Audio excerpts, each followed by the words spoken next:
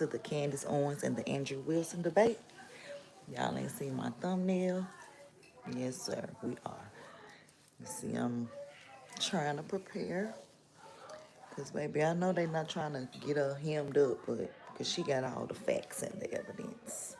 So I'm just anxious to see. In case y'all didn't know, this man by the name of Andrew Wilson um, said that he would pay Candace Owens $300,000 to debate him, and whatever. And so basically, she was like, she'll do it for $500,000. He got to come to her because she's 7 months pregnant, and of course he can't chain smoke around her in her home because she's pregnant, and so he agreed to that. And so then they had to find a moderator, somebody to moderate the debate or whatever.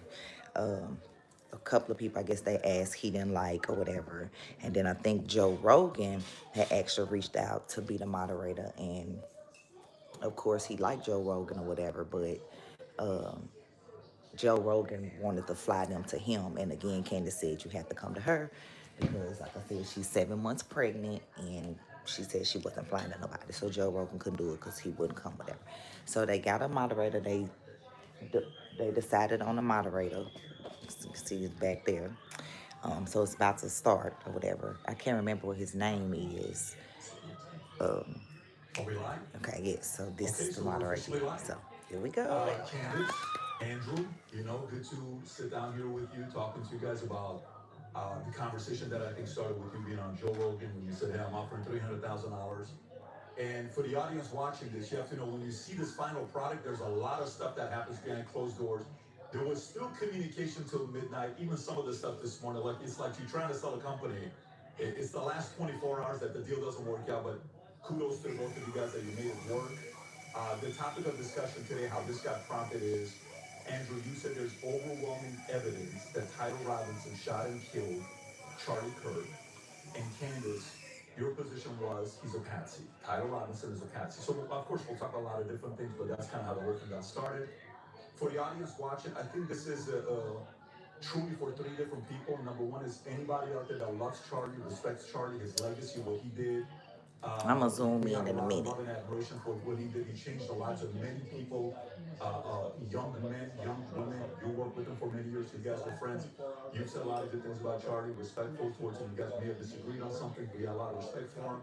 The second audience I'm is... tripping. Why this don't even look like Candace? This looks like someone got on a mask. And so for you, you've been wanting something like this to take place, and kudos for Andrew for coming out and saying, hey, I want to have this conversation, and for Candace to accept it. So you have the ability to say, I agree, I disagree, comment to all the stuff that you're doing online, and if you want to see more of these things, any of the three channels subscribe to, the Candace Show, the Crucible, I'm sure some of the people from Crucible are watching as well, and the PBD Podcast. The more you subscribe to this, the more we're able to deliver these types of conversations to you. And last but not least, it's about the two of you. My goal is to speak as little as possible. 99% of the time it'll be you guys speaking, and the audience will be able to see it.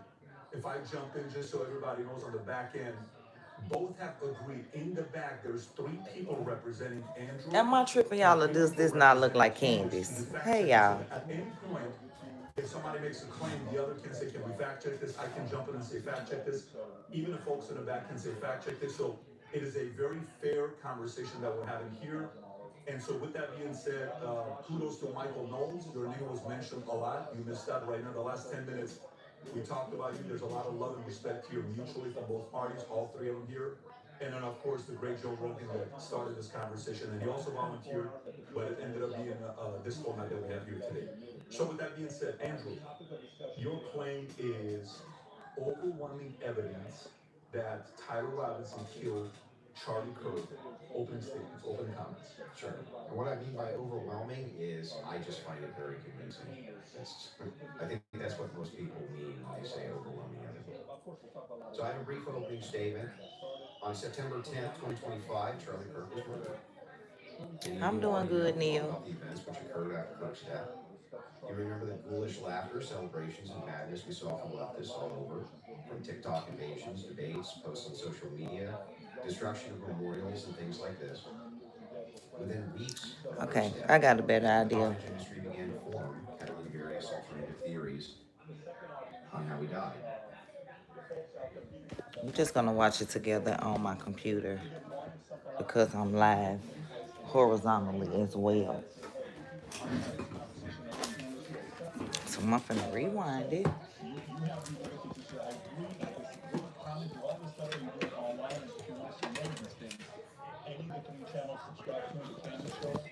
Okay, here we go. Some of the people from Crystal are watching as well in the PBD podcast. The more you subscribe to this, the more we're able to deliver these types of. I'm gonna rewind it, and that way we can react a little bit further. Okay, y'all. So,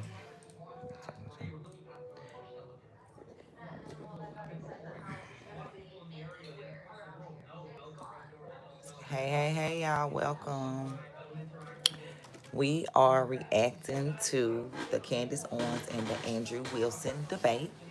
Um, so I'm live on StreamYard and also on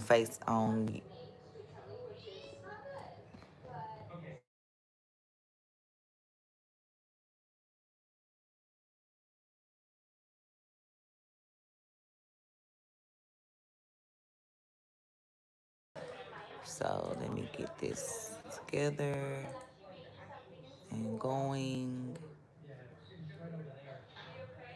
and we'll get started. I probably should have restarted my computer before.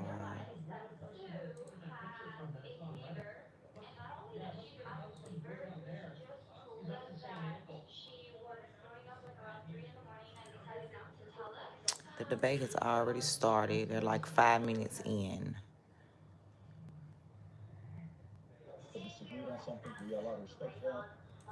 Yeah, they're like 5 minutes in. So what I think I'm gonna do, I may speed it up just a little.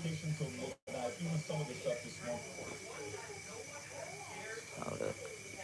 Speed it up just a little.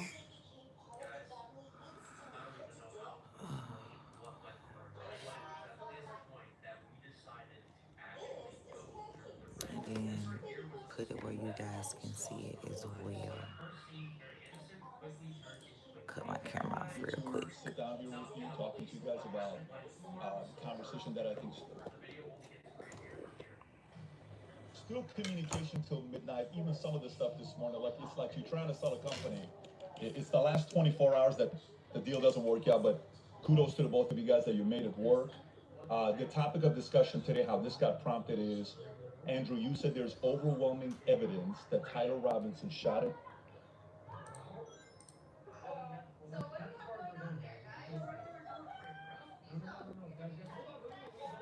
Yeah, see, my system is tripping because I should have sent these kids to school, but they play hooky.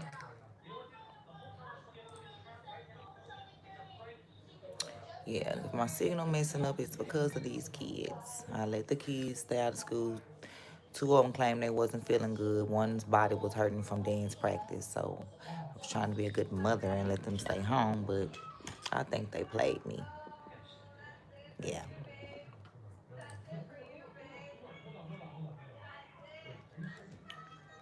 Hold up. Maybe I need to.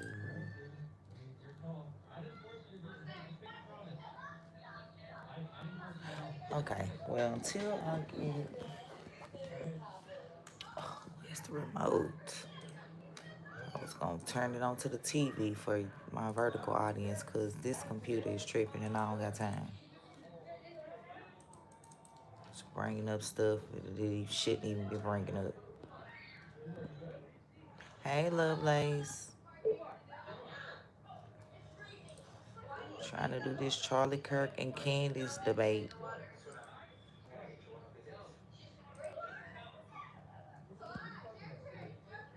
Hey, Bria.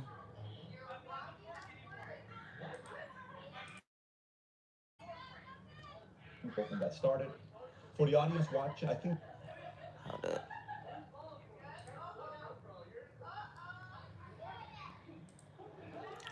Yeah, y'all, that don't even look like Candace. It look like somebody wearing a mask. And I'm not even joking.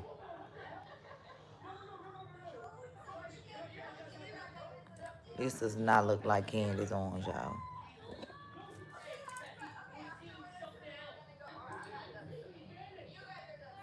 But we finna see. I left the remote over there to the TV. I should have continue to just do it this way. This is truly for three different people. Number one is anybody out there that loves Charlie, respects Charlie, his Hold up, legacy, y'all. what he did. We have a lot of love and admiration for what he did. He changed the lives of many people, young men, young women. Disagreed on something. We allowed to disagree on something. We allowed to respect for him. The second audience is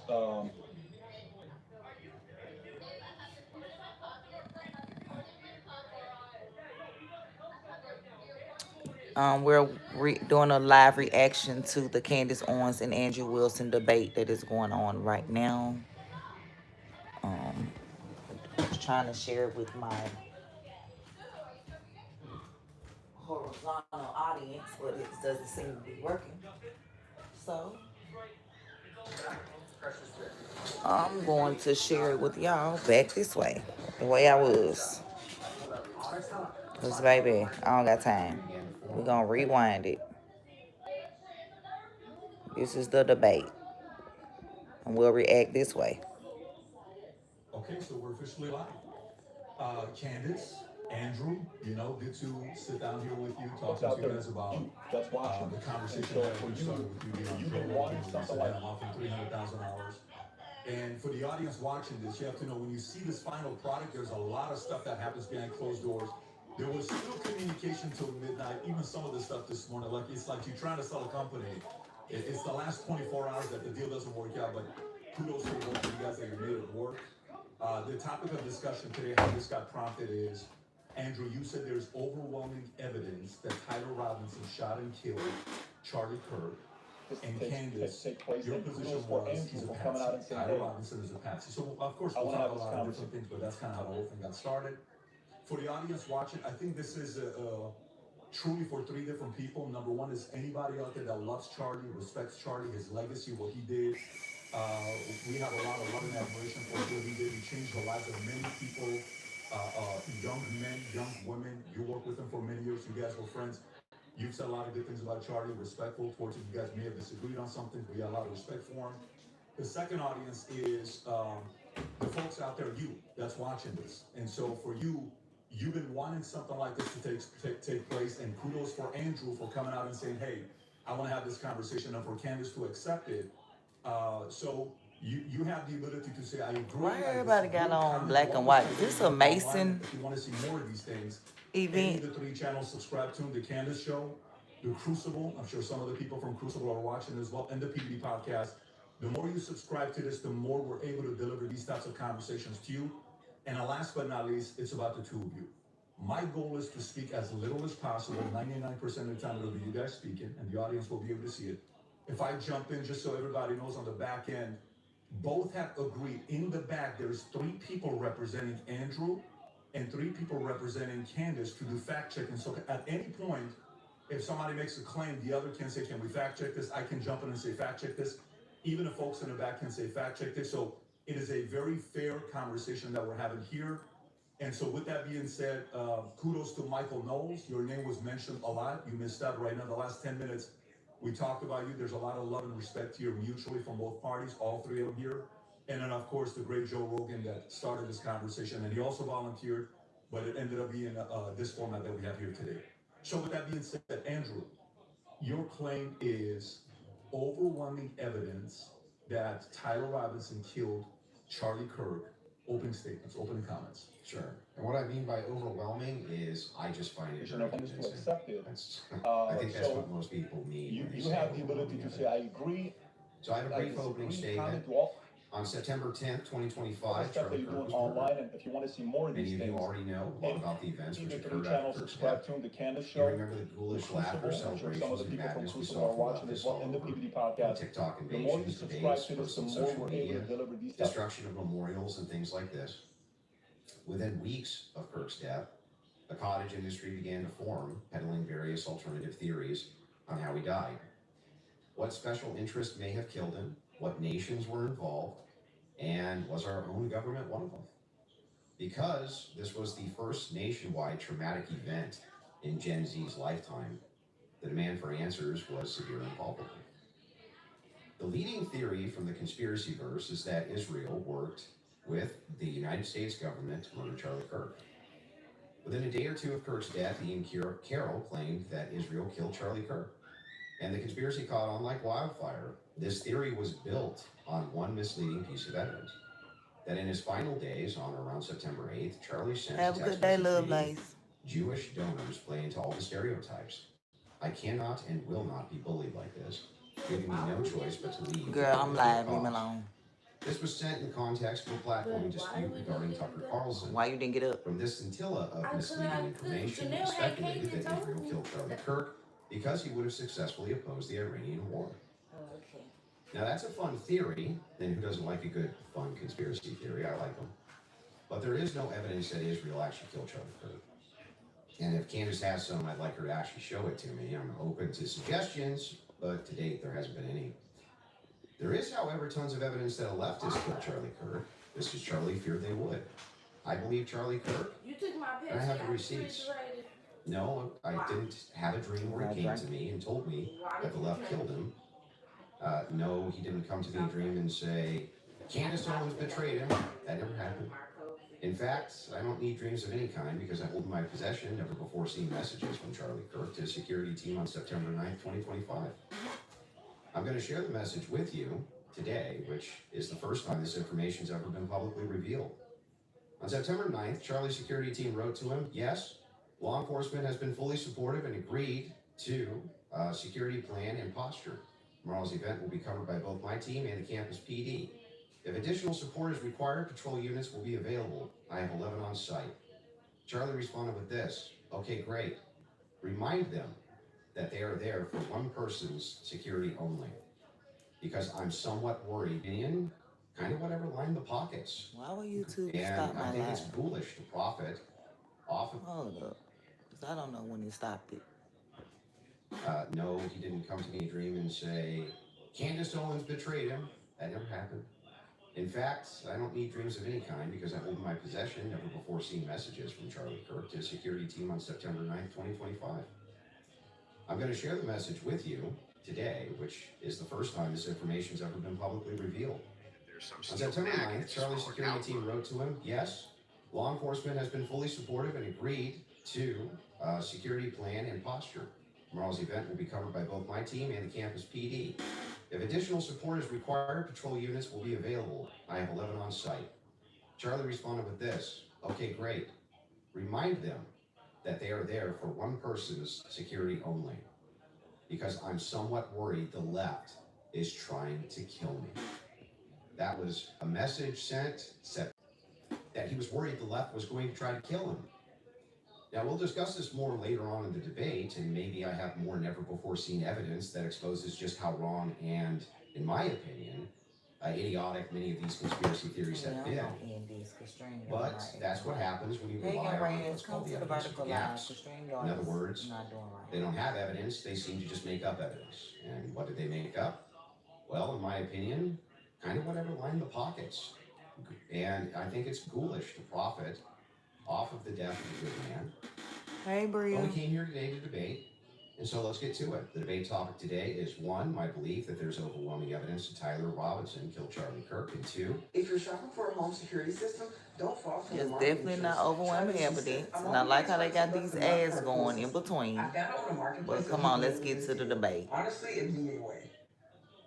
my theory is that the state is correct that Tyler Robinson is the killer, at least based on evidence so She far. literally got Candace's theory that almost Tyler 200,000 Robinson is people not the watching this killer, live, he's a yeah. patsy set up by the feds. To be clear, this is not a question of reasonable doubt.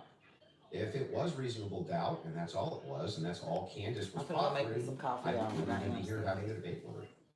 It's fair to have doubts, as the trial has yet to occur, and the state hasn't even begun to try to prove their case beyond a reasonable doubt. But Candace makes a more forceful claim. She claims that there's more evidence that Tyler is not guilty of murder and was set up as a patsy than there is for the state's case. And I just think that that's absurd. And she will not be able to demonstrate that in any way. In fact, she has almost no real evidence at all of her theory, whereas my theory is supported by compelling witness testimony, physical evidence, multiple confessions, all of which are independently compelling, but which are even more convincing as each piece of evidence corroborates the others. You'll notice the term overwhelming was included in both theories. This is because Candace demanded I defend my use of that term, which I think is fair, Oh my God, come in on. describing the How many evidence against minutes I Tyler give me Robinson. speakers She, on with the you other long hand, winded? only wanted to defend her theory as merely viable. That is, until I showed her clips in which she said she believed the evidence of her theory, that Tyler Robinson is a patsy, was supported by overwhelming evidence. Only then did she agree to defend that position.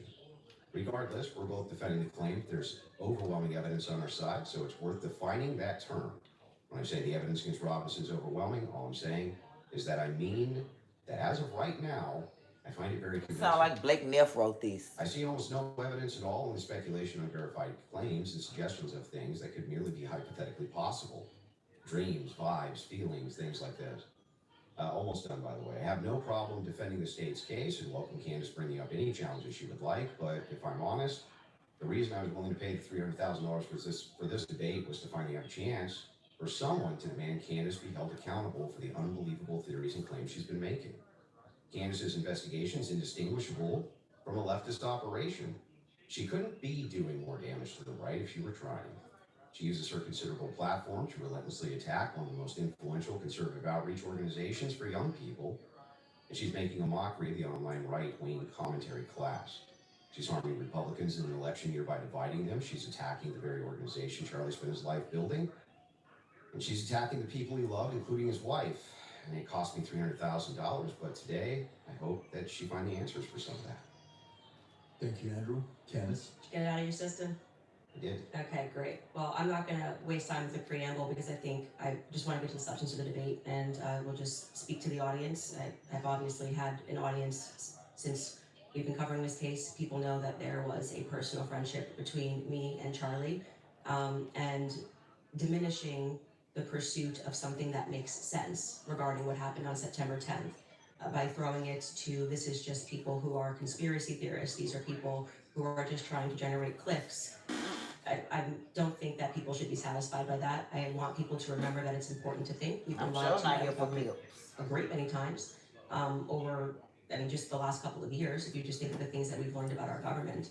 And I do want to say this, what's been the most disturbing element, I think, for everyone, is that not only does the narrative not make any sense, which I'm going to demonstrate, I don't need to waste time with the preamble going through the points or trying to insult you or pretending that I've been running the podcast saying it's just dreams and vibes, like I'm Miss Cleo, and that's the reason why it's taking so many influencers. Right. It feels like $1 billion Definitely got influencers to dispute everything Candace says. It's not because I'm on my platform saying I had a dream last night.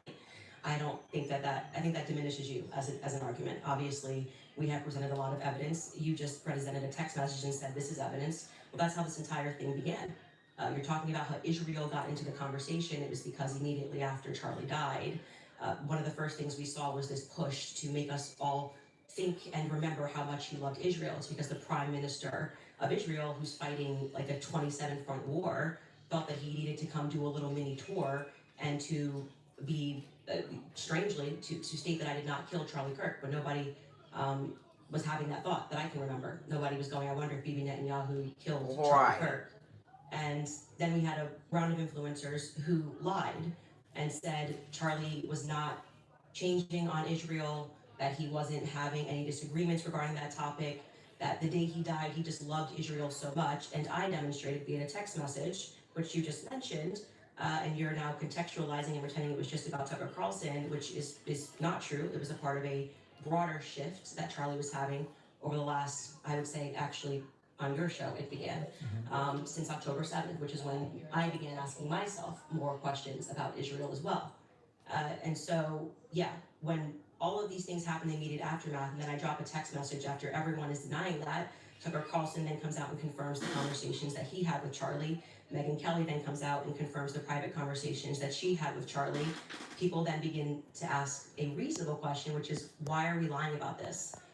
If they were forthcoming with that and they had said, hey, yeah, Charlie was starting to ask questions. I think after October 7th, it's reasonable that people are starting to re-examine our relationship with Israel. We wouldn't be here today. But it has been lie after lie after lie, debunk after debunk after debunk. Yes, I did share that I had a dream that Charlie was betrayed. It's not a dream anymore. It's a reality. I look at what the organization has become, the people that they are partnering with, the lies that they are telling, the extraordinary people that they're sending out to say but I hadn't speak to Charlie since 2018, and it begins to look like a conspiracy. And just as a historical fact, that entire term was created by the CIA to gaslight people after the assassination of JFK. So it's not exactly one that makes me nervous. Like calling somebody a conspiracy theorist is essentially saying that they demand further answers and they're not accepting the Fed slop. So I'm grateful that you came today. I don't need to, like I said, take cheap shots and discuss your manner of debate or your strategy. And I'm also grateful that you shared that you have that text message today, because everybody watching knows that I have been demanding not a debate, just an open conversation with Turning Point USA. They should be here. It shouldn't be you in that chair. It should be the person that took Charlie's place, maybe Erica Kirk, maybe Andrew Colbert. He's a spokesperson. Exactly. And rather than doing that, not you. they send us another influencer. So let's see how it goes. Just out of curiosity, are you, between 0 to 100, what is the likelihood that you think Tyler Robinson shot Charlie Kirk and killed him? Based on the evidence right now, I don't know, I'd say 75, 85%. Yeah, right. 0%? 0%. I'm at 0. Yeah, So what we've seen in terms of zero. evidence, I'm at 0%. So not only, you know, that maybe somebody was behind him as a patsy influencing him, you're not even saying that he didn't even shoot Charlie Kirk. Right. I would, if you said, was he involved that day, as Right. I have consistently said on my platform, I would say yes, he was. I don't know what role he played, but as the shooter, 0%. Do you No. have any evidence for it? For what? My percentage? The fact that he didn't shoot and kill Charlie Kirk. Yes, which I'm hoping we're gonna get to all of the evidence that he feels that he has. I mean, I'm not even convinced that Charlie was shot from the rooftop on Losi that day, based on the evidence that has been. Exactly. I do not think that Charlie was shot from a 30-06 from Yeah, but just Losi. shot it all. I don't know. I think that a projectile hit Charlie.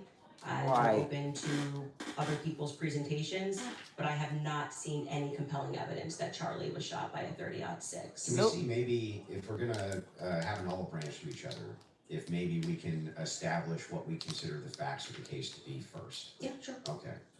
So you're not sure if he was actually shot. You're open to alternative theories. He was definitely hit with a projectile of some description. If we're talking about was he shot from a gun, a 30-06, I would say definitively no. Okay. It defies common sense to think that he had a Superman neck, and even if he did have a Superman neck, which has been demonstrated, I think actually recently a YouTuber actually set up Valhalla steel cages and shot it and it went through. So under no circumstance will I. So at least not a 30-06. Definitively not. A Okay, 30-06 but you from are low C, open. 150 feet, no. But you're not necessarily closing off the avenue that he could have been shot at all. With maybe a smaller. Smaller caliber? Okay. And then there's some things that I'm gonna make concessions on that I do think we need more answers on, and I'm fine with that. And we can get to those things as well. The other thing is in the timeline, one of the things that we dispute, I think, on the timeline This is good is versus that you evil, think y'all. that Robinson drove hours away to a steakhouse in Yes. the timeline, is that correct? Yes. Okay, and what's the compelling evidence that you think you have there? I spoke to the owner of the restaurant, Mhm. and I've seen the receipts. I know the conversation that I had, and I think it's enough that it will be presented. Obviously, if this goes to trial, but yes, I do believe that he was in Penguich, which is near his grandparents' home. Did he give you an unedited copy of that receipt? I have seen an unedited copy of that receipt. It was not given to me from the owner. But I want to, before we get into like all the timeline stuff, I want to address what you think is evidence so we can keep this on par with what your claim is. Since Well, I think that that's a piece of evidence that's in dispute, and that's why I'm. yeah, but Because we're we're trying not to get to establishing whether the there's It's hot. overwhelming evidence that Tyler Robinson did this. Yeah, So if you rather want than to use the starting first. with- Bro, move, they ain't finna watch. Yeah, like we should go over the actual Okay, evidence so- that we feel. The first 100%. reason that I Oh, think, that's and what's I up. think it's compelling evidence, is that Tyler Robinson's rifle was found near the crime scene. So I would consider that to be very good evidence, and also the fact of the matter is that I dispute this claim that a 30-06 could not have made this wound. I think that's absurd. Oh, shit. 150 grain Remington core lock absolutely could shatter when it hits the neck of any human being. When you say that there's some steel neck and it's a smaller caliber, you have to make a counter exclamation. Why wouldn't a smaller caliber also go through both? Daddy said I heard Right, you. exactly. So if that's the case, No. then ammunition is going to be the critical key here. And if we have frangible ammunition, which we do in this case, a flex tip round, well, I'm sorry, not a flex tip, a soft point round, from 150 grain military Porlock, that's just a small jacket that goes around the actual lead piece. This thing could have split apart in air for all we know. But definitely upon impact, and we have the medical examiner who confirms this in a summary. My team can bring that up, the summarization, which means he would have to be a part of some kind of conspiracy as well. Okay, so just to start with your point about saying that the gun was found near him, near Rosie Center, or I guess off in the woods.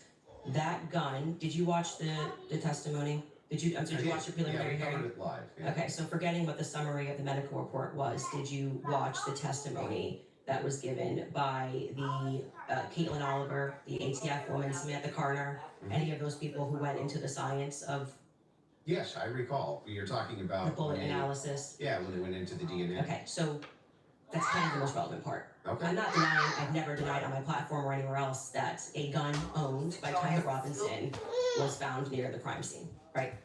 That Okay. doesn't remove, if you think somebody set up as a patsy, you could take a gun Don't out of this look room up. right Look now, upstairs, and I you don't could know. walk out and plant it in the woods near a crime scene. That's not convincing evidence. I concur with the fact that that's a possibility. So you are, Don't I think pass you've said on the platform that you were a gunsmith? Mhm.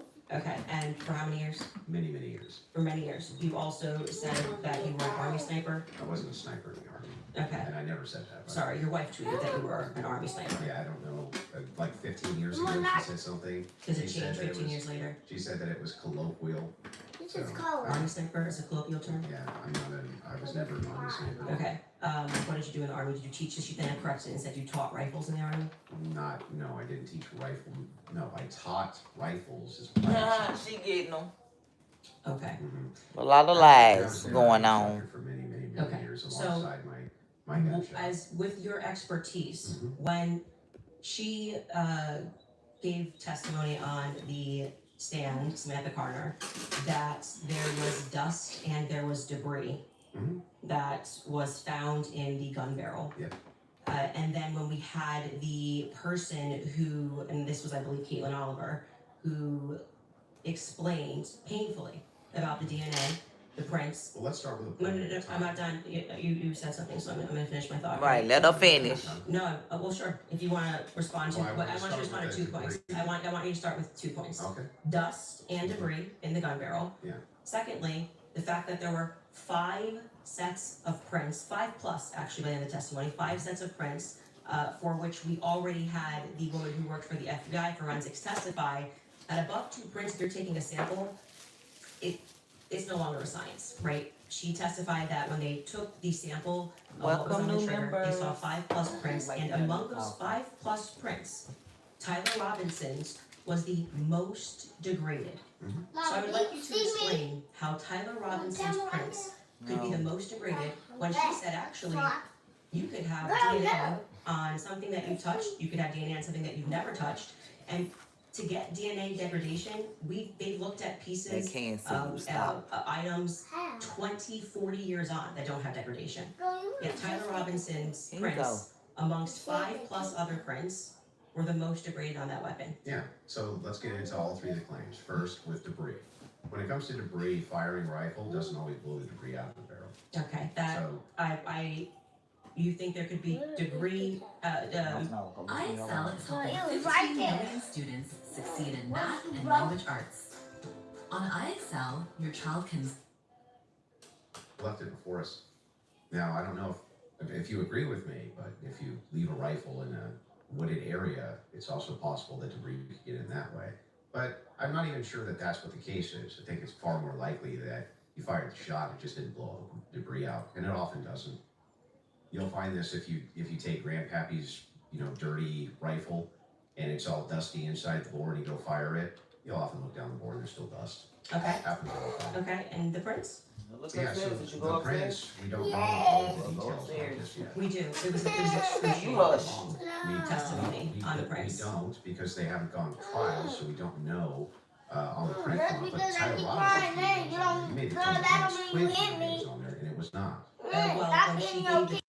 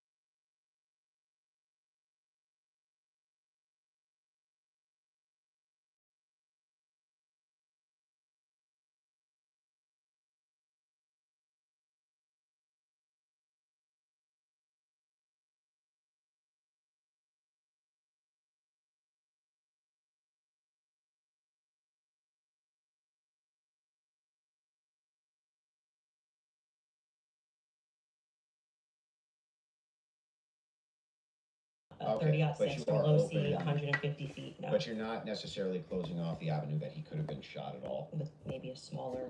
Smaller caliber? Okay. And then, there's some things that I'm gonna make concessions on that I do think we need more answers on, and I'm fine with that, and we can get to those things as well. The other thing is, in the timeline, one of the things that we dispute, I think, on the timeline, is that you think that Robinson drove hours away to a steakhouse in Yes. the timeline, is that correct? Yes. Okay, and the piece of evidence is in dispute, and that's why. Yeah, but Because we're we're not trying to get establishing to the whether there's timeline. overwhelming evidence that Tyler Robinson did this. Yeah, So if you whether wanna then use the starting first- with. If you wanna use the first part of that for the Yeah, internal critique. yeah, we review, should that's go fine. over the actual Okay, evidence that so- we feel. The first reason that I think is compelling evidence is that Tyler Robinson's rifle was found near the crime scene. So I would consider that to be very good evidence. And also the fact of the matter is that I dispute this claim that a 30-06 could not have made this wound. I think that that's absurd. 150 grain Remington core locks absolutely could shatter when it hits the neck of any human being. When you say that there's some steel neck and it's a smaller caliber, you have to make a counter explanation. Why wouldn't a smaller caliber also go through bones? It could, I didn't say it can't. Right, exactly. So if that's the case, then ammunition is going to be the critical key here. And if we have frangible ammunition, which we do in this case, a flex tip round, well, I'm sorry, not a flex tip, a soft point round from a 150 grain Remington core lock, that's just a small jacket that goes around the actual lead piece. This thing could have split apart in air for all we know, but definitely upon impact. And we have the medical examiner who confirms this in a summary. My team can bring that up, the summarization, which means he would have to be a part of some kind of conspiracy as well. Okay, so just to start with your point about saying that the gun was found near him, near Losey Center, or I Mama, we might. Guess what? You know that one dance? Testimony? Did you watch the That preliminary new hearing? dance? Okay, so forgetting what the summary of the medical report was, did you watch the testimony that was given by the paleologist, and Samantha Carter, any of those people who went into the science of Hit refresh. Yes, I recall. We were talking about bullet analysis? Yeah, when they went into the DNA. Okay, so that's kind of the most relevant part. Okay. I'm not denying, I've never denied have to that people upgrade. or else that a gun owned by Tyler Robinson was found near the crime scene, right? That doesn't remove, if you think somebody set up as a patsy, you could take a gun out of this room right now and you could walk out and plant it in the woods near a crime scene. Like, that's not convincing evidence. I concur with the fact that that's a possibility. So you I think have said on the platform that you were a gunsmith. Say what again? Okay, and for how many years? Many years.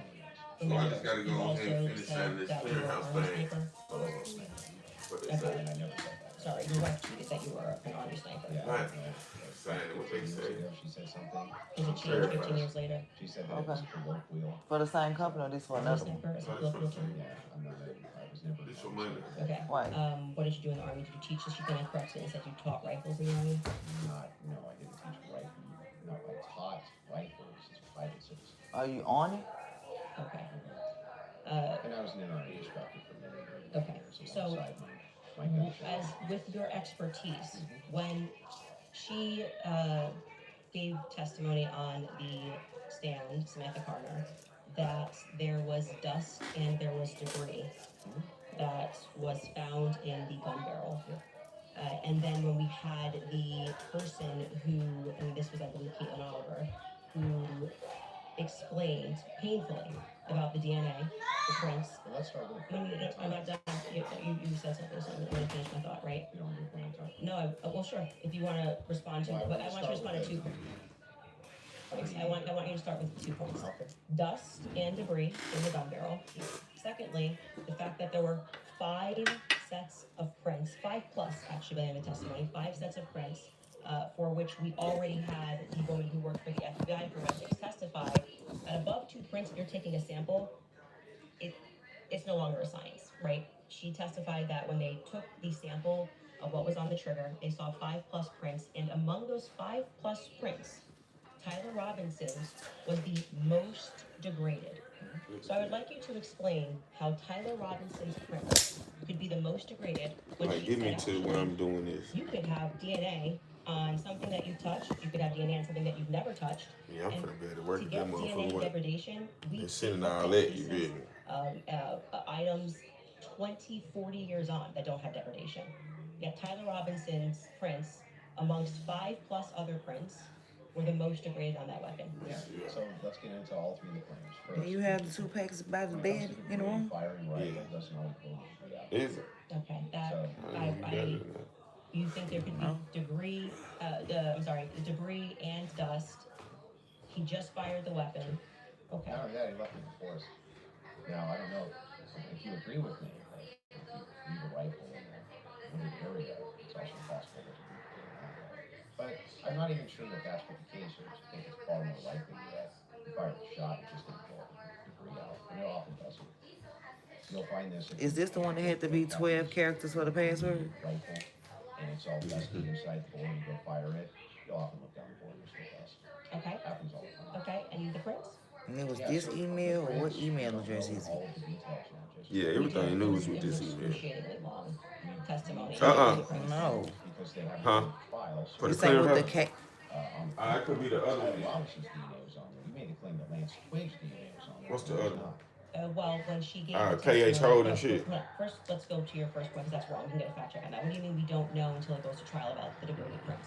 She testified, and this is the person who took the prints. Yes, but the problem is that inside of this particular testimony, you agree with me that there's going to be much more of the DNA analysis in the trial, right? But you also would agree that her fact is not going to change, that among the prints his was the most degraded. So I'm asking you to So address that. How could that be possible? Let's give it, let's just grant this for a second as a possibility that his fingerprints were degraded. I need to know It's not a possibility, it's a what fact. email The address person we're who doing this took it, from. Just Okay, granting it for a Let's second. see. you should grant It don't it say. because that So she now, presented. so now it's granted.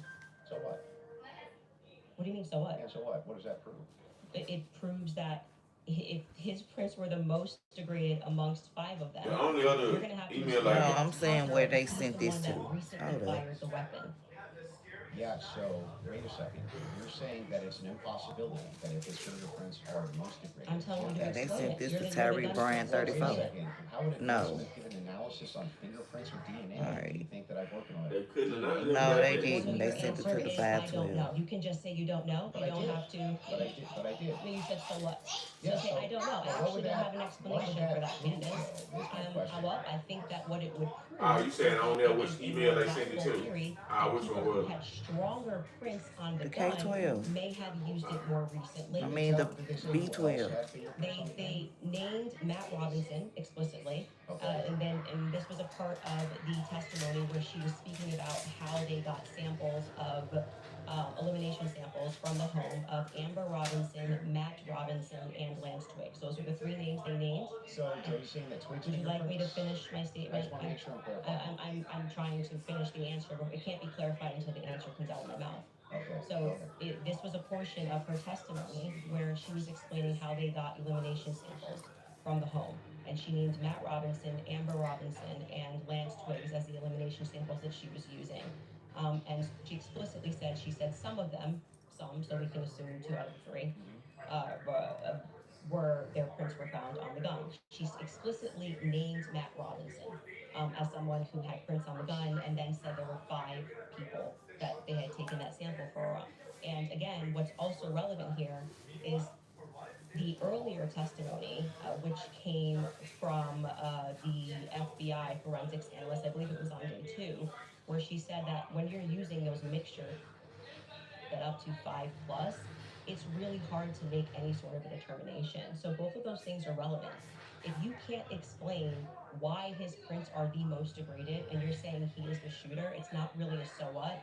It's an open-ended question that people have a right to pursue. It's not a conspiracy. It's actually proof of my claim that there's evidence that he was set up as a patsy. That wouldn't prove anything about him being a patsy. It said it's evidence.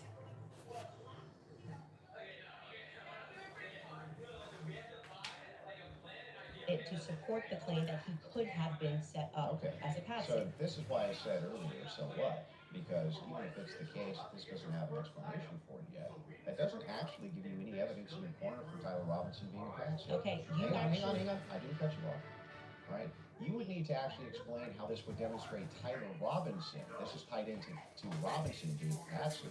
Are you claiming that these fingerprints were Lance Twiggs or that he had any DNA? I'm saying that it could be Matt Robinson, it could be Amber Robinson. That sort of information is going to come out during the trial. How would that tie into the idea that he's a patsy? Yes, because if his is the most degraded prints and the information that I shared on my platform is true, that this gun was given to Tyler Robinson as an heirloom. I had conversation with members of the Robinson family, Twiggs family, both of them. You know, like I said, we're not just dreaming.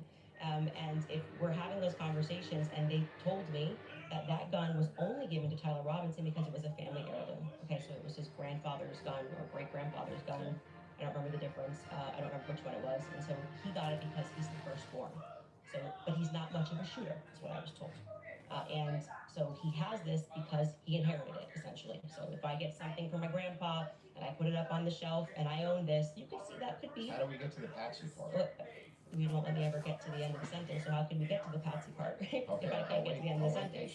So that could be a reasonable explanation as to why there was dust in the barrel, because he doesn't often shoot this weapon and he is indeed a fisher. And it could also be a reasonable explanation for why we have Matt Robinson's prints on this. Obviously, Lance Twiggs, even if he has prints on things, they live together, that doesn't really mean anything.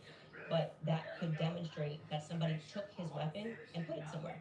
His prints are the most degraded. Somebody else's prints, there's more presence of somebody else's prints, and that could demonstrate that somebody is taking items from his house and putting it into various But it also could places. demonstrate nothing. So the problem that you have here is that this is pure conjecture.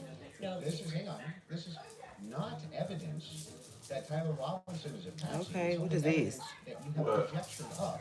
Bro, what are you doing? Well, if it's the I'm case talking to that her. the more degraded prints, then therefore that means must be patsy because dad's fingerprints on gun. It must be Describe patsy. how this actually links in to Robinson being a patsy. Okay, I just described that for you, so I can explain it to you, but I can't understand it for you, so I'm gonna move on from that. But to just go back to your point about this is not evidence, you can't make that claim because the entire basis for why you think that there's evidence for Tyler Robinson being the person that took the shot is based off of a hearing under Utah 1102 rules, meaning that they are doing the exact same thing that I am doing. This is the state. You said you're here to represent the state. Well, did you watch the preliminary hearing? I didn't say I was here to represent the state. The state's position you think is strong and convincing. No, what I'm okay? here to do is represent my own opinion. You said in your opening statement. On the evidence presented so far by the state. The state has that I find it presented convincing. evidence under Utah's 1102 But this rule. doesn't demonstrate any patsy. No, that's very important because that rule is hearsay. So you can't say at the same time, Candace, you're not allowed to, and what that means under the Utah rule, which I'm sure you know, because I'm sure you watched the preliminary hearing and yourself understand what that means, is that the entire hearing was hearsay. It means none of that information that was presented is going to be allowed, the majority of it, the overwhelming majority of it is not going to be allowed at the trial. They're allowed to present when it's just a probative hearing. I don't think all the evidence that was put in was hearsay.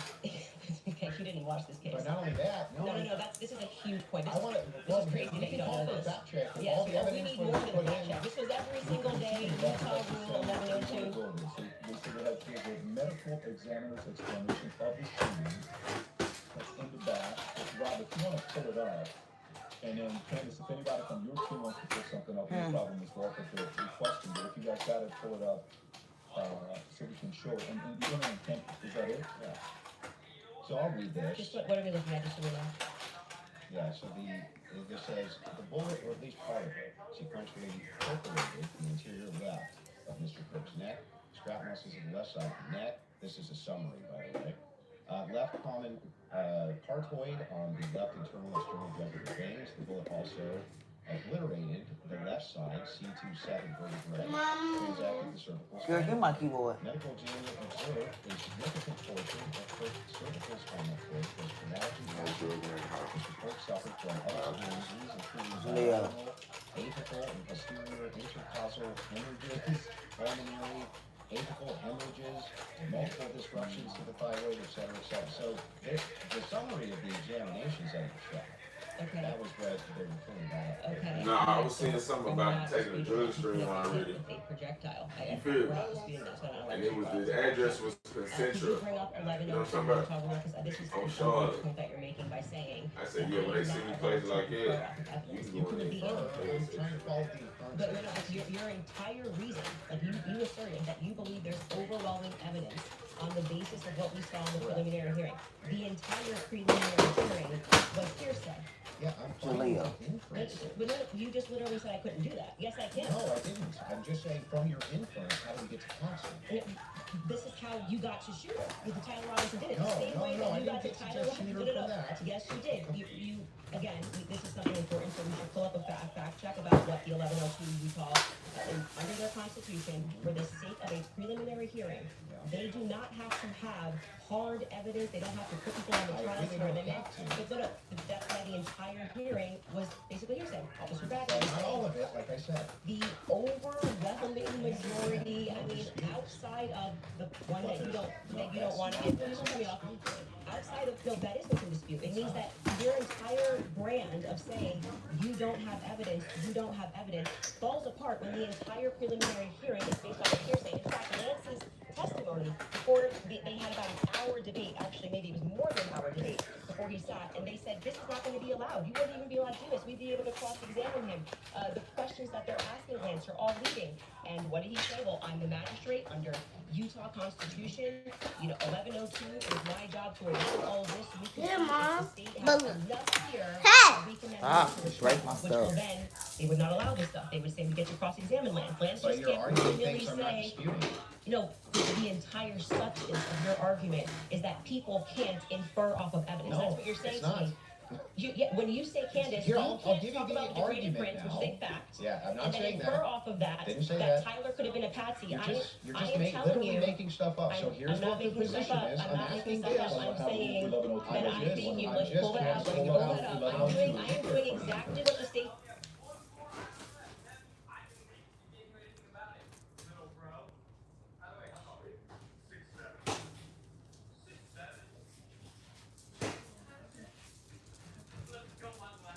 Mama, Mama, What, I put a Jaleel? Pepsi. I put a Pepsi. Pepsi for me in your little freezer.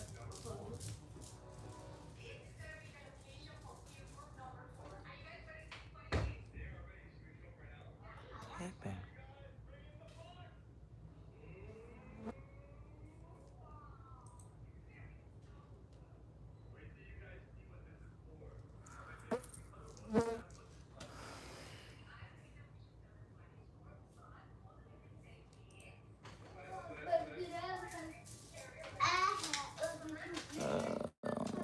What's going on here?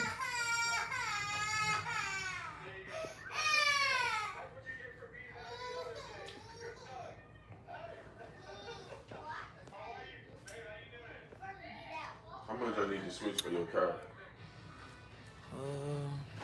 So you go ahead and pay.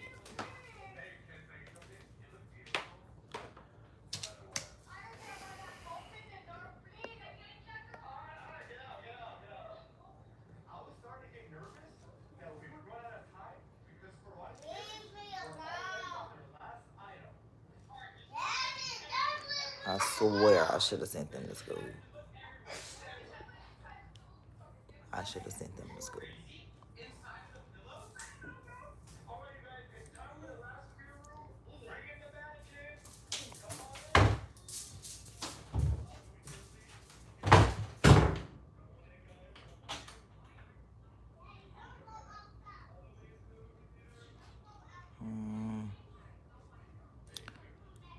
Yeah, my.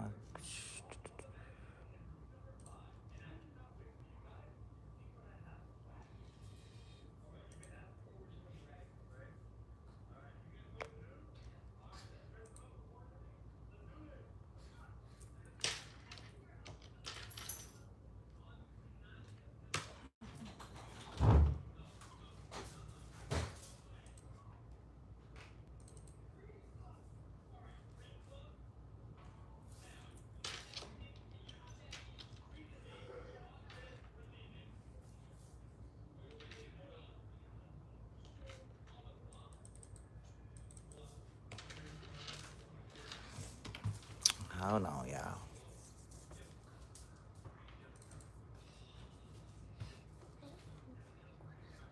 Mama? I'm finna restart my device, y'all. I'm finna restart it.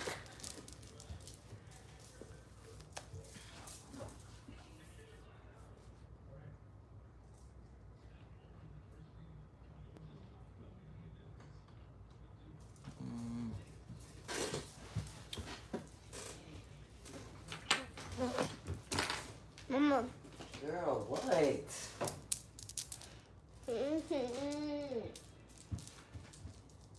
Mama, can you? Jill, can you sit down somewhere? Can you? No, I can't. Who is that? Can you tell child of TV? And as your business grows, it grows.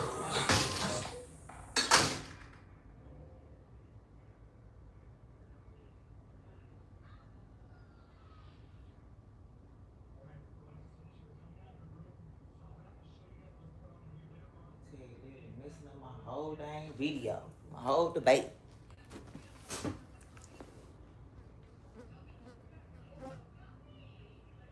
Look, see, it said they'll be right back. Something happened. Hold up. Is the earlier testimony, which came from the FBI from Fast forward some. somebody else's prints. There's more copies of somebody else's. The majority of it, the overwhelming majority of it is not going to be. It's my son coming to visit y'all. They do not have to have hard evidence. They don't. Yes. So this just started by. Here it is, y'all. Hey, son. What Andrew is arguing is that I don't have the right to extrapolate from facts like. He's purely making it up.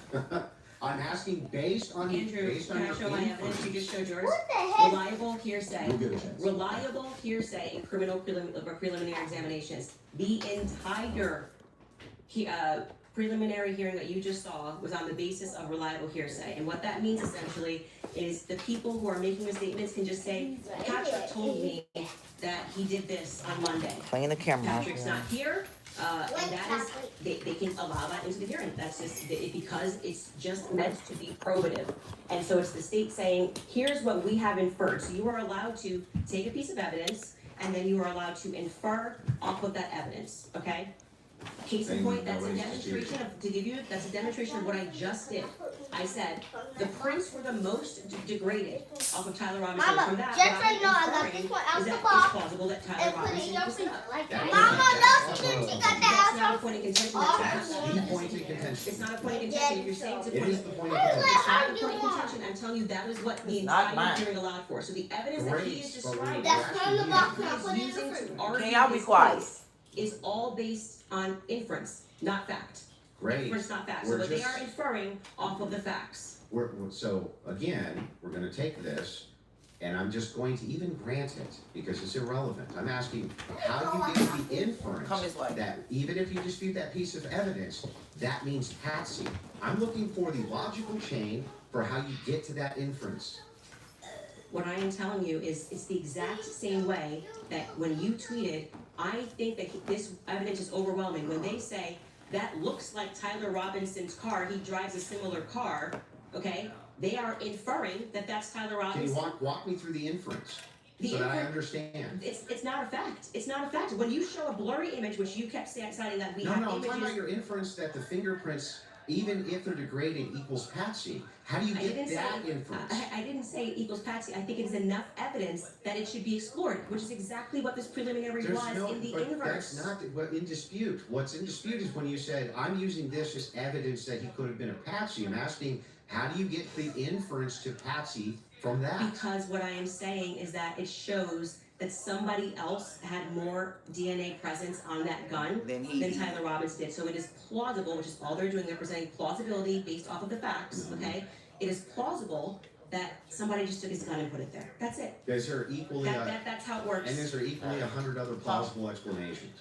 I think that's the reason why most people are exploring when things don't make sense. Got it. So So- yes, at the beginning Did of you make this this- is how the court process works. So Just so we're clear. if This there's is 100 just other evidence plausible and they're explanations, inferring. then Candace, why is it that we should go with this idea? Where that it was the Patsy? password come from? I'm not saying that we should go with the idea that it was Patsy. I am saying that there is. Oh, I thought that was the whole defense, your whole. You know what I'm saying? No, my whole claim was that there's said, more why you switch back to evidence this? that he is set up, that he is up as a Patsy. How does that equal evidence of Patsy? I don't know how many times I can say this. I'm saying that I am using the exact same mechanism that you are accepting for some Yes. reason in the Utah courtroom, Yeah. right? Yeah, I To thought we say, had a I'm gonna look at the thing evidence, for it I'm already. going to Alright. infer an alternative theory. So Or you was it just with saw the what's states, on they're that paper? accepting it. And Like- they have not presented any concrete What facts. is first? You I don't listed on even your know own what Twitter first and what you found to be convincing I don't know, it's was just got something to do with the job. something that looked like his car pulled into the driveway, Cleaning a house, blurry not image. cleaning house, The something else. standard white guy coming up the. It just said something else I need to verify. Upgrade your combo or 32 ounce drink to a cloud nine They cup came plus from which glass. email? One Didn't say that's what convinced me. When To one, you grab actually 12 didn't get to sometimes. convince me, but you said Right. this is the evidence that you found Right, to be so it overwhelming, came and from you 512 named, while I we believe, entering. No, actually this one 5 came things. I from think you this said it one. was his Well, car. well, You what's said that? it Well, was. there's multitudes of things that I find. You just said you didn't compelling say it, so we're gonna evidence. get a fact check on that. You Sure. did. Go ahead. You said the blurry images coming up the steps.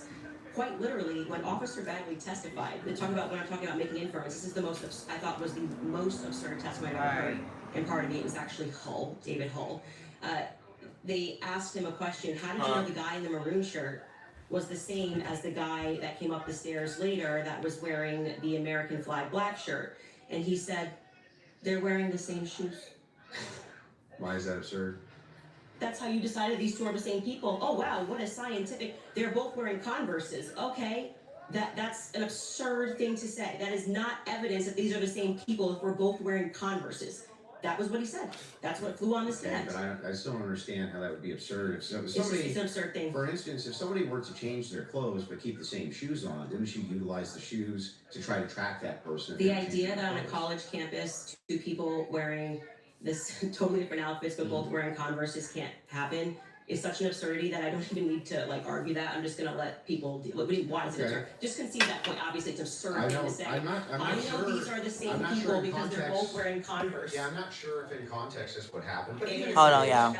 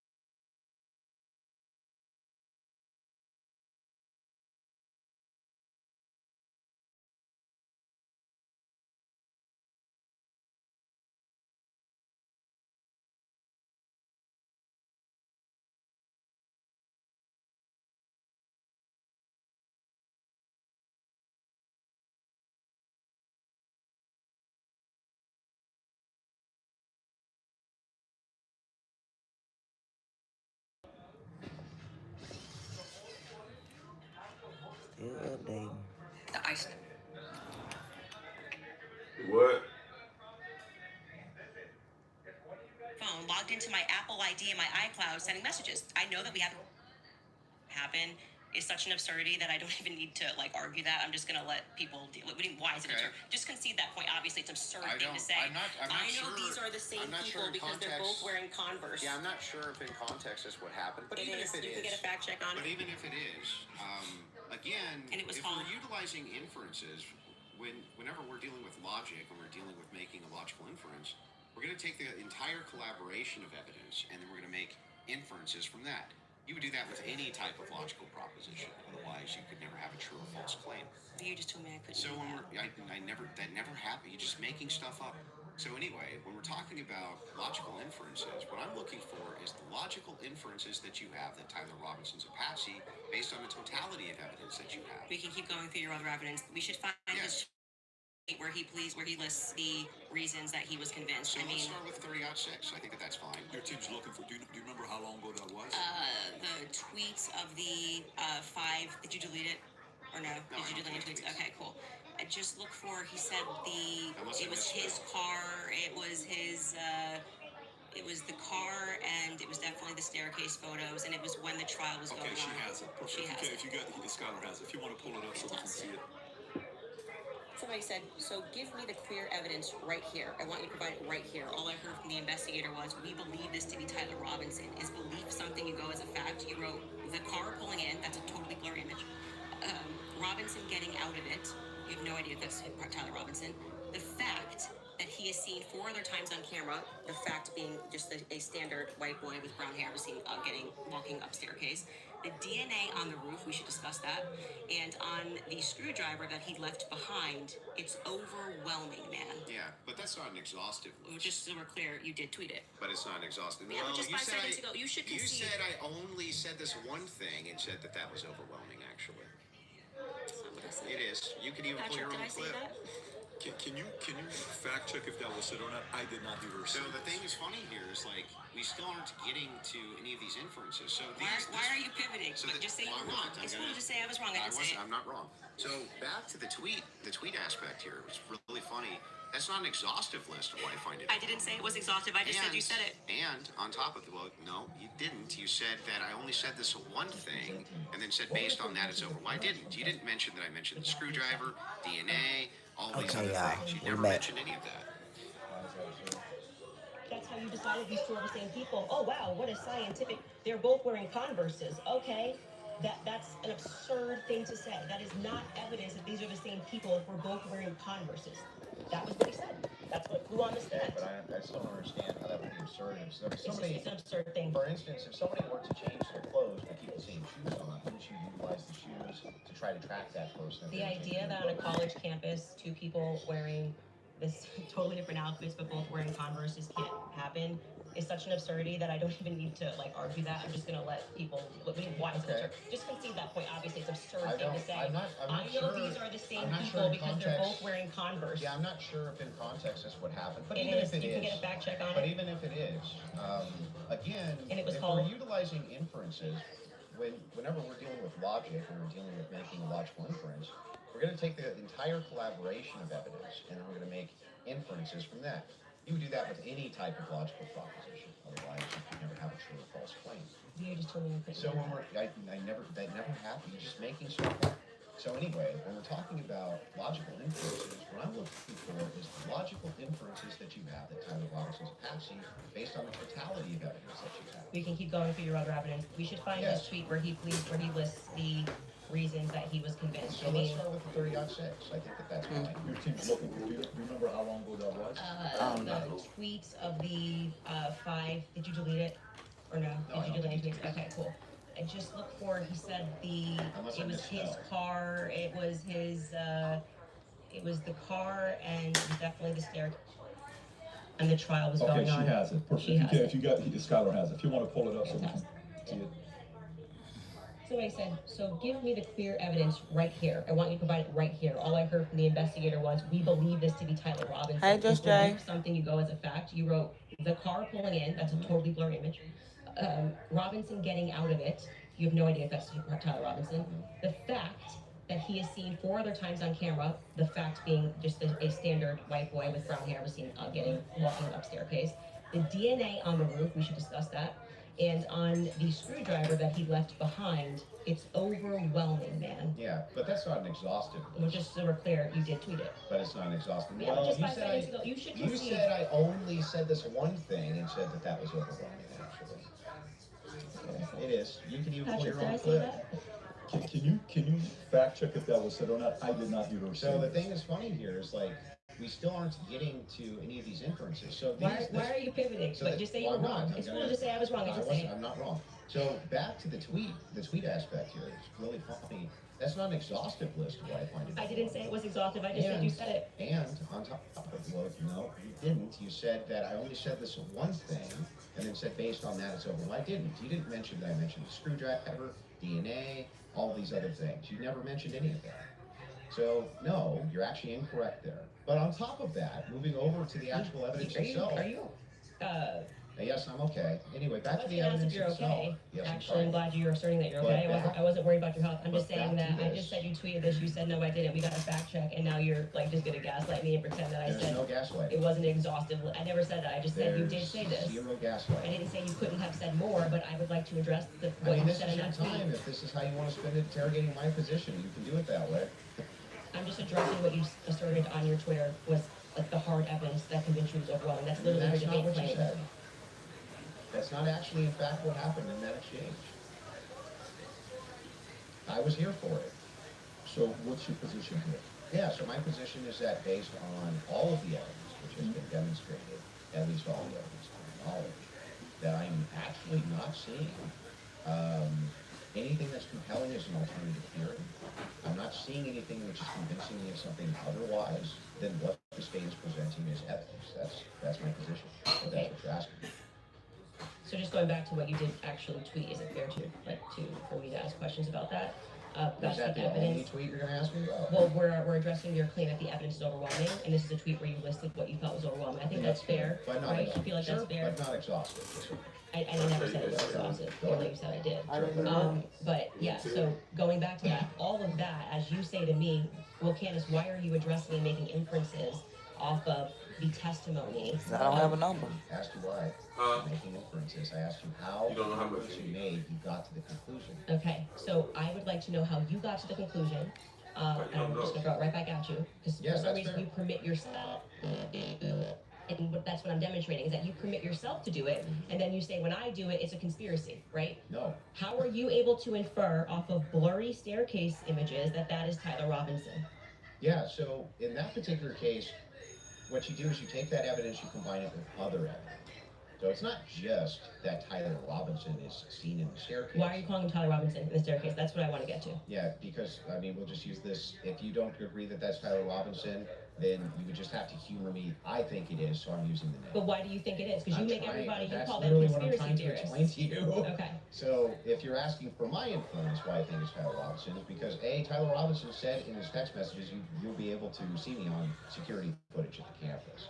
Said it in his own messages. On top of that, Twigs, yes, you can pull them up if you want to fact check that. He did say. On Yeah, top but of I'm sorry, I that, actually think I really did miss that. I'm not saying you're wrong. I Yeah. don't remember him saying you're going to see me in. Yeah, in paraphrasing. Can we pull that up? Yeah, I You know, may have I think it. and that's by the not way, right. Twigs himself said that he had You're some, sitting on the staircase. maybe a tiny bit of doubt, but it sure looked like Tyler Robinson inside of this various surveillance footage that he saw. So wait, sorry. Hang Go on. ahead, you're Hang on. right. So there's multiple reasons why it is that I believe that that's Tyler Robinson, not just because of blurry footage. Did you have a dream? Just kidding. No, it's because I combined multitudes of evidence. Okay, so let's address those multitude of evidences. The first one we're working on a fact check on, because I do not ever remember him tweeting, that's me in the staircase, or No, he didn't tweet texting, it. that's me in the staircase. I think that, I didn't say that. I said I literally didn't. What I said is that he texted over, you'll be able to see me in footage at UVU. And I'm paraphrasing, but that's what he said. Yeah, could we get a fact check on that? You The can find second it. thing you said was Lance's testimony, and actually what Lance says is, I'm not 100%, I agree. but in terms of what he wears, again, me pointing out the absurdity, he wears Converses, He wears sneakers. If his boyfriend is not 100%, I'd like to understand why Andrew Wilson is overwhelmed by it. That's what I'm trying to get to. And lastly, I would like to remind you that Lance's statement would not be permitted. This was a huge part of the preliminary hearing, that they were leading. All the questions that were asked of him were leading, so they would be struck down at the actual trial. And also, I would like to remind you that he got I want you to print and bring this with you. immunity, I understand. which means like That happens, by the way, all the time. and I'm wondering why it particularly happened for Lance in this testimony. couldn't And I be would till also like to Monday, I point out guess. that something that's remarkable about this, again, leaning to my perspective, I that know, Lance I'm has a gonna go to lot the more, first Monday. which I have said many Then I times, go Lance back. has a lot more involvement than the feds are letting us know. I think more is going to come out because they interviewed him Yeah, take a on screenshot. September 11th, and then for Download. whatever reason, just That's ahead of what what was they- supposed to be slated as the preliminary hearing, which was initially supposed to be in May, Screenshot this. they bring him back to do this interview, which, in my opinion, should have never been allowed. And I actually agree with the defense that it's a violation of his constitutional rights not to allow them to Yeah, cross-examine print it him. But I understand Utah 1102. Do what you do. Go to it. It's Then all we'll have to hearsay. just get it printed But out. to No, allow it say in that print it way and for bring him it. to just be able to also have use immunity, knowing that he's not going to be, he's not going to get in trouble. He could literally get up there and lie about anything, and he's not going to get in trouble because the use immunity was given to him in April, I believe. April 28th is when they gave that testimony to the defense. I think they shot it in like April 20th of 2026. That is not compelling to me for somebody who has use immunity to give a testimony and to say, I'm not really sure, but definitely like he wears jeans and stuff. That's not what he said. He did, actually, you can get a fact check on Yeah, that. that's Skyler, I not, think he said pulled much it up more if you than wanna, that. so a couple things we have. We have Rule 801, Tyler's messages, that says it's not hearsay. Yeah. But this First, means proceed immediate to Candace is service asking provider. about What Skyler. I is it? think you Who is have service it. provider? You just text me if you wanna Or is pull it it to the up. I place? said you have the text. That's to the people that's You can, providing put that up on the service. screen, thank you. It was me I've been with the seeing pictures this. from Mr. Mayor. Like, It I was had just me. looked Okay. at the I song, literally said to and you, I was kind of look, like, I said, I you didn't know remember what? this, and I'm happy to have a fact It check really on looked that. like Okay, something. I didn't call for the fact check saying you're wrong. I literally said, I don't remember that from the Well, time I'm just saying questions. to you, like, Okay. I'm trying to be concise Okay, for and you. then also bring the 801 that you just said, what was the other one? Yep, the 801, I mean, he gonna be a million. Tyler messages saying it's not hearsay, if you have that as well.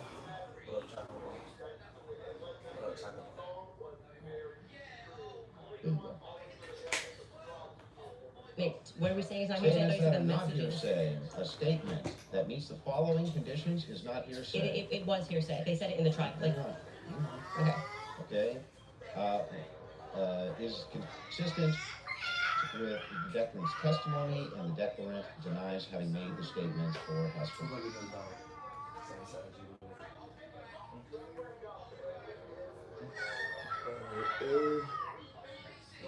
gotten or is consistent with the declarant's testimony and is offered a rebut or express implied charge that the declarant recently fabricated or acted in recent improper.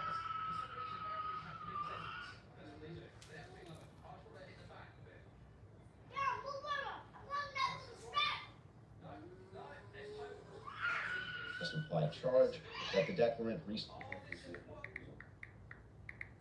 fabricated or acted in recent improper influence or motive in testifying. So then, wouldn't that mean that a bunch of this wasn't hearsay? So the issue with I his just want to make sure. yeah. Would that mean that a bunch of this wasn't hearsay? So the opposing party, So which what we do next? Do it. I screenshot it, so what's next? We have to get it printed off so you can take it with you. There's nothing next to Okay. do. So what I'm doing is print it out, send it to you.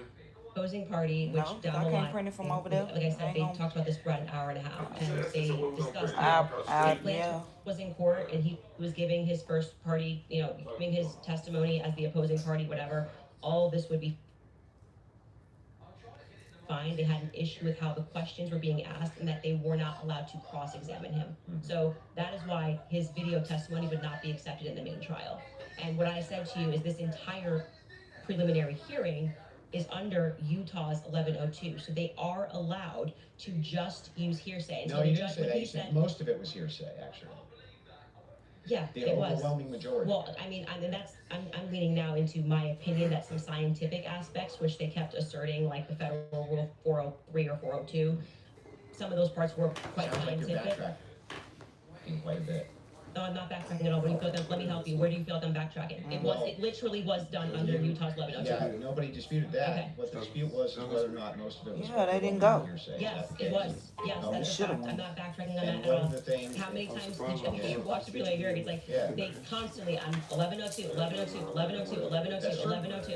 And the reason for that is because it's allowed. I'm not saying it's illegal. It's allowed at this stage. But I'm just reminding you that when you're going to sit across from someone, your claim is going to be, where is your hard evidence? This is what I heard, and I agree with what I'm watching. You are watching the state put on a hearsay Yes. preliminary Yes, hearing, hearsay. and all of those things are not going to be allowed, right? Even when they got into witness statements and things of that nature. There's a reason why they swear you in, and they say you swear to tell the truth, the whole truth. Did you, write this statement?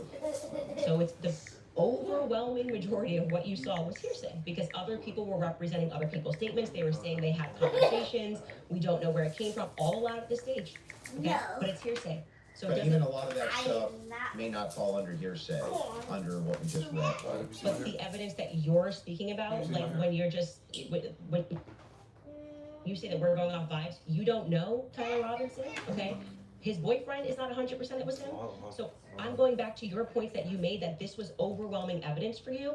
That doesn't make sense to me.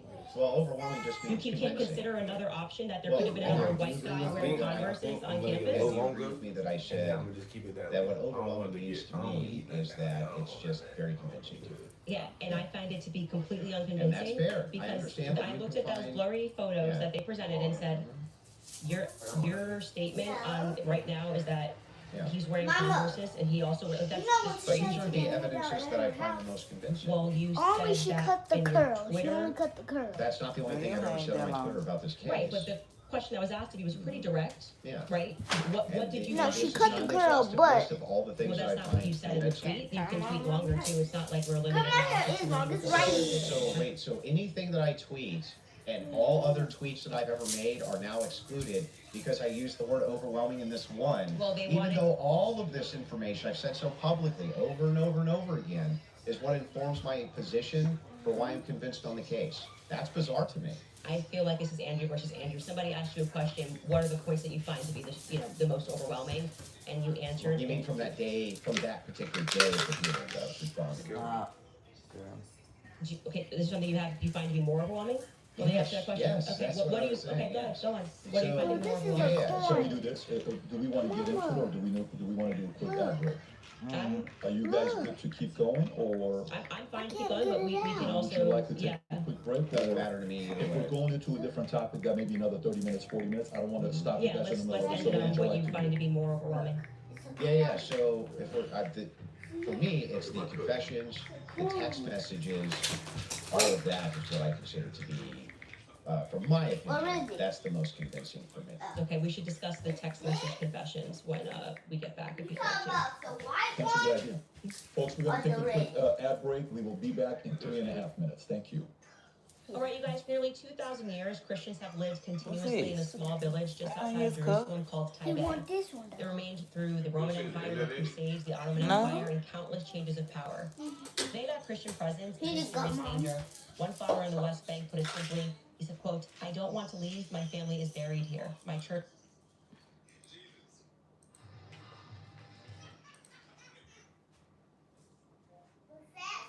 For those of you that are watching The Crucible, there's 30,000 concurrent they're watching. Support Andrew Wilson. That's your fans of his. Click that subscribe. Support Andrew Wilson. That's your fans of his. Click that subscribe button and helps him grow his business. If you're watching Candace, I think there's 225 to 250,000 concurrent right now. We'd like to see that 300, 400,000 number on there. Click that button as well to subscribe and share it with your friends and family. And if you're watching it on PD Podcast, do the same there as well. This allows us to have more conversations like this. The mainstream media hates the fact that we're having these conversations right now. Just so you know, they want to control it. This is free for all. This is what's best for the audience. That's why we like freedom of speech. Having said that, let's go back into the text conversation we're having, right? Okay. Let's stay, and then we'll go into the cross-examination stuff in about 30 minutes. Okay, that sounds fair. Okay, so yeah, I use basically 3 pillars for the totality of the evidence. Okay, so if you want to know exactly what those 3 pillars are, This is going to be the testimony with the text messages and the confessions. This is going to be physical evidence, and this is going to be the totality of the summary of the case. Okay, so right now we're focusing on one of these pillars of my defense, which is fine. I understand that I have to defend my claims as well. So when we're talking about the messages themselves, they seem totally valid. I have no idea why they wouldn't be valid. And I have not heard any good explanation for why it is that these messages should even be questioned. The defense hasn't questioned them as far as I'm aware. I don't know, that's just it. Nobody has You actually sure didn't come down here to say, questioned Mama, I that want to these go, so messages don't come came ask me no from questions. today, except perhaps Well, that's because other people come in that camp. So why should I question them exactly? Okay, so first let's just go over legally what the point is of the probative hearing. The defense is not putting on, they're not there to say or to argue or to defend themselves at all. They have to address what is being presented by the state, okay? So they're not here to then say, let me give you an explanation for these text messages. The relevant portion of what the defense did do was actually before we got to the preliminary hearing. I had mentioned that it was initially supposed to be scheduled for some time in May. They asked for an extension. That reading through those filings of why they were requesting an extension and why I actually believe their extension should have been granted, because they did not receive discovery on their text messages. That was one of the reasons. There were many reasons why they wanted to have an extension, but this was crucial, right? So forget just the general sense that these messages feel off, and yes, you are allowed to have an intuition, you are allowed to have a sense and just go, this is very weird. We're being told this kid had like above a 4.0, Tyler Robinson. He wanted to get away. I mean, the text messages almost run head to head with themselves. Like, he wanted to get away with it, so he thought the best thing to do would be to text a full confession of what he did, down to what I didn't even remember, saying, yeah, and that's also me in the surveillance footage. It felt a little too on the nose. People have common sense. You just don't text message. But then we're also supposed to believe that he put a note under and burn this and get rid of the evidence. But don't worry about that, because I'm about to text you a full confession. It felt off. It felt weird off the bat. The manner in which they were texting, we're told he's like a gamer who's using a Dremel to carve expressions, catch fascist, but then suddenly he's writing like a 1700 novelist. Player, he did actually get the 500K code correct. Yeah, I'm not a gamer, so we'll say that if we start debating that, you'll be way over my head. But yes, but my point being is just that, first, it's a general sense of why people had a reaction to these messages that seemed like they were written by Jane Austen rather than like a kid who games and writes Yeah, catch but do you see how fastest. that's intuition? That is, I just said that. I said just parking aside the intuition of just something feels wrong here, which you should follow your intuition. You should actually do that. If you say the COVID vaccine is running out, feels like it's coming out too fast, and there's too many celebrities telling me to do it, I'd like to take a pause. That's good. That is, you are allowed to do that. I believe in intuition. But hang on. when I said Let parking me aside- respond a little bit here, because you've been going for a minute. Let me at least respond to a little bit of this. So the first thing is like when people bring up the COVID vaccine, not trusting the COVID vaccine and mask was the science. That wasn't just intuition.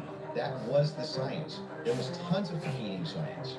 Now they tried to suppress it, that's true, but there was tons of competing science for why you shouldn't take a risky mRNA vaccine. And things like this. Now, when you're talking about intuition, though, when you say trust your intuition, I'm actually giving a different message. You actually should be very wary about trusting just your intuition. It is true that intuition can be useful, but it has to be tempered with logic, reason, explanatory power, and evidence, not just intuition. That's why we're parking it aside. Intuition is the first step. Something feels off, right? That was my first step with COVID. I don't like the way it's being pushed. It shouldn't require a celebrity campaign, by the way. Another element of that is why people don't feel good about the Charlie thing. Why do we have so many influencers saying things? Or why are you guys all using the same adjective? Can you switch it up? I'm overwhelmed. Like, chill. Me too. You could say, I found some parts compelling. I think they should go. If you found some parts compelling, maybe we should, see at the trial. It would be kind of. That stops the buzz in the counter industry. But everyone on the same day of watching this trial, which was, I would say, not overwhelming at all. Nobody came in medium, right? No one came in like there were some interesting aspects. This was a little suspect, but I do think it's enough to go to trial. They all came in like they were passing away and were going to die from being They're overwhelmed. trusting your intuition. Okay, well, actually, in that scenario, they're looking at the preliminary hearing, have a reaction to it, what's the intuitions. But like I said, parking that aside, just getting to the substance, parking that aside, just your general intuition. And like them, like Then we look at the all the filings, ones that which add. came from the So that defense, and means they were like requesting an extension I'm not the saying, other ones that have we have gone to like the 92 prosecution texts. and we have requested all of this stuff in discovery. Yes, you are saying that you took Lance's phone, okay, and that you So there's 92 collected his tracks on phone on what? September 11th, and that you sent it off or whatever. It's just like our Samsung. I got a lot of too. text messages. You know what I'm saying? It's just and our we are being given these Samsung, text messages to review. Yeah. Crucially, MP3 Happy thing. Next Year said, Yeah, I have got a not lot of even doubles been on the given D-Ways, access and I got a to lot. my client's phone during this hearing. She said, I haven't been access to my client's phone. She can't tell you, as a part of the discovery request, is it's not enough to say to me, Candace, I just got a text message from Candace, and I say, I didn't send that text message. Because for our client saying, we don't know, because we're not at the trial, right? Maybe he didn't send those messages. Could there be someone who logged into his Discord? Could there be someone who logged in to his Apple? George could be sending text messages right now. We're married, he has every login that I have. And remember, he's up for a death sentence. I got a lot of doubles on the D-Ways, and there's still a lot. He may Some of I them got- here are not here. You got 3 more you got address here. these points, say, I did not write those messages. I was here. Lance, my boyfriend, was logged into my phone, logged into my Apple ID. that's how you get to it right there. No, this is another He has one. the ability, because my husband does it. He My has the other ability to app. send messages from my phone. It is not convincing to the Somebody public on phone for when, for whatever reason, the Well, them FBI, ain't that much. combined with the FBI, it was not the prosecution's fault, they made that clear during that hearing, would not allow them we that got some discovery tweezers. request to be I'll able to let you. see where did that message come from? Because you're saying my client was here, right? I want to know that message actually was generated It's from already his cut it. iPhone when he was waiting to retrieve his, rifle, hoping that the hooch doesn't have a bad slipper, like it's just weird messages. I want to make sure that yes, it was actually him. He was holding his phone, and his boyfriend didn't just log in to his computer when he was home. Lance was his boyfriend. That is a crucial fact here. That discovery was not met by the time we got to preliminary hearing. So I remain unconvinced by these text messages. Just as you feel convinced by them, I feel unconvinced by them. Okay, so then the idea here is the reason that you don't think that these are valid text messages, and you don't, right? It has not been proven that these messages are valid, and they don't sound valid to me. I don't think anyone, even if someone was selling, like, I don't know, pot on the court, would be smarter than to write a full-fledged confession. He even writes, I thought I would get away with it, and I was hoping never to tell you until old age, and then we're being told that he wanted to commit suicide, and okay, but he just said he wanted to get away with it, but he's not smart enough to, I don't know, maybe not text. It's such a confession that we've never seen. I think this would be the first time ever somebody has start to finish written an entire, I'm in the surveillance footage, and I'm here, and I'm wearing my Converse. I'm being a little facetious here, but it was a little ridiculous. It didn't pass the sniff test for me. You have kids, and I you do. love them more than anything. I do. If it was the case that you thought that your kid was innocent, wouldn't you be out telling everybody and their brother that you thought that they were innocent? And also, wouldn't you maybe recant and say, hey, he didn't actually confess to me. He didn't actually, none of this happened the way that the state is presenting it. What would have prevented the parents from testifying? Well, two things I can answer that, and if you watch my show, I keep telling you it's not vibes. So right after the shooting happened, Lance Twiggs, the FBI put him into a safe house they paid for. They went to the parents as well, to Matt Robinson and Amber, basically said your life's at risk. There could be somebody who jumps up and wants to avenge Charlie Kirk, and we're going to watch you. And they went into a federal safe house. What happens next is that they started thinking that the feds were maybe gonna, maybe not as honest as they thought, and How do you know all you knew that? you gotta watch the show, right? Yeah, no, how do you know that? I had a source from the Robinson You family. have a source, Yeah. an anonymous source, of course. There's no way for us to verify that what you're saying right now is actually even true. It's not reliable hearsay. No, I don't find it to be reliable at all. It's just a source. I'm just doing what the What you're prosecution doing is a cool story. It's You're not giving- cool. Well, Hang you on, must hang have on, paid you're to giving watch. us- You must have paid to Hang watch on, the you're giving preliminary us, hearing. you're giving us a cool, Okay, cool but wait, story. wait, You're saying that according to your sources, that the reason that the parents haven't recanted any of this, Recanted what? They have no statement from the parents. Wait, I just want to make sure that if it was the case that was being reported in mainstream media that your father came to you and said, "Hey, is this you? What's going on here?" And then he and one of his buddies took you in where you turned yourself in. You wouldn't go out and be like, "No, that's not what happened." That isn't what happened, though. You're just wrong on this. Okay, maybe I'm paraphrasing. So, What am I wrong so on? what is your, sorry, just so I'm clear, where is your evidence that the parents turned him in? Oh, no, I didn't say that. You said I it says in mainstream media? I said with a sheriff friend. Yes. But the father did confront him. The father confronted what? Tyler Robinson. And where did you learn this? That the Tyler Well, I mean, that's confronted part him? of the official documents. Our fact checkers can pull that up. But yes. But I'm saying, but when you say official documents, do you mean you saw this on CNN or you saw this play out in the hearing? No, this was one of the things that I went through and fact checked pre-debate. Are you talking about like the charging documents? I think it was it could have been in the charging documents, but we can pull them up. No. And yes, are you disputing this? We have that in the back to pull it up. I can already tell you what you're talking about, the charging documents. Because Okay, this is where we had to figure out where this story came from, because everyone was operating on the assumption that Matt Robinson turned him in. Until we got to the preliminary hearing and we understood, like I said, even for that, when you are charging someone, you can use hearsay. It's all probative, right? Sure. Nothing. So they didn't have statements. It's not like Matt Robinson, even though he was interviewed that night. Amber Robinson was interviewed that night by a Fed, separate rooms. Tyler Robinson was interviewed by a Fed. They did not produce statements saying, my son did this. I believe my son did this. But what happened was they did interviews, but also the crucial person here who you just brought up is Mike Mitchell. Mike Mitchell is the biggest unknown in this entire case. Everyone keeps saying they heard from Mike Mitchell this, they heard from Mike Mitchell that. So when wrote up the report that night, and it was Brian Davis who wrote up what became the charging documents. He after they transported Tyler Robinson from the Washington Sheriff's County office up to, I think it's Salt Lake City. I think it was 4 a.m. in the morning. When he got up there, he then writes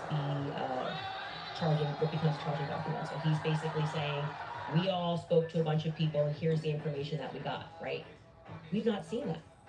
So it could have come from Mike Mitchell. Mike Mitchell could be saying, I don't know how this negates the point. it truly negates the point because you don't have a statement from the parents. You are going. Why wouldn't they just correct It's not correcting. That doesn't negate the point. The point is that we now have got the preliminary hearing. If the parents were the ones who said, I'm turning my son in because he's guilty, I think you're talking about the over, you said it's been the narrative, everybody's known this. The narrative initially, which I think you agree with, was that, Matt Robinson knew his kid was guilty and turned him into the police station. What actually happened in terms of Sheriff Brooksby, who was present there and gave a press conference, what happened was this Mike Mitchell character essentially peer pressured him, and we can get a fact check on this. We can find Sheriff Brooksby's press conference. And he said, they know it's you and you're going to come in peaceably, or people are going to be banging down your door. He was a undercover cop, which I don't like that. I don't know what he did undercover. It's very hard to find anything about Mike Mitchell, but he worked with them for 20 plus years, the police officers. The reason why Tyler Robinson knew him was because he lived nearby and he was also his Boy Scout leader. How does this negate that the parents could write this second? And by the way, if you have the evidence, address that point. I'm just saying that your first point, which is that the parents did this. Yeah. We don't know that the parents. I didn't say that they did ever. Well, you're quoting the parents as having said. You said that Matt Robinson said that his kid was involved. I want to misquote you. Confronted him. Yes. And I'm telling you that we have not seen any evidence that that is true. We can fact check that. Okay. We do have evidence. And I'm saying it's the charging doc, which could have been derived from a statement Mike Mitchell said. Two things I have written in the back. One is the charging doc, and the other one is a video of Kathy Nestor saying she hasn't seen Tyler's phone. Okay, we can run Kathy to go back, and then just to go backwards to, Kathy first in court saying she didn't get her client's phone. Yeah, and then I think we'll go to the, if you're okay with that. Thing not in dispute. These are all things that I'm not even disputing. Okay, so we don't have to show it. We never get to the thing that I am disputing. Well, I was just providing an answer. We were coming back in from a break because you were talking about the text messages, something that you felt was concrete. So it was just my rebuttal to you that it's not concrete because they haven't had a chance to actually answer that, and she didn't even get to see her client's phone. So that's effectively, again, the state saying these messages are real. you don't get the discovery on these messages just yet. She will during trial. They will actually Don't discover you think that messages. would make the case fall apart if it was the case that they weren't able to actually pull the data off the text messages? Do you think the prosecution would go to court with fabricated text messages? It's called winners and losers. They may not be fabricated, but by the way, as what they are saying, like I said, if there was somebody logged into his phone, they may not be fabricated. That's the point. So let's get to the They just could be somebody else. The parents fact check. Yeah, so I was saying, I believe what you're talking about was derived from the charging doc, which was signed off by Brian Davis. Let's see if that's correct. That game will be nationally televised on ESPN2. What are we looking at here? Robinson's mother explained that over the last year or so, I'm sorry. Can you zoom in a Is little this bit? the charging I doc? can see it. Robinson's yes. father reported that when his wife showed him the surveillance image of the suspected shooter in the news, he agreed that it looked like their son. He also believed that the rifle that police suspected the shooter used matched the rifle that was given to his son as a gift. As a result, Robinson's father contacted his son and asked him to send a photo of the rifle, which makes sense with the text messages.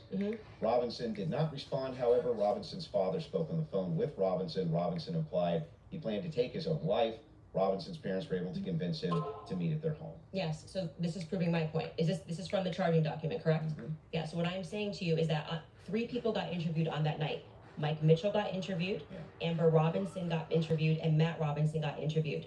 Of the 3 of them, only one of them actually wrote a statement, which was referred to in this preliminary trial. He came in, I believe, in March, Mike Mitchell, and he wrote a statement, which I find to be very shady that they decided to bring. But why aren't the parents disputing that? No.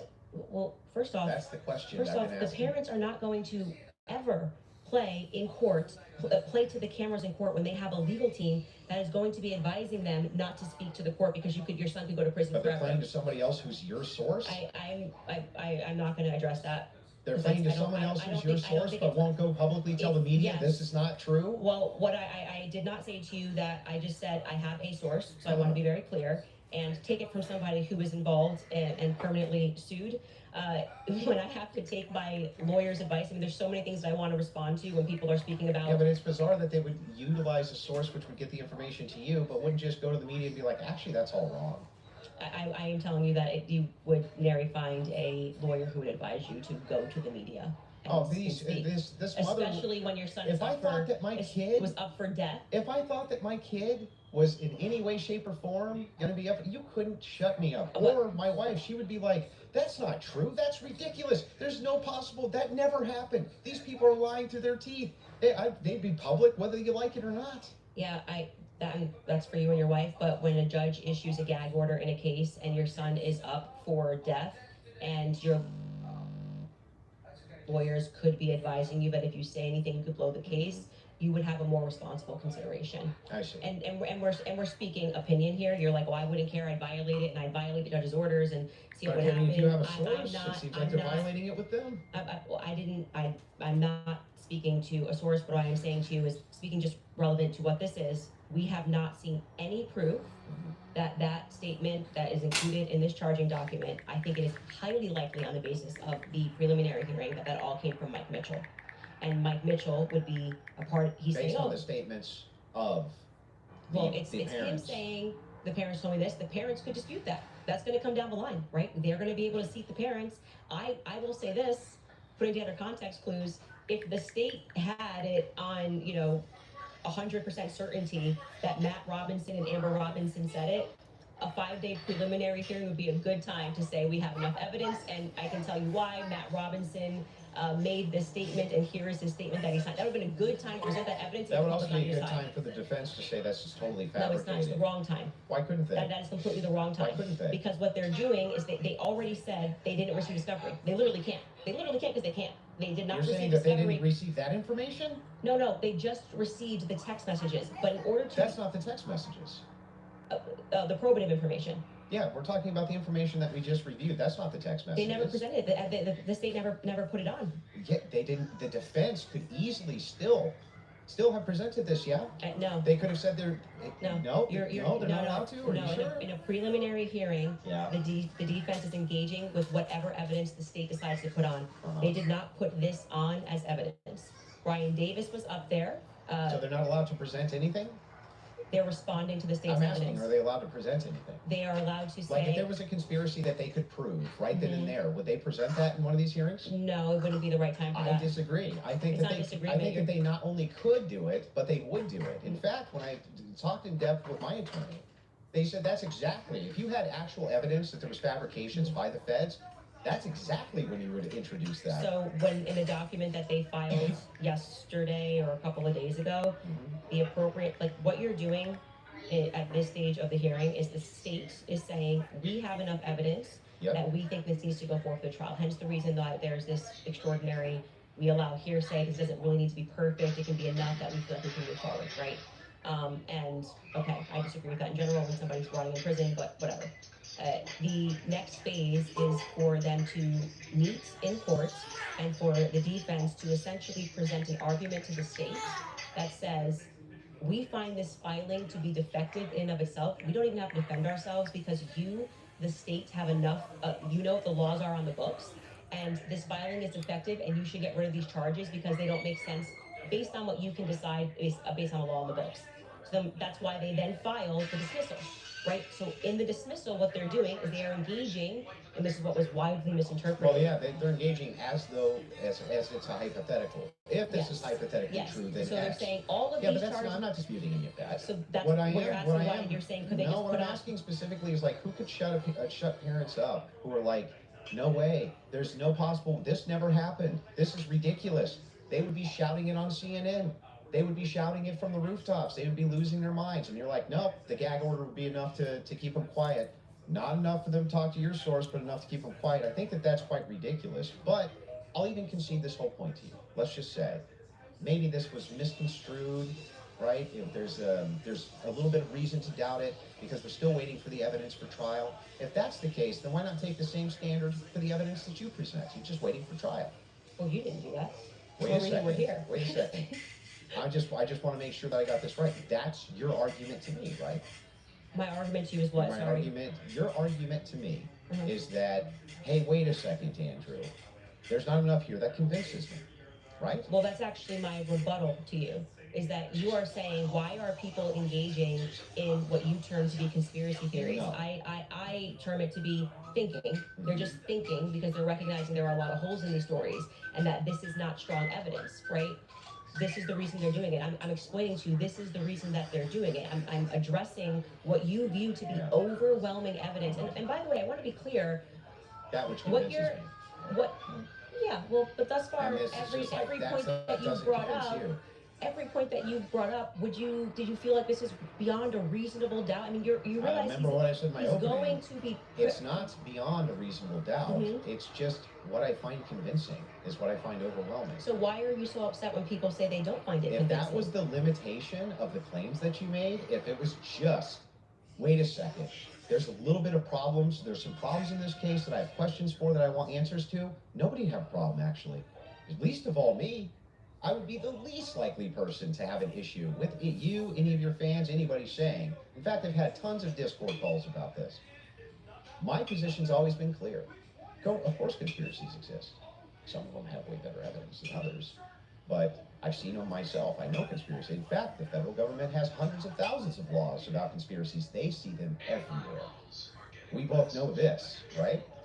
That's never what the problem is. The problem is when you make claims outside of, well, wait a second.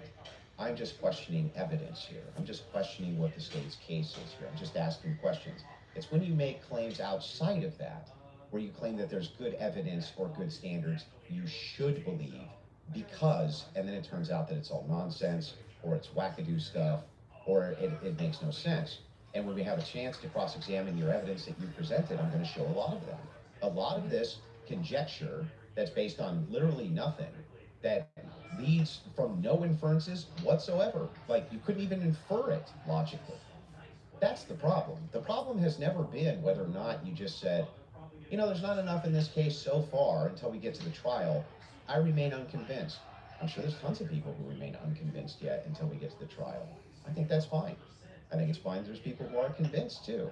That's never been my problem. My problem is the claims which are external to them. Okay, not sure I really care if you have a problem with what I think in my own spare time. I don't understand this like lecture that you just gave. But beyond that, what I am saying is that What the state lecture? is allowed to use. I didn't This is lecture what you. this is what my problem is. You guys are not allowed. Yeah, you guys think while it's still legal, you can. You are allowed to do that. So, but anyway, Nobody said you can't. going back to you saying I wouldn't have a problem. I think I just demonstrated pretty thoroughly that what you claim that you have a problem with is exactly what the state is engaged in at this stage. So it just doesn't make sense. That's not the case. In fact, So the if people thing look is, and they say, the thing I'm is looking at the funny. gun and I see and I'm inferring this, and someone else says, I'm looking at the gun evidence and I'm inferring that, they're both doing the exact same thing. They're not. You're just saying, I want to do it for the state. That's propositionally false. That is not I'll propositionally explain false. exactly how. It is the case that every proposition is going to have a true or false conclusion, period. That's just logic, right? It's the law of excluded middle. All propositions are going to be true or they're going to be false. When we get into when we're making inferences based on propositions.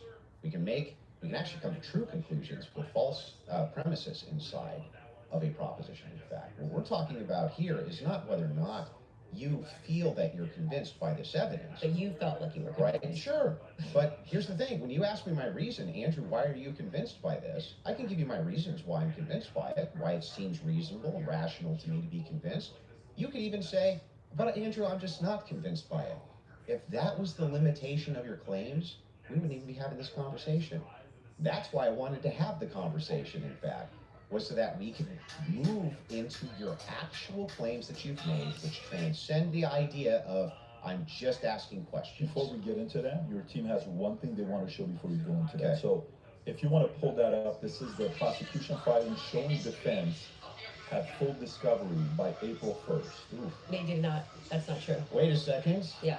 To date, the state's prosecutors have disclosed all evidence that is presently and reasonably available to them as required under Rule 16 Utah R Criminal, to be more precise, as of April 1st. Yeah, that was not 100%. That's why they're caging that by saying what's reasonable. There was an entire, and we can pull this up. Like, we should now play the Kathy Nestor clip because that's from there. So, and they were basically saying you don't need it at this stage, meaning it's not reasonable that you're asking for this when we're going into a hearing that's just going to be based on hearsay and stuff, things of that nature. But of course, by the time the trial comes, you're going to get all this. Where it's just show cause. Yes. Yeah. So that's what they're saying. Yeah, I understand. Okay, so that's and I'm even fine with yeah, it. that we all know. And then, by the way, just now that the hearing is over, and you can also fact check this, they now at the end of the preliminary hearing dropped like an insane amount of the discovery stuff they gave to them like the week after. You guys can give me the exact amount. I don't want to say because I don't know my I don't remember how much it was. It was an absurd amount of stuff that they gave to them right after the preliminary hearing that they had been asking for. Because that was one of the things that I kept saying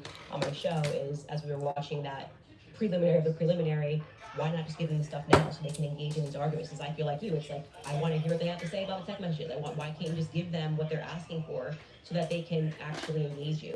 And it didn't happen. So, but the judge ruled that it wasn't necessary at this stage. And that was the whole point of that because it's preliminary a to the preliminary, yeah. Would you like to play the Kathy video?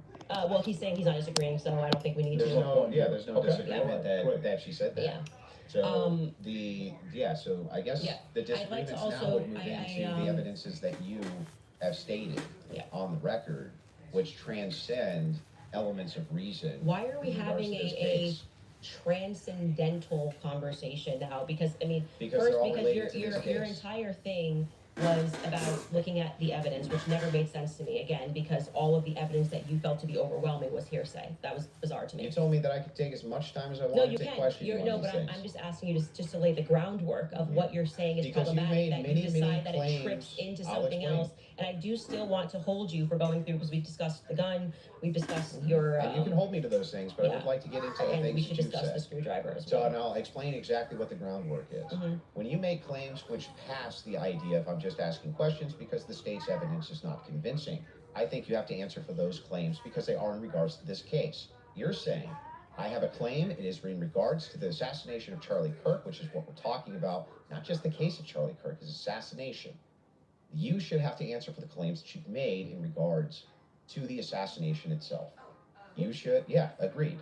So if that's the case, then I would like to finally dive into some of that evidence and dive into Well, it. just to be clear, and I'm happy to have you talk about, like I said publicly, you want to engage in some conspiracies, but I said I want to make sure that we get to the substance of our debate.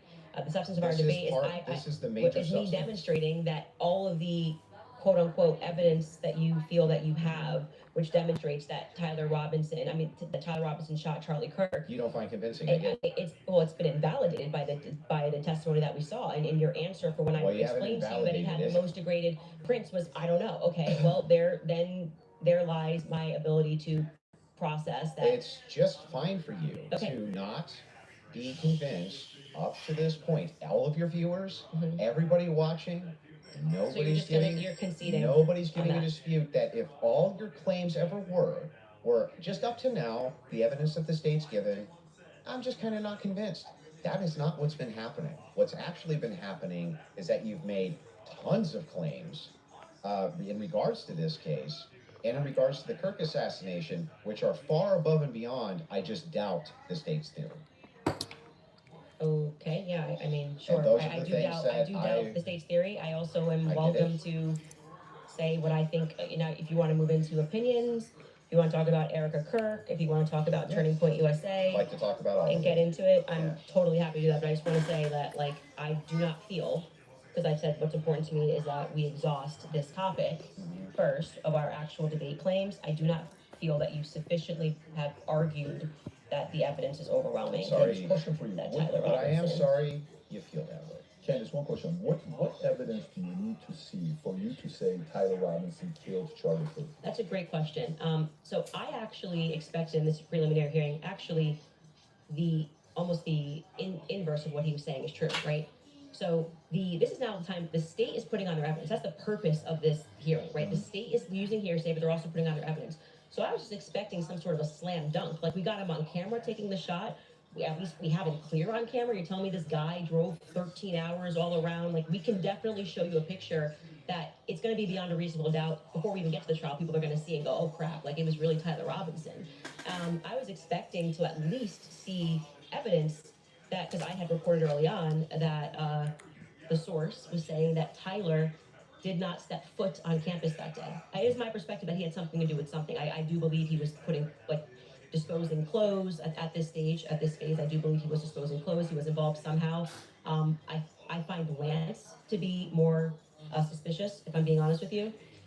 And also, like I said, the use immunity that was given to Lance by the feds, the fact that the feds didn't ask him any questions, the fact that I spoke with Lance Twiggs' family, and they were like, it's very weird that the feds are not asking him more questions. He's exactly the person that I would imagine to be involved in some stuff.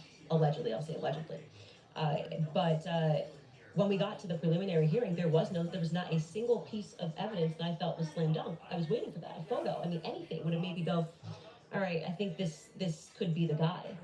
If they had handed over the discovery on the text messages, since that was their big, ta-da, we've got the text messages, that would be the first thing that I would hand over. But actually, who was holding them up, like I said, it wasn't the prosecution. They're right to say we were handing things over, and we heard the defense argue on behalf of the prosecution, saying it's not them and it's not the FBI, it's the FBI that's holding on to things. Is the FBI took everything. The FBI took the gun, the FBI took initially the screwdriver, and then when I heard testimony about the things that they found that were suspicious, example being the backpack, that's something that really bothers me, that they say they traced the shooter, they traced the route that he went on, and then there was an abandoned, we know, like, it looks like he's wearing some sort of a backpack. We know that there was an abandoned backpack found at the bus stop in front of a library, and they felt that this should be taken into evidence. They took it. The FBI, this was the testimony of Amanda Baker, I believe her last name is, but I might want to fact check that because I think I'm blending last names. She was the forensics for the FBI, and then she says she gets a call on the 13th, and they stop testing on this backpack because they find that the backpack actually belongs to somebody on Charlie's team. But if you know the map, the layout of the campus, you're going, well, what the hell are they doing all the way up? This is nowhere near anywhere. And by the way, that's not an acceptable answer for why you just gave it back. That's like, why would you give it back? You're acting like no one's ever been killed by somebody on their team before, right? So I found that to be very strange, that it was on the exact route that the alleged gunman ran, and that their excuse was, we just gave it back because we heard that this belonged to somebody on Charlie's team. So that to me is, this is why the investigation itself feels underwhelming. When you learn, and this is completely crazy to me, that some of the artifacts that Charlie was wearing were immediately returned to Erica. That's absurd. That is absurd. Everything should be in evidence. When you learn that the car that they carried Charlie in to go to the hospital, they had immediately towed, cleaned, and back up for resale, that's absurd. That should be sitting in evidence, and any police officer that you speak to will say, or a person that's been involved in a crime will say, I didn't get my stuff back for years. It had nothing to do with anything, it was just around. And they kept it into evidence until the trial was over, and it has to be approved. I think somebody said by the attorney general has to sign off on giving you those objects back.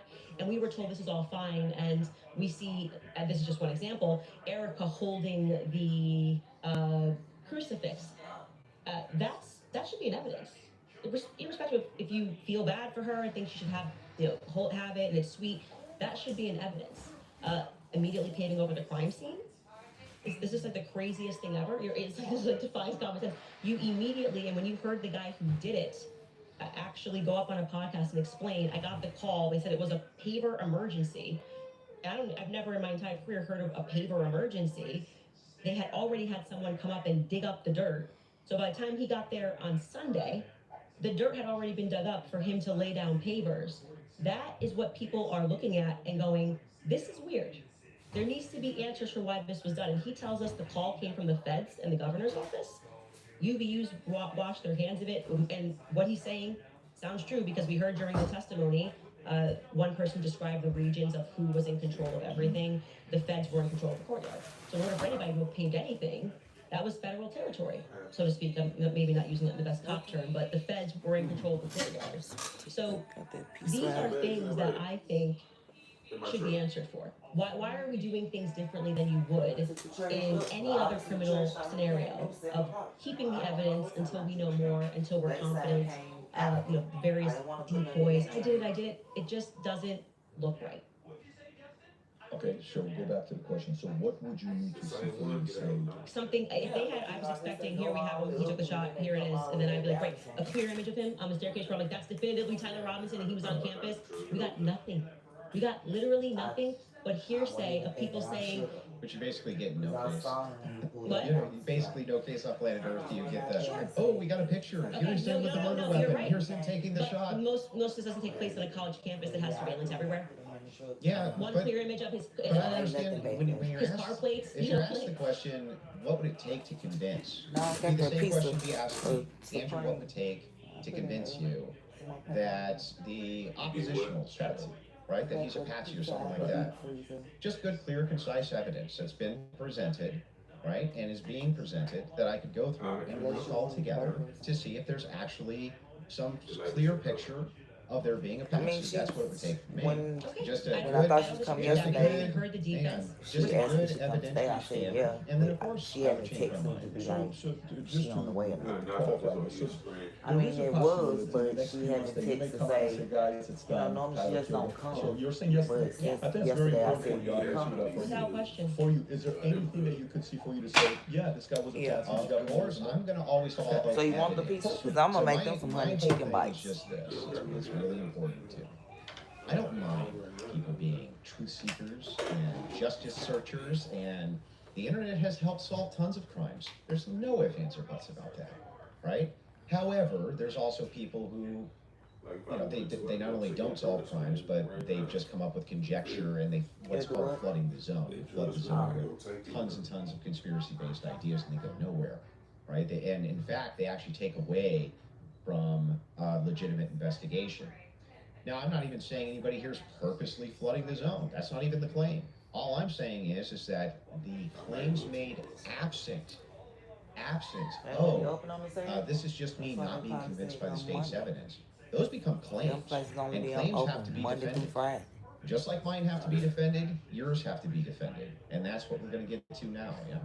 What you say? People say go. Would you like to take an ad break? I said, I thought Take that's an what ad you break, and said. I will talk Erica Kirk and TQS. And the conspiracies that have been conjectured But by that Candace place, if Owens you look, they in probably regards don't to know this them on case. the weekends. Folks, we'll take a 3.5 minute break, and we'll be back soon. All right, you guys, you have probably seen all the buzz around red light therapy lately. But what's even more compelling are the stories from. He haven't proved nothing. I'm talking to the audience. Again, I don't even know what he's talking about. Clearly, he have not been looking deep into the evidence. He just been listening to the Fed slop because I don't even know what he's talking about. We see these blurry images. That's crystal clear 4K images of Tyler Robinson taking the shot and jumping off the building, and we don't see none of that. So, was he involved? I mean, maybe, I guess. I mean, it was his granddad's gun, but it had 5 or 6 other people's DNA on it, and their DNA was more potent than his DNA, meaning he hadn't even handled the gun recently. So many people was wearing maroon when they tried to make it seem like, oh, maroon is his favorite color. And come to find out, blue is his favorite color. But they wanted us to believe that. I'm just talking as they on their little 3-minute break. What else? The person that they show on the surveillance walking through the parking lot or whatever is like bulky, like, bulky. Tyler Robinson look all little scrawny. Yeah, he tall, but he's not, like, his shoulders aren't broad. And this person's shoulders broad, so that's somebody else. Look more like Lance, if you ask me. How they use text messages as, so this is evidence, y'all. So now y'all can remember what they did for this case, so we know what we can use for evidence. We can pull up some text messages and be like this and tell them to screenshot it, and that's the evidence that these messages came from Tyler phone to Lance. Like, that is not evidence. Oh, and matter of fact, we're gonna put a hole in the phone, crack the phone where you can't see the date and the time of when the text messages was taken too. But that's supposed to be evidence. Yeah. Then the challenger, they're talking about Tyler Robinson, you saw his challenger on campus. But his challenger, I think, got 2 exhausts on each side, whereas the challenger that was on campus got the 1 square ones on each side. See, like, I guess they think we slow, we don't pay attention to detail, but that's the difference between somebody going to jail for life that didn't do something and somebody not going to jail because of those small details. What else? The police officer that is posing went up on the roof and found the screwdriver, but his body cam just magically stopped working. Battery died as soon as he got up there. But the body cam had only been on for 27 minutes. And the body cam is supposed to last 24 hours, and then it sends you alerts as far as, like, it does this, like, beeping sequence to let you know, like, I'm just going to use this as an example, but this probably is not the full description of how it goes, but I'm just giving you an example. Okay, so let's say it beat 4 times, and that's letting you know, okay, we got an hour left and the battery gonna die. Okay, then let's say it beat 3 times, and they say, okay, you got 30 minutes, it's dead, and it beat 2 times, you got 15 minutes. I'm just using that as an example. So he was getting alerts letting him know that the body cam was dying. So why you didn't go switch out the battery before you decided to go up on the roof, but then now all of a sudden it's dead. So we just supposed to believe you could have left a screwdriver for all we know. And then, what else? They claim that Tyler Robinson talked to they say he talked to some TPUSA representatives like the day of. So I wonder what representatives was that, because definitely looking like TPUSA is involved, allegedly. Erica allegedly, Israel, I'll say Israel, is involved. Like, it looked like our government may even be involved, allegedly. Like, because it looked like they wanted to go to war with Iran and all these other countries. Gas still high, food high, giving you smaller quantities, but the price still going up.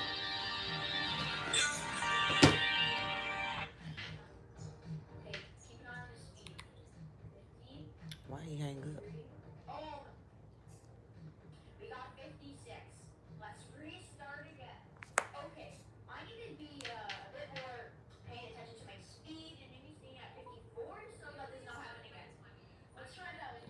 They're still on commercial break, y'all.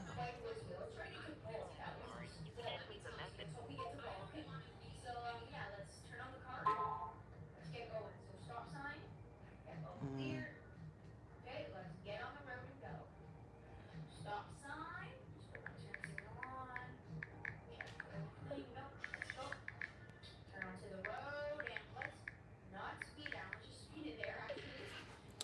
Yeah, so what else?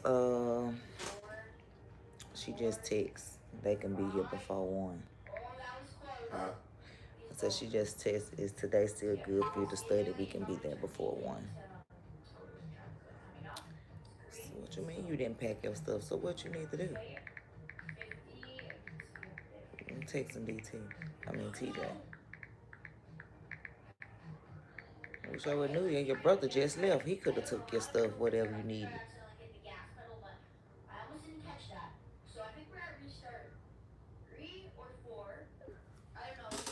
Alright, y'all, I forgot I was behind on the session. So I'm like 25 minutes behind.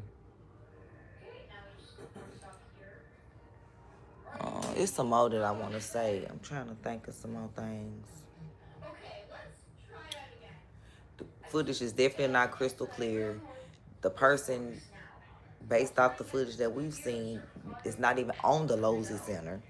And then there's no way that he was shot from the Losey Center anyway. And then his shirt like did this. And then, you know, if you get shot this way, I would think you would kind of like go like that. Why would your shirt do like that, puff up and do all that? That just made no sense to me. So that right there made me think, before I even knew what happened, like something happened to his chest. But, you know, they want you to believe he got shot in the neck with a 30-06 in GTA, and we know that that ain't happening. Mom, help me make a password. All right, I'm gonna turn it back. I got my Bible lesson in a minute. Hold up, here we go. And I think that All right. What you mean, help you make a password for what? I have a password because when I download apps. Andrew, before we go into the other issues we're going to talk about, is it fair to What say is that this? you're defending your position of the overwhelming evidence? yeah. Okay, beautiful. You take the lead. Go for it. Yeah, so I have a bunch of questions for you, and I want to make it super painless, right? So no traps, no gotchas. I'm just going to ask them direct, and I think that as long as they're not loaded, if they're loaded, you should not respond yes or no. But as long as they're not loaded, if I just directly ask them, I'm hoping that you'll just give me a direct answer. So here's the questions that I have. Wait, before we get into that, I would like to just reply to that. So just to be clear, we agreed to debate our claims, and then I agreed publicly that I have no issues having a conversation with you about other things that I've discussed that were outside of the court hearing and things like other evidence that's come across our lap and things that we've been speaking about. But I just do want to make it clear to viewers that for whatever reason you think that you have a right to sort of depose me. I'm not deposing you. I just want to ask you some questions. You literally said that I want to be able to question This is you. a meta conversation. Right, We're having but a meta okay, so debate. now we're transcending. Okay, let's use a Yeah, word. there's Just no use a transcendence, word nothing that you're transcendent. saying. But this is what you're doing, right? So this part to me feels like a So bit am of I a. allowed to ask the questions? I've already said you can ask questions, but I made it very clear to you via email and with you in conversation that we should be speaking. This isn't like you get to sit. If you want to depose me, you should join Rajiv Bakram's defense team. But you're like, I'm just gonna ask questions. Can you answer it? Blah blah. It's like I don't know what you're going to ask. I I'm know, going to answer and if as you I have see issues fit with it, because I'm not. I get it. Yeah. I get Okay. it. Just so we're clear. Usually in the debate, if something's not loaded, I'm just direct. Because you kept saying I'm Joe Rogan. They have no evidence. They have no evidence, and now you're like, let's move away from the evidence. Just talk about transcendentals. Yeah, okay. Anyway, so direct question, super easy. Was Lance Twiggs DNA on the rifle, as far as you know? We can't say that for certainty. As far as you know. I already answered that in the first part. We can't say that for certainty. I told you the context of which they spoke about those things. So no, as far as you know. We can't say that for certainty until we know what the 5 sets of prints were on. So that would be no. You're too loud. What? competition. They We won't need to do get that. Chevy Equinox. Be nothing. I'll be You can't driving say my for own. certainty. Actually, Tell me so you car. if your energy And I here is don't going to like be that like car. you're my dad, You because had you that need car to in speak the what I'm supposed to say. No, You're get up, get up Goodbye. out that chair and go familiar by with the this car right now. debate strategy. But I am Yes, just telling yes or no, you. yes or no. We're not debating anymore. We're having a I don't know. conversation. Is So it a I already capital addressed S? that in the first half of this Yes. about why No, we're still there's definitely debating. This Don't is take still, my slides. no, it's not a This debate. is Now applying this to is you your- saying I want to probe things that sit outside the evidence. I actually already That you addressed stated. this. You asked me. You're not going to go like where you're Okay. sitting and I'm on trial. I'm not on trial. Okay, great. So Let's you talk can about have a conversation let's as talk we've about the agreed French. to. Let's talk about the Foreign Legion. Sure. It was the Foreign Legion. Do you believe trying to kill you? Yes, that's why I reported it to the correct officials in government. That's what I was told, and I handed over that information to Tulsi Gabbard's office. What's your best piece of evidence for that? Well, I was told, Positive evidence. it was told to me by somebody who is high up in the French government. I passed off that information to Tulsi Gabbard's office. I also passed it off to Trump's office, Donald Trump's office. And that's all I can tell you. I wouldn't be able to probe any evidence because I don't have the power to do that. I'm not the federal government. And I would also like to say that this becomes this other piece of what you do, which is when people say, I was told this, and this is the evidence that I have, and I'm willing to have that conversation and write the email to the correct government body that deals with this. Like, I can't hack into Emmanuel Macron's bank accounts and say whether or not the information I agree. but then you go, well, where's your evidence? It's like, well, my evidence is that I reported it. I did the right thing that you're going to do. So if somebody calls and says, hey, Andrew, there's a viable death threat against you, and that person definitively has the rank to be able to tell you this, and you say, well, what I'm going to do now is I'm going to report that to the feds, and they go, what's your evidence? It's like, well, I got the information, and I gave the information that I got from who I got it to the right body of people. And that's what I did. Got it. I just want to make sure. And so I'm not trying to trap you. Well, I just want to make sure I got it clear. and that's why I say I want to know what you're doing now, because this has always been the thing. It's like, we actually can't win on the overwhelming claim, so we're just going to go and bring up everything that I think can try to embarrass her. I reported I'm exactly not as I trying to received embarrass it. you. I just want to make sure that I get Yes, the positions I clear. have not said. Yeah, go ahead. Now you have stated multiple times that you believe that Israel's involved in the death of Charlie Kirk. Can you give Yes, me? we can pull up the clip. I'm sorry. I'm just saying. Go ahead. Can you give me the context for what are you talking about? Like when I say, generally speaking, why people think that Israel's involved? Mm-hmm. Okay, where's your question? Yeah. Do you have any positive evidence whatsoever that Israel killed Charlie Kirk? Well, I couldn't say Israel was on the ground and shot and killed Charlie Kirk. I would say that there are various things that we're trying to establish, one being a motive. And since I don't believe that Tyler Robinson and his transferee is a convincing motive, because he was fired up about politics, which Lance testified that he never spoke about with him, nor do I believe that he was, so into LGBTQ issues, since Lance testified they never spoke about LGBTQ issues, that he stopped and ate at Chick-fil-A, which if you are into LGBTQ issues, wouldn't be your lunch before you go kill Charlie Kirk for LGBTQ issues, because Because you have positive evidence. I'm answering the question as I feel like I want to answer it. Like I said, you don't get to for an hour and a half. But the question I'm asking is about positive I'm evidence. telling you that in any case, establishing a motive, and again, I already explained this at the top of the show, but the reason why people find Israel to be an interesting question is because truthfully, Charlie's perspectives were changing on Israel. Sure. And he was starting to realize how much pressure was being put on not just our government to constantly fight their wars, but also being put on his organization personally. If people had come out and been honest about that, rather than rabid claiming he never flinched and everybody's lying and this is not true, you would probably have people that just go, that's life, people change their opinions. I understand. And then there was the rabid, not even that, everything was about trying to convince the public how much he liked it. So then, other than intuition, how you feel about things, do you have any evidence that Israel is involved in killing Charlie Kirk? I have already said, and if you're watching my show in the context of what I said, this is the general sense of why people think Israel's involved. Nobody has made the claim that Israelis, there were also Joe Kent. Well, Joe Kent, who I think would have the right to assert it, noted that there were 12 Israeli cell phones on the ground that day. I think most people would like to probe that. Now, it could be maybe they were students, maybe they were Israeli students in Utah that day. But we'd like to probe that narrative because what we've seen after coming from the Israeli government, the Israeli prime minister, kind of denying what he did, which wasn't really necessary, he was quite busy. The phone call that happened, which no one wants to stop, it happened the week prior. Or not the week prior, I think it was around August 5th or 6th that took place. And again, the almost desperate lies about Charlie shipping the thing in Israel lead us to believe that there could be an Israeli angle in this. But we cannot say for certainty that Israel called the shots and this is how it happened. But definitively, I think that's where a lot of us would like to say. Whatever you want to say, positive, negative, however you want to say it. Well, like positive I evidence, just have a conversation. material evidence, and other evidence. What we've said is on our show is what we've said, which is this feels like a conspiracy building. There's no reason to lie about these things, and yet people are lying. BB ain't acting right. The Hamptons thing was weird, and the way they tried to shove the Israel narrative down our throat immediately. I mean, the day he died, posted a picture of him with an American and Israeli AI photo on the president's feed. So it's all right. Do you have any evidence that Eric Kirk of TPUSA participated in the murder of Charlie Kirk? I've never said they participated in the murder of Charlie Kirk, so how could I say that I have evidence they participated in the murder of Charlie Kirk? Okay, so then you don't believe that they did?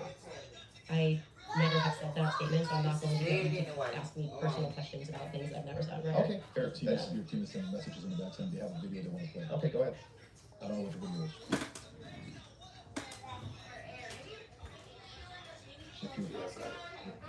Yes, you said that there's a video you want to play that Candace said she has full confidence Israel was involved. You said evidence that they killed him. I said there. No, not that one. The story is white. I just had it the other day because I was doing it. My guess is clear. I think that was easy here. Which was the question. It was a fairly how influence Israel and Charlie Kirk's assassination. And I would put that out there with confidence. And also, I understand. Yeah. So you think, with full confidence, you think that, yeah, I think that Israel's France and involved. Israel. Yeah, I mean, the person that gave me that thing that I recorded said that French Foreign Legion were on the ground that day. Again, this would be at a professional location for me to then go and probe that information that I handed over. I can't do that. I'm not going to answer that right. Can you just stop? It's actually just like annoying that you keep saying positive evidence.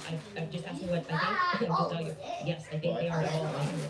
No, I said here's what I think. I have every right to ask you about your claim. Yeah, but and if there's positive evidence in for this your statement, claim. I literally just said I think, and I am allowed to think. You keep saying you have positive evidence. I have tons of positive evidence I'm allowed to think. I agree, you're allowed to think. Okay, so- Nobody's disputing whether or Yeah, not but Candace like Owens is allowed to think. you're, What I'm asking is that but you have what's your issue positive then? What is your evidence. evidence? Real That's not just what you said. I That can makes say I That's why I'm trying to see what he needs from here. I'm not coming back here and. you have confidence to think when you think. But if I said, for instance, I think I'm going to be late to work, right, with full confidence, I would say my evidence for that is that I'm 20 minutes away and I need to be there at 5. That's how you would know whether or not you have full confidence. Something. No, let me finish. If it was the case and I said I have full confidence I'm going to be late to work, I would say my evidence that I'm going to be is that work is 20 minutes away, right, and I have to be there at 5. So I have full confidence. That's why I would think that. So I'm asking, if you think that Israel and France were involved in the assassination of Charlie Kirk, and you say with full confidence, I'm just asking for the evidence, or at least walk me through the mindset of why it is that you could think that with You actually don't have to walk you through why I think.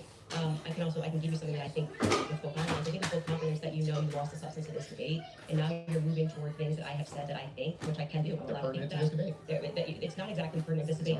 It's not pertinent because our these are debate. claims made about Charlie Kirk's assassination. That's the complete substance of the debate. No, actually, would you like to remind him of what our debate claims actually were? And would you like to remind me that you said I could ask you about any of these things to my heart's feel content? free, but you do not get to structure how I'm allowed to reply or ask me I'm why not are you allowed structuring to how you're think. allowed to reply. I'm just asking you direct questions. I have full confidence that you do not feel that you represented your claim well, and so now what you came That's prepared nice. I to just do is wanna to know- present yourself like a professor of I fallacy. just want to know. And to say, you're not allowed to say that, you can't, You can say whatever you want. Well, Nobody's I said it. disputing that. It I'm seems asking. like you are I'm disputing it. asking you I think that specifically when this why is you all think said that. and done, I've already explained to you, I explained at the beginning of this, why I think Israel is ultimately going to be proven to have involvement in this. I just explained to you in the middle, and now you're wanting me to structure the sentence or provide evidence. You don't have to, you're just allowed to think, and I've explained to you my thought process. I don't need to structure it in a sentence. If you feel like a professor today, you picked the wrong day. Don't you think that like tens of thousands or hundreds of thousands of people would want to know what Candace Owens' positive evidence for why it is that Israel and France were involved in the most traumatic public assassination of Gen Z's lifetime is? That's why they watch my podcast. So you're just going to drip to them? Like, here's why I think that? Every time we come across any of these discussions, they're watching this in context and they know why I'm saying it. So, for example, when you're bringing up, well, Candace, where's your evidence for France doing this? I just told you someone who's high-ranking in the French government. French doing this? Of course. Of course. Of course. Of course. But So there's good reason to it's not doubt a this. conspiracy, though, if I then took it to the federal government. Like, you can't just go out there making a claim to the federal government, you get in trouble for making false statements and things of that nature. So, and then you go, well, I'm going to probe that. Well, how can you probe that? This happened to me. This is my podcast. This is my podcast. I am sharing my life and my experiences of what has happened to me. And you're basically coming in like you're going to, regulate how I'm allowed to say it, if I'm allowed to say it. Anything. I'm asking very You're pertinent sounding questions. a bit like a professor trying to regulate and say, Candace, You sound you very can't say I defensive, think. like you just don't want to answer questions. I did answer your question 2 times. I just didn't say it in the way that you wanted You me to just say kind of it. obfuscate and you run away from it, but I would like for you to Let's just actually go through focus on every it. clip that you guys have prepared because it's pretty. I think with full confidence, people will recognize the strategy that you're trying to employ. So let's get to the next clip you have prepared. Sure. We can pull up Yeah, whatever it is yeah. that you guys have prepared. But I would still, on this point, I just want to make sure that you have full confidence that France and Israel were involved in the assassination of Charlie Kirk, and you have no evidence for it at all that you'll give us. Well, I already did tell you where it came from. Like I said, I can explain it to you. I can't understand it for you. So if you need to, that France killed Charlie Kirk, or just that you were in it. They said that the French Foreign Legion was involved and on the ground that day. I've already said that. You just don't like hearing it. No, it's just out of curiosity. Yes. You passed down that message to Tulsi or Trump. Tulsi's office, yes. Tulsi's office. Are you giving them who told you that, or you're just saying, here's what I heard from and I have this information, and of course, if they wanted to open a file on it, which I thought was quite mysterious, that Trump's office never got back to us. It was kind of weird about, like, maybe they're not the correct office too. I did receive a response from Tulsi Gabbard's office, but I don't think there was ever an investigation into it. A brownie that she don't need. The email. Yes. Email was, I've been told. I have information, yeah, that the French Regular Foreign kind. Legion was on the ground during Charlie's assassination. Not the kind we like. And No. I mean, They done ate all them. not in the first emails. I figured they would like, yeah. So if they do Taking them to, like I said, taking them to school and doing all that. I would absolutely give them as much Can I information ask as you a possible. question? If whoever's the U.S. government. Which one number 10 in that box in there where they just make it seem like it's a lot in If there. that's the case, now, they may respond back and say, we did, that's their position. No, I'm saying there's only 10 packs in that box. And right away, You would have thought more was in there. Sam is 20 in the box. He has that. There's no. And if you do say that, and you contact that individual, obviously you don't have to use your social security. Girl, be quiet. I'm looking for something. And why can't I find it? Sam's is 100. What their sources are? Yes. Okay, I mean, That seems reasonable. And so why he's asking me to defend that is like, I think those are two different things. That's more something I don't think. Like, why are they not reaching out to you? I've asked that many times on my podcast. What do you think about that? What? The fact that she emailed, she gave it, and nobody reached out to want to contact the source. Probably didn't think it was actionable, is my guess. But even if they did think it was actionable, great, every lead should be followed up on within the confines of what's rational and reasonable. Is it fair to say that this is maybe a different individual because this is a person that was involved with TPS and had a relationship with her? No, her relationship. Like, this isn't just anybody, so if an average person sends it, yes. Yeah, but I mean, we don't know who the source is, we don't know Well, anything. if you were in that department, wouldn't you want to, even you assign it to one of your There's guys? no to guarantee say, they didn't look into it. How do we know? How could they? No, They how didn't could come they? She get didn't more give the it. information. More of the information. It was a long file. This is a separate, this Did has you got send nothing to him do the with guy's this. name? This is more on Well, I sent the email, assuming that you understand, you go and you make a report, you think they're going to come back to you and say, hey, much more information, we're investigating this, and that didn't happen, which is why I raised it. Especially because this was at a time where they were saying that they wanted to explore every possible lead. I even texted Dan Bongino. So actually, it was three offices: the executive office, Dan Bongino, and Tulsi Gabbard's office. Okay, so the follow-up to that is the following. If they contact you to say, is that specifically But to the that's- French government? it was or like Israel that, but yeah. That wasn't about Those are Israel. two separate things. It was already like they that were on the saying the couch. French foreign, that Like, person every as a time part of it was saying that it was the clean French up foreign legion that was on the ground. And I find that to be very strange too. Because who would want to make a report? Like, I mean, I've never made a report with the federal government. When you did say that, I'm going to bring you to. The question is, in regards to, I've not seen that clip, so I'm seeing it now. I'm full confidence, I believe that it's not French involved. Is that also based on a source that somebody told you that Israel was involved in the assassination of Charlie Kirk, or was that a gut feeling?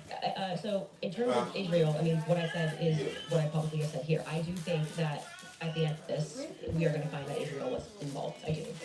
Now, in terms of the hard evidence that's been presented, I think this has been a huge problem that a lot of us have had, that they won't even explore anything else that's going on in Charlie's life personally. So if we're not satisfied that Tyler Robinson did this in any way, then every alternative theory should be Get out of my room. should be brought forward. We've done that in our capacity. Like when people keep saying she has no evidence, it's Get 'em out. kind of crazy. I think we've broken more stories than any news source. I mean, down to pictures, details, police officers, what the dog's name was, because we're not the only that believe there's a conspiracy here. The police officers that were involved, the many police sheriff's offices that were departments that were involved that day, all believe there was a conspiracy. Down to the U.S. Marshals believe there was a conspiracy. They were my sources at the U.S. Marshals were saying they were basically something wild goose chase that day. But do you see how you say my sources?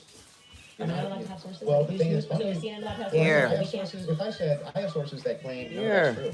In fact, my sources claim that her sources are lying. My sources claim that none of them believe that there's a conspiracy. My sources claim all of them really think that Tyler Robinson was a lone gunman. If I just said that as a hypothetical, wouldn't you say, what? Yeah, think what probably has me is like then when I drop photos of the car, I gotta that no get one's it. supposed to see, people go, okay, her sources are legit. So, and then when what I say is that it's proven in court and nobody knew those things, people are recognizing that my sources are legit. When I say Charlie was scared in the last days, and then I dropped the text message, which you just learned about a couple of weeks ago, of him saying he's leading the pro-Israel cause when everyone was lying about that, then they say, I think Candace's sources are legit.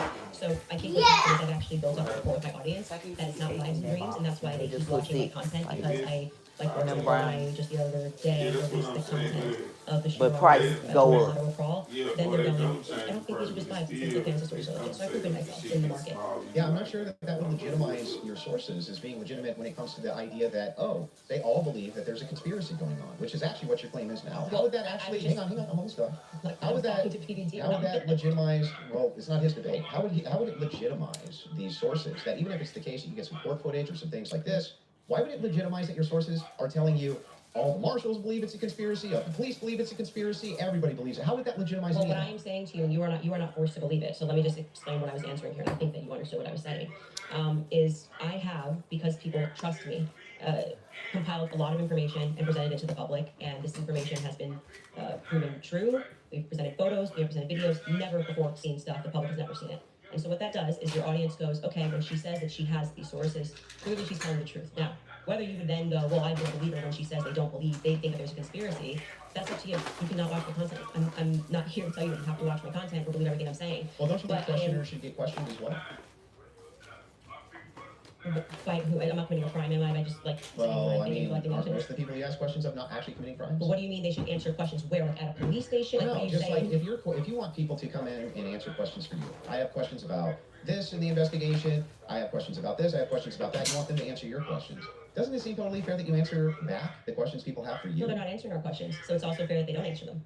So you're That's why I okay, said so you Andrew want Colbert should be in this chair. He's not. but That's his prerogative. isn't that a double standard? No, it's not, because he's not doing it. Yeah, but that would still be a double standard. If you're requesting that he does do it, then that seems to infer that you think he owes you answers. Oh, so inferences are allowed again? And they never weren't. So that seems to infer that you think that he owes you answers. If that's the case, then don't you owe answers? Yeah, well, I feel like I'm answering your questions and his questions about, I mean, I'm talking about Andrew Colbert. His position is he's a spokesperson for Turning Point USA. So when the crowd turns against Turning Point USA on the basis of a lack of information or because there has been, I don't know, seeds sown of distrust, I would imagine, and forget answering my questions because it doesn't need to be me. Aren't you sowing a lot of those seeds of distrust? Well, I think they're doing a pretty good job themselves, if I'm being honest. You can blame it on Candace all you want. Well, People love to do that. the thing is funny is people like, act like I'm I ground think that zero. I'll be fair with you. I'm ground zero of people not trusting Turning Point USA. I think that there was some PR there. I think there was some PR there. Sure, they could have done better. Absolutely. I'm not disputing any of that. One thing, though, that I want to just directly ask you is, do you actually believe that anybody in TPUSA or Erica Kirk or Erica actually participated, had foreknowledge of, or facilitated the murder of Charlie Kirk? I'm not going to get myself into a legal pickle here. Everything I said is on my podcast. I think firmly that if I was the investigating officers, I would seat them all and I would ask questions. I would at this phase. I would. Okay, So what does using that mean? hypothetical. Does that mean that you do think so? I think it was not a sufficient investigation into what we know to be true of 80% of homicides. It's usually conducted by someone you know, right? And the fact that that was never even considered, that like I said earlier, the backpack was returned. How do you know that was never considered? Because they gave back the backpack, as just one example. They gave back the backpack, they gave back the... That doesn't show a conspiracy. Well, I mean, it shows that the police trusted everybody and didn't just hold things up for a second. They ruled them out as suspects. That quickly, I'm not comfortable with that investigation. It's a pretty big organization. There's a $100 million incentive. People, this is... What $100 million incentive? What I'm saying is his organization, like it had grown to, I think it was 100 Plus per year. Yeah, per year, if that's what you want to Yeah, factor. the team wants to play a video. If you don't know, there's a video they want to play of Candace said it's impossible to not believe Erica's complicit. If you guys want to play that video. And so right now, their guys are going out and they're going to look for evidence, and then by May, which is fortunately around the corner, then she'll see what they found. So what the F is that performance? How could you sit up there and say, yes, I 100% believe Tyler Robinson did it? That right there is why it's impossible for me to think that Erica Kirk is not complicit somehow. Because what? Those two thoughts actually don't even follow. How would it be the case that even if Erica Kirk did believe that Tyler Robinson was 100% responsible for the death of Charlie Kirk, let's say she believed it with every fiber of her being, believed all the evidence, because she did. She just actually did. Would it then follow that somehow she's complicit in his death? I didn't say complicit in death.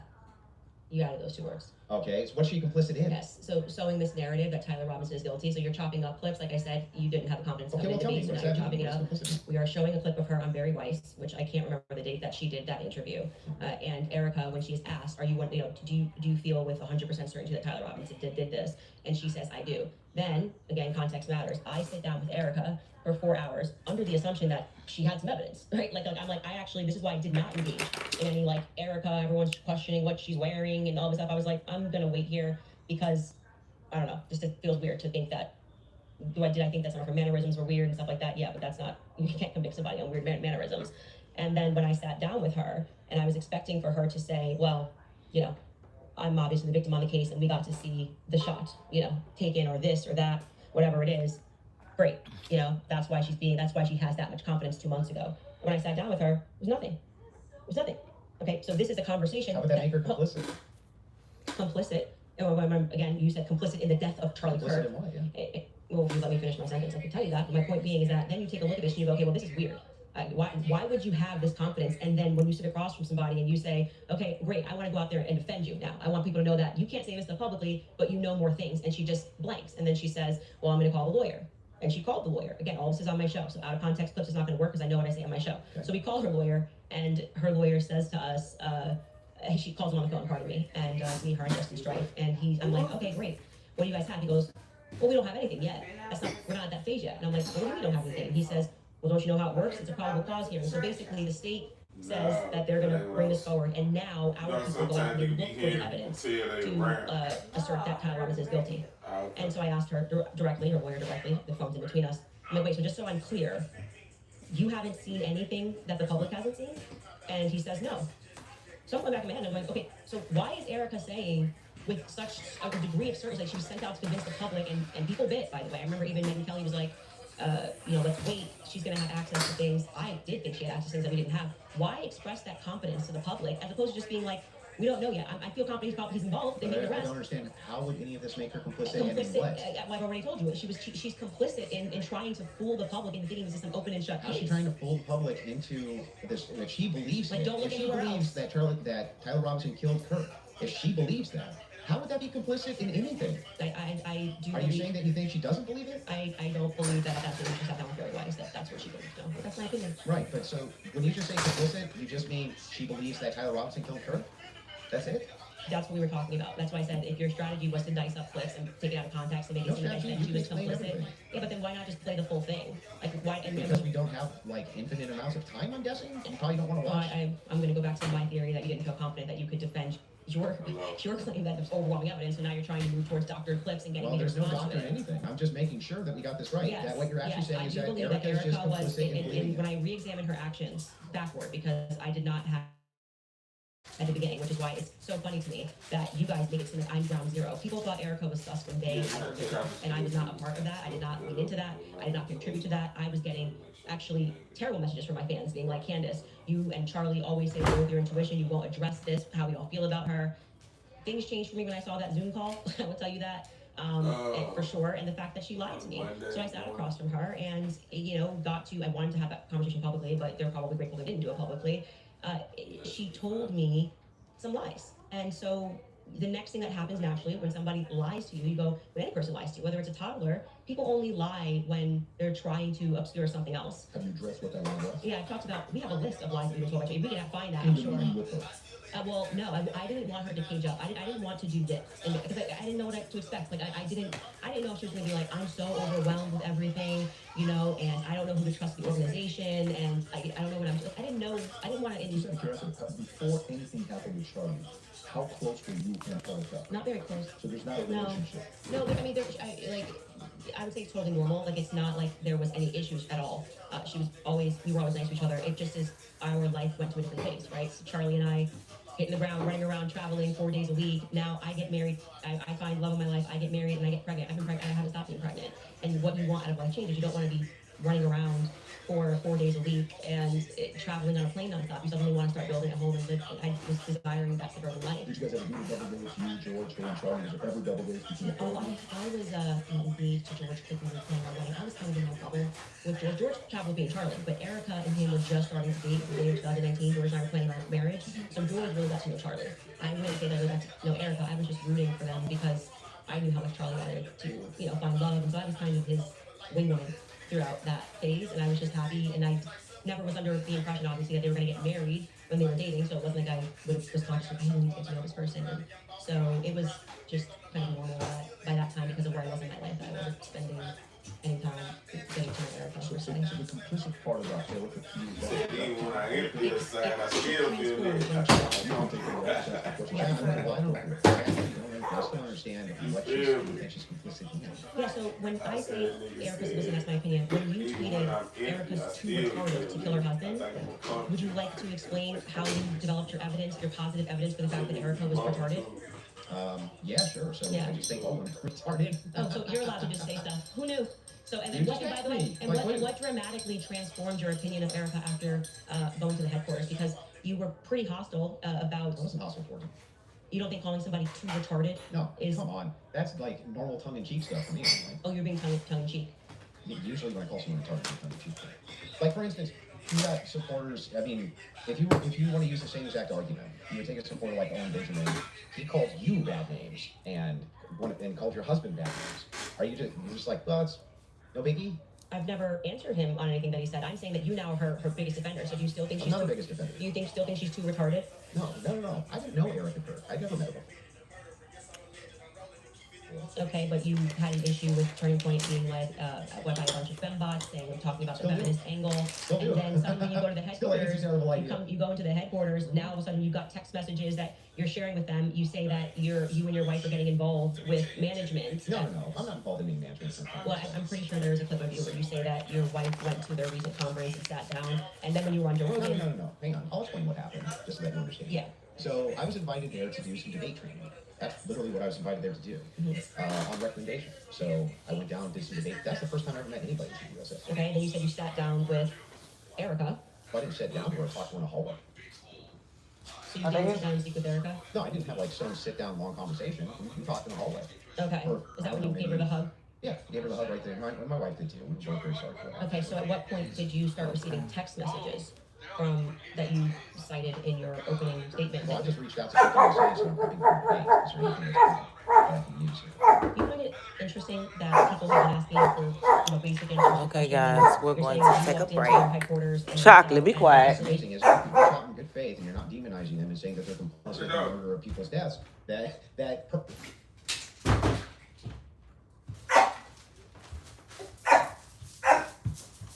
Hush. You got the door locked for. Hey. Oh, that's okay. What you doing home? Yeah, they played hooky today. And act like something was wrong with them. You're not getting out. How you doing? I'm doing good. How you doing? I'm doing good too. Oh, but Jaleel, take your daddy's glasses. Get his applications in. Yeah, he got I guess it's kind of an interview, but I mean he done like everything as far as like the background and all that checkup. So now it's just, I guess, them deciding on pay and all that kind of stuff. So yeah. Yeah, me too. So he can stop that third shift. Take him back there in there with your daddy. Chocolate. Your hair is pretty. Thank you.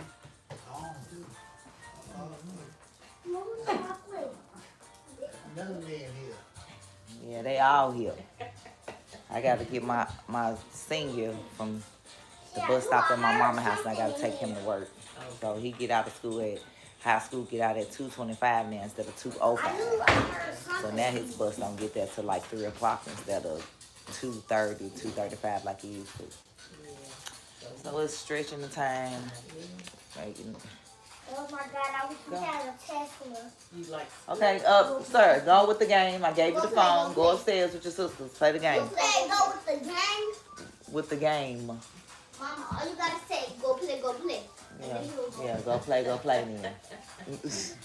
Go play. That ain't working on me. Come on, it's too loud so we can get started. 'Cause I gotta go. Yeah. And they got other places to go to. Yeah, and it's gonna be a short lesson Right today. here by the kitchen. Like when we first walked in the kitchen. Yeah, I'm saying. 27 or 28? 28. Yeah. Mm-hmm. Okay, I'm gonna give you my tablet.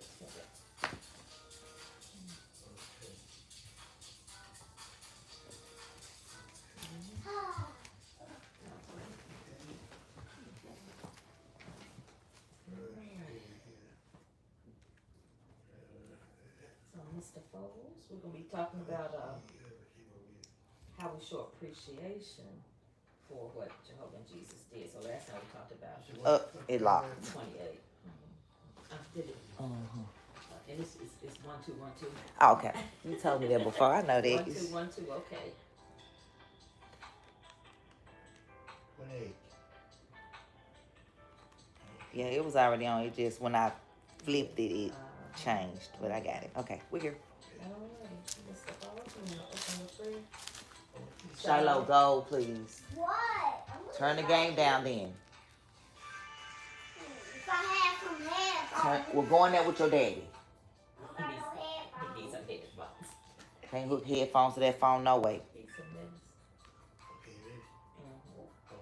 Still find it. Thank you for this blessing. You blessed with coming together here this afternoon to have a discussion with our friend here this evening and help us appreciate how to show appreciation for you, Father, and continue on to bless this information, bless her and her family as well. We ask these blessings in your Son, Christ, in His name. Amen.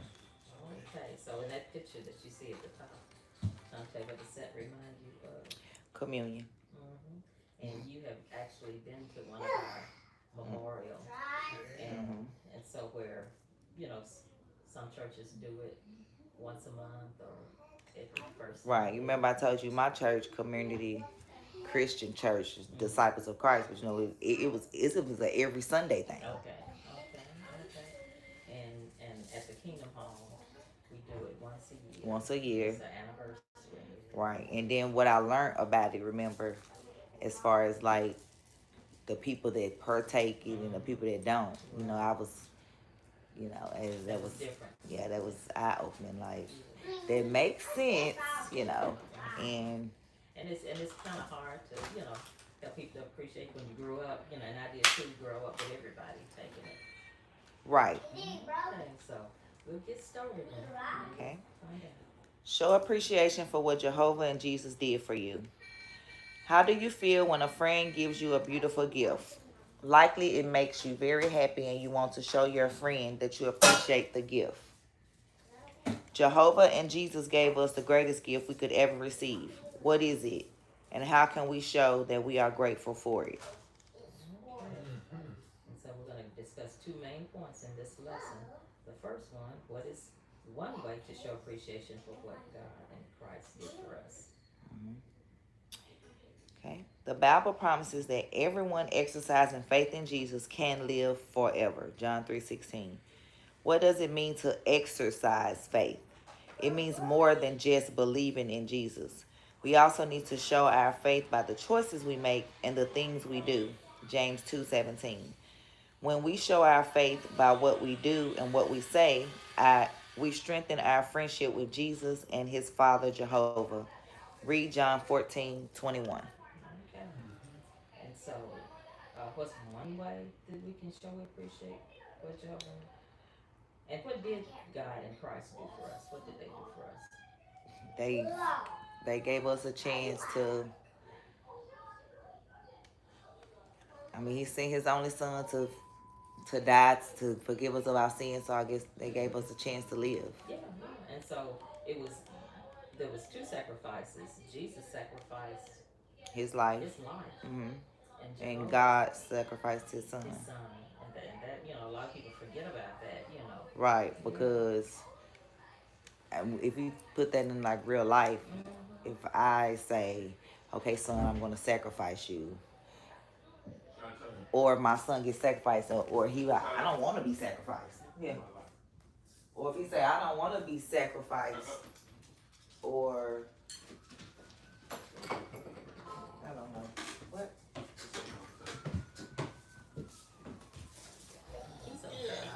Give me him. Yeah. Give me. Wait. Girl, you don't give me, don't fire me.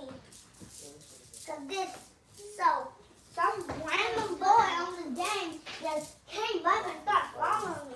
And I had to come away from him. And I started Some random boy just popped on his phone. I just got a vocabulary out of this. Yes. People like, how old is he? I'm like, 6 going on 60. Exactly.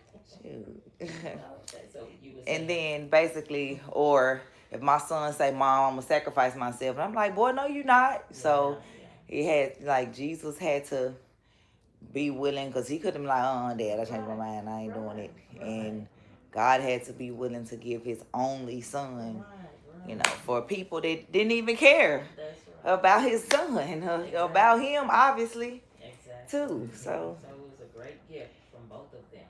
right. And so what can we do to show our appreciation? We can exercise faith, meaning show that we are thankful and grateful for his sacrifice by the things we do in life, being loving one another, helping others, I need to put on my gas. you know, watching our tongue, and, you know, just loving the way that Jesus loved, or, you know. Exactly, and those are actions, not just saying. Right, not just saying I believe, because like we talked about the other time, you can say I believe something, but okay, I believe too. But we believe that's not true. Like what? Okay, we busy right now. Show me later. Y'all could have showed me that all day. Act like you're still in school. You're not out till 3. Okay. Okay. Let's read John 14:21. Okay. Whoever has my commandments and observes them is the one who loves me. In turn, whoever loves me will be loved by my Father, and I will love him and will clearly show myself to him. Okay. So in order to really show our appreciation, we need to observe what? Observe the commandments and follow them. Yeah. And you know, we're not under the commandments, you know, like the 10, and really there were like 600 commandments. Right, because then, okay, so answer me this. Did he go up to the mountain more than one time? No. Okay, so all right, we don't even have to talk no further on that then, because I don't know who believed that. One of them. You know what? That's a good question though, because the first tablets were broken. Right. The Bible did say that God wrote them again. Okay. And so I don't know if I ever read that he went up a second time. But he got him again. He got him but again. I'm thinking, I don't even know if that's like what I meant, because I think I read that. Mm-hmm. I'm saying what I actually, what you said, like he went up several times, like we ain't happy with these. I don't know, like something, like so more was written, because like you said, it was 600. Yes, okay. Because all through Exodus and Deuteronomy, we have Jehovah had all kind of commandments, like even how to go to the bathroom. Yeah, he told us. See, that's why I gotta, okay. Yeah. So, and I mean, just about everything. He gave them just detail, but we're not under those anymore, because some of the sacrifices were, you know, you had to offer up an animal, you know. Right. Some of the commandments said you had to offer up an animal sacrifice. We don't do that anymore. Right. Another commandment was that you had to give a tenth. They had to give a tenth of like the tithes. Right, that was a tithe. Right. Yeah, you know, of their. Well, honey, where is that? What scripture is that, so I can relate it to all the churches that's talking about? Well, if you're not giving your 10%, I think God would rather me give to somebody that actually need it. And the Bible says that the commandments were nailed to the torture stake with Jesus. So they came to an end. That whole system came to an end. Oh, Jesus. okay. Jesus, you know, and they weren't just totally, well, some were done away with because we don't offer up sacrifices anymore. Jesus was the one and only Right. sacrifice for all time. People had to go to the priest. The priest had to offer up a sacrifice for himself. Then he had to offer up a sacrifice for them. If somebody committed a sin. Okay. Now, if we commit a sin, what do we do?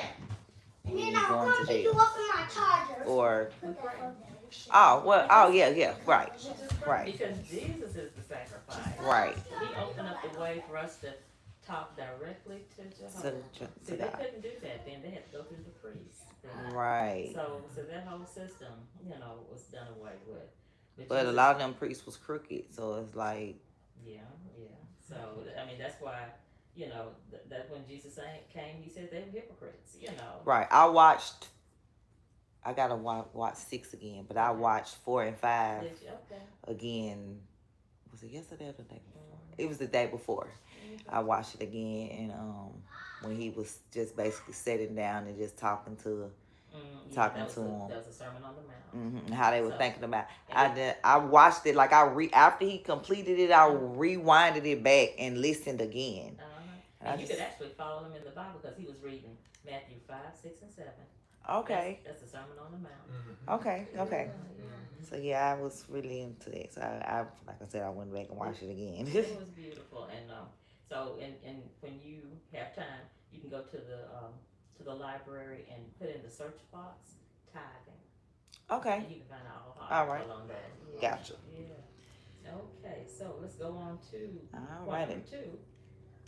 What special events helped us to show our gratitude for what Jehovah and Jesus did?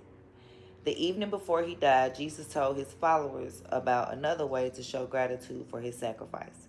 He introduced a special observance that the Bible calls the Lord's evening meal, also known as the memorial of Christ's death. 1 Corinthians 11:20. Jesus instituted it so that his apostles and all true Christians after them will remember that he gave his life for us. Regarding this observance, Jesus commanded, "Keep doing this in remembrance of me." Luke 22:19. When you attend the memorial, you show that you are grateful for the great love that Jehovah and Jesus have for us. Okay. So what's the special event that helps us to show gratitude? The Lord's evening meal or the memorial of Christ's death. Right. And we're gonna talk some more about it as we get into the lesson. But it's when you think of a memorial, it's an anniversary of the day that somebody died. Right. And what was I getting ready to say? Oh, and he did it on a Passover. So the Passover, you remember what the Passover was all about?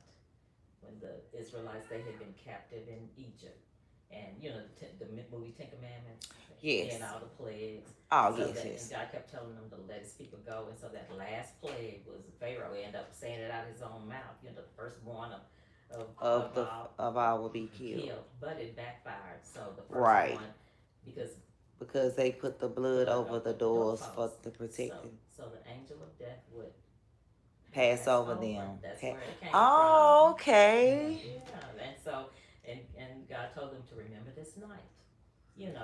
That they were set free, and so the anniversary of that. Wait a minute. Is that's on his tablet? Okay. So every year, when that day, that's like the anniversary of your wedding, your birthday, whatever, the anniversary. Right. A year later. Okay, I had a question about birthdays because I had heard something. The Prince had said it, and like some other people had talked about it, whatever. It's like he was like he don't celebrate birthdays anymore, whatever. And they had asked well, why? He was like, well, your birthday was the day you were born. Like you're already here. You're not born. You're only born once. So he was like, so that's why he don't celebrate birthdays necessarily because you were only born that day all those years ago. Yeah. So and that's and it make you age, or it was just a lot, and it just had me thinking about it like. And you know what, Shantae, the birthday, but you can do some research on birthday too, because birthdays are only mentioned twice in the Bible. There's only 2 people that celebrate their birthdays in the whole Bible. Okay. And that was Pharaoh and Herod. and the And birthdays, Pharaoh was evil or wrong, and Herod was. at both of the birthday celebrations, somebody was killed. The couple See, that I oh said. no, I'm done. No more birthdays for me. But it was, you know, but it was only celebrated by the pagan nations. No Christian ever celebrated a birthday, and the Bible says really the day of one's death is better than the day of one's birth, because Right, because you're going to be with. and you've established a relationship with God. You know, your life has meant something. Right, when you're born, you just don't know, you don't know what the baby's gonna turn out to be. You know. Right. Yeah, and so we're happy. You know, we're happy, and we are. You know, we're glad when we made another year. You know. Right. But as far as making a big celebration, you know, like I said, do some research on it. Oh, I did, and I did research on weddings, and I just was like.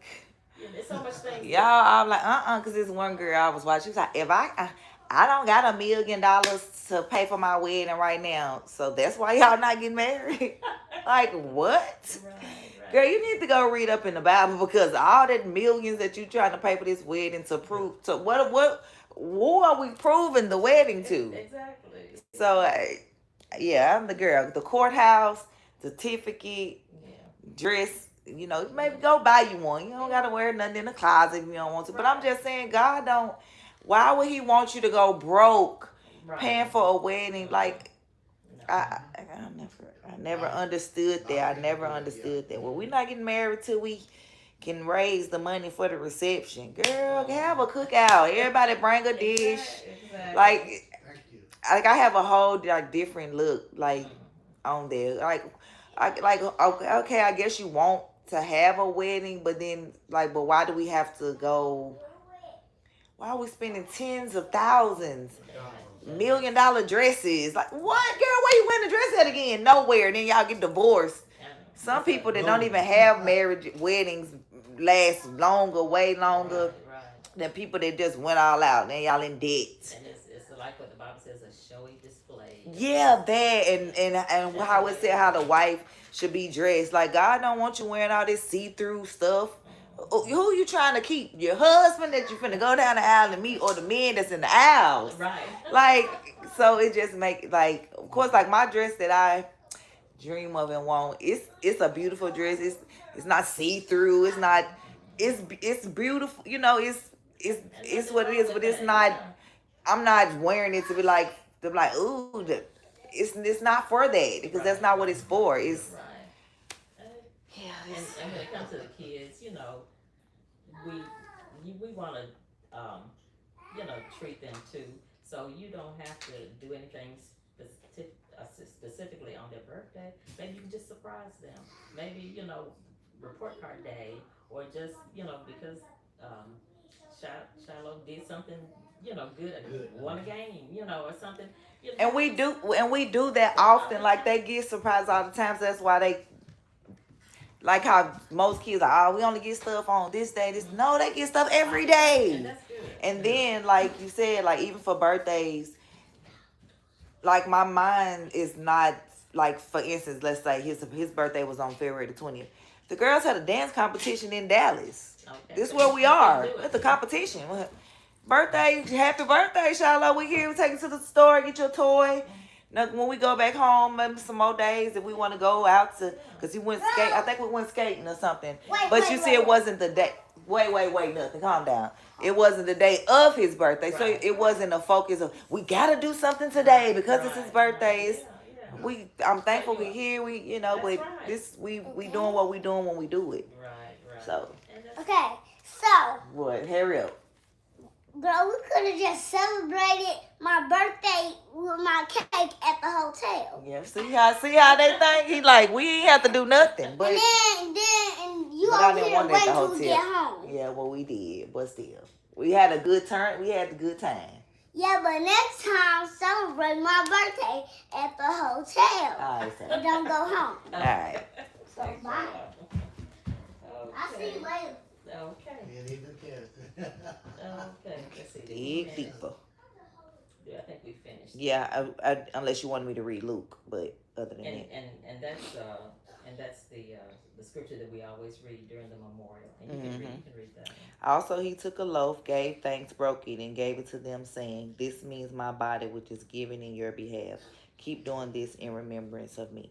And so the bread and the wine that Jesus used was left over from the Passover celebration, because Jesus was used to celebrating the Passover with his family because he grew up as a Jew. Right. So every year. And so when we read that whole account in the Bible, after he told his disciples to get a room ready so we can celebrate the Passover together.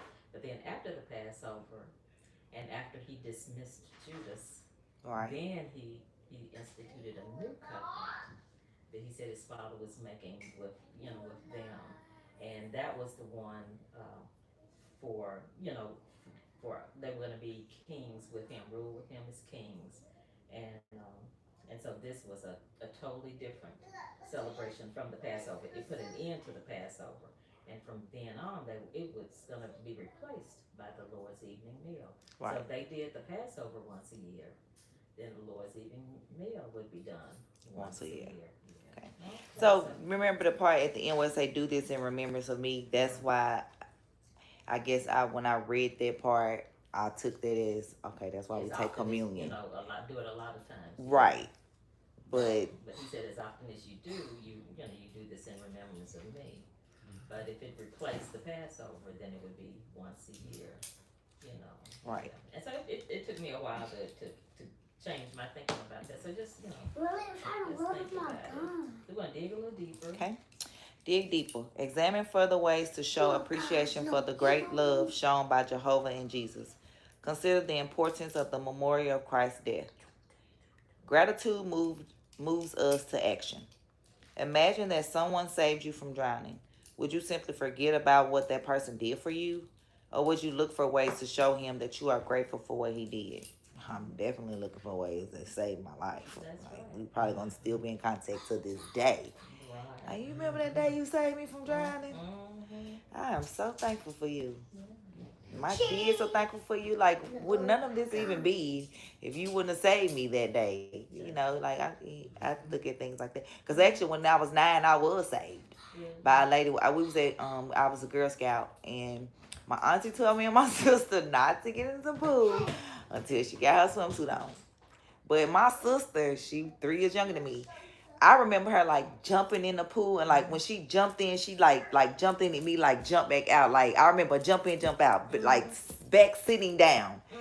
And so I don't know if I was gonna try this or what. Like, I don't even know if I even dreamed this now, if it even really happened. But I ended up in the pool drowning, and I came up on this lady neck, and my auntie, running out of, it was like, "I told y'all not to get in the pool," and I don't know who this lady is to this day, but wherever she is, thank you. She was with Girl Scouts through Opryland Hotel, because my auntie worked through Opryland, so they had their own Girl Scouts and Daisies back in the day, and I was a part of it. And yes, that lady saved me, and Mama, do we watching your I'm thankful for her wherever she is. Mama, do we watching your live? Okay, that's fine. Right. All right.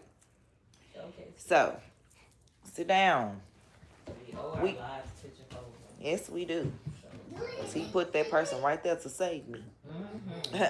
Read 1 John 4, 8 through 10, and then discuss these questions. What is Jesus' sacrifice? Why is Jesus' sacrifice a special gift? How do you feel about what Jehovah and Jesus did for you? Whoever does not love has not come to know God, because God is love. By this, the love of God was revealed in our case, that God sent his only begotten Son into the world so that we may gain life through him. The love is in this respect not that we have loved God, but that he loved us and sent his Son as a propitiatory sacrifice for our sins. And that word propitiatory, it means that it's like the utmost sacrifice. Yeah. And he softened Jehovah's face. It's like we were alienated from God before. Right, before him. Right. It was always just about, I guess, the priest and the... Yeah. But and it wasn't, because Adam put us, we were descendants of Adam, and he put us on the bad side of God. But it's beautiful that God wanted us. He could see beyond Adam. He could see all of his descendants that they would appreciate it. And so not only was Jesus willing, but it was God's idea to have that sacrifice so that we could be brought back in good graces with him. Yeah. And so that sacrifice really kind of was an appeasement. That's another word for it, appeasement. Right. Okay. And so why is Jesus sacrifice a special gift? Because he sent his only son to come and die for us, even though we didn't love him. And how do I feel about? I feel thankful every day because I think about would I be able to. Like, would I be able? I can't give my son to die for people that don't even care about him. So like that in itself, like, and that's why we are not perfect because, like, how can you forgive someone, people that did this to your child? But God is love, so.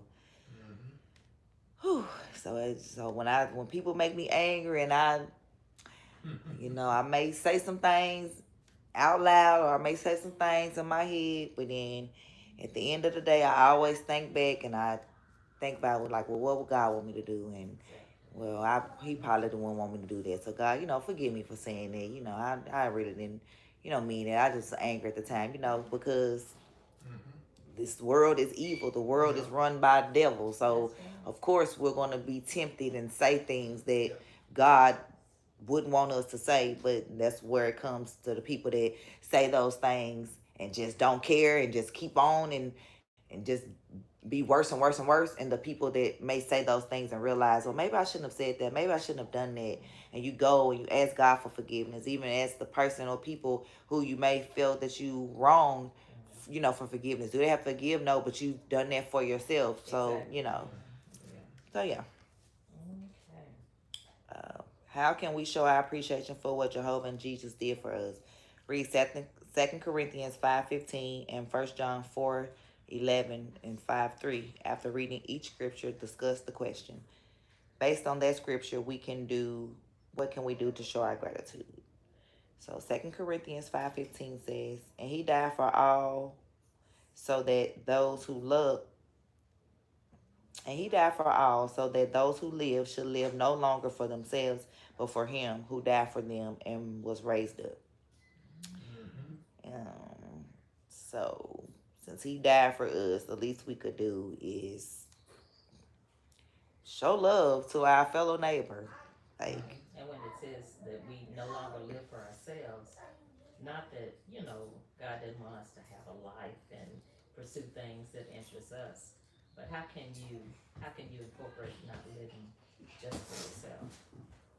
Keeping God in your life and keeping praying and keeping faith, and maybe ask him like for guidance when you going through things, when you finna make a decision about a new job or education, because like they really opened my eyes. Like if I would have known that when I was younger, I would have still decided to take that path. Because I was talking to my audience yesterday, like I want to be Dr. Mayo so bad, but is that what God wants for me? Because it's not happening.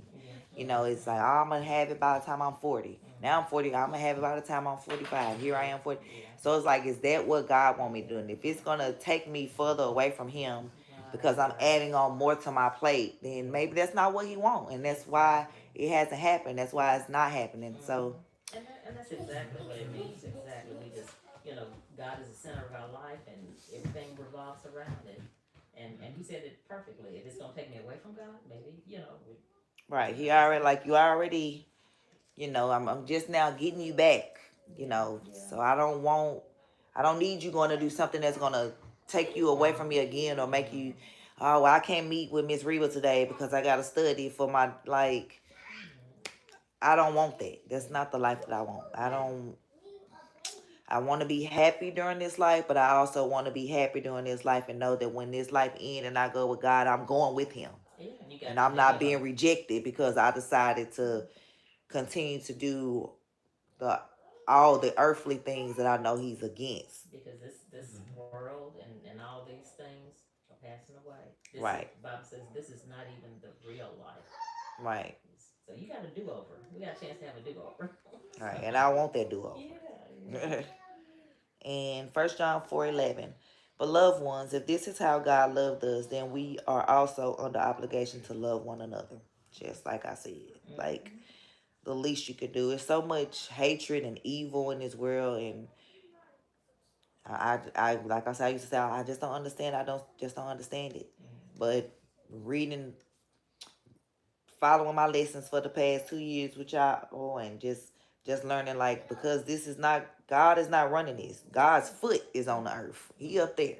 The devil is running this for a short time. Right. So when I say I don't understand, I do understand, because the devil is running this. You're right. And it just keeps getting worse and worse. So that It can't do nothing but get better. Like, once you get to the worst, it can't do anything but come up. And that's evidence that we are getting closer to the Right. end of this system. So that's good news.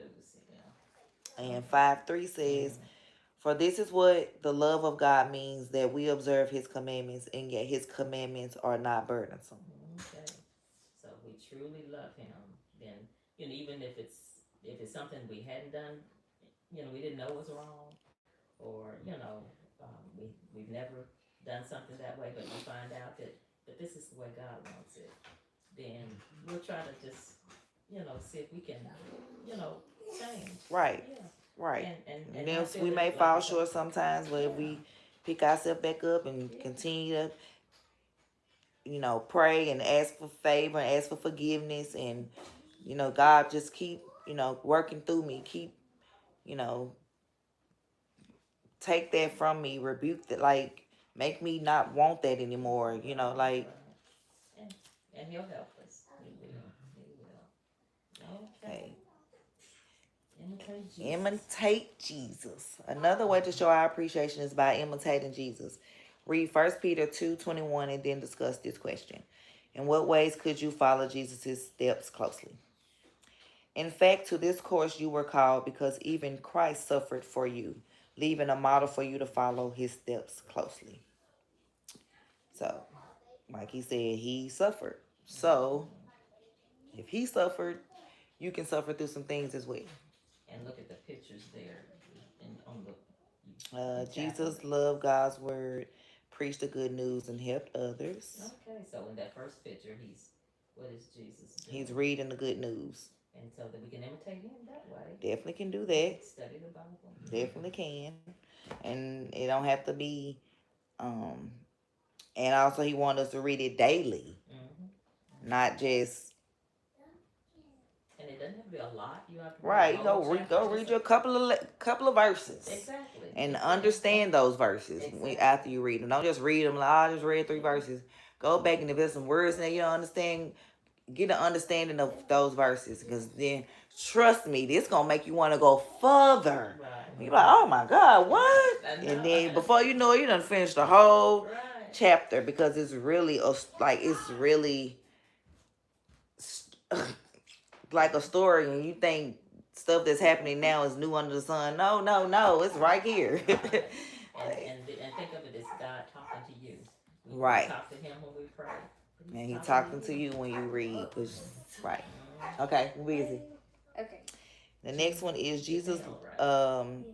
He's preaching to others now. So he read it, and now he's sharing it with others. So you can do the same by, once you learn something, which I do all the time, I share it. And if one person took it in, I've done my part. Of course, it's gonna be some naysayers. The devil runs the playground. There's got to be somebody that's against it. If everybody for it, then this wouldn't be the devil's playground. So it's only right for somebody to come in and question it, or somebody to come in and say God isn't real. Jesus, of course, like this. That doesn't deter me anymore. Like, what? I know you're the devil, the demon, trying to lead you, try to get me to combat with you, and I'm just gonna read the next scripture, and you either gonna stay or you're gonna go. And then a lot of times they come back at the end and it's like, I really enjoy this really opened my eyes, right? Because it's not my goal. It's not to debate you. Right.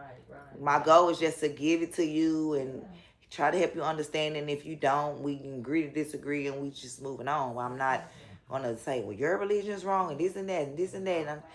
No, that's not my job. And then finally, help others. Help the sick, help the weak, help the needy, help the poor, help the hungry, help the people. Just help one another. So in our little ways, we can do all of that. Yes, we can. Okay. Last point, number Yes. 5. Observe the memorial of Christ's death. To see what happened during the first observation of the Lord's evening meal, read Luke 22:14, 19, 20, then discuss these questions. What happened at the Lord's evening meal? What do the bread and the wine represent? See verses 20 and 2. Okay, so Luke says, so when the hour came, he reclined at the table along the apostles. 19 and 20. Also, he took a loaf, gave thanks, broke it, and gave it to them, saying, this means my body is to be given in your behalf. Keep doing this in remembrance of me. Also, he did the same with the cup after they had the evening meal, saying, this cup means the new covenant by virtue of my blood, which is to be poured out in your behalf. Okay, so what happened at the Lord's evening meal? Jesus took bread and broke it and blessed it and said, do this in honor of me. Did the same with the cup, which represents the blood, and said, this is new covenant, and do this in remembrance of me. So what does the bread and wine represent? His body and his blood. That's right. So go ahead and read that paragraph. We'll watch the video. Oh yeah, then another part, like at church, like you know how like when they say break it, and then everybody at church break it, like God, Jesus already broke it. So I used to be like, I'm not breaking my bread. Jesus broke it already and gave it to us. What are you breaking yours for? But now it's like, well, am I even taking it this Sunday? Like I'm not even supposed to. So it's just a whole, yeah. And I remember the church I used to go to, we just had a little cracker and said, Yeah, that's what I mean. Yeah, the little crackers. Now they got the fancy, the cracker come on top and the juice. And they open up, foam cup, like, yeah. And we actually bake the bread. Some sisters are assigned to, every year, different sisters assigned to bake the bread. And it's just plain wheat flour and water. Only time I remember real bread like that is either on Easter and like during the New Year's Eve, bringing in the New Year. Other than that, okay. Jesus intended for his disciples to observe the Lord's evening meal once a year on the anniversary of his death. Thus, Jehovah's Witnesses meet together yearly to remember Christ's death in a way that he commanded. To learn about the important meeting, play the video, then discuss the question that follows. What happens at the memorial? Imagine a world filled with peace, free of suffering,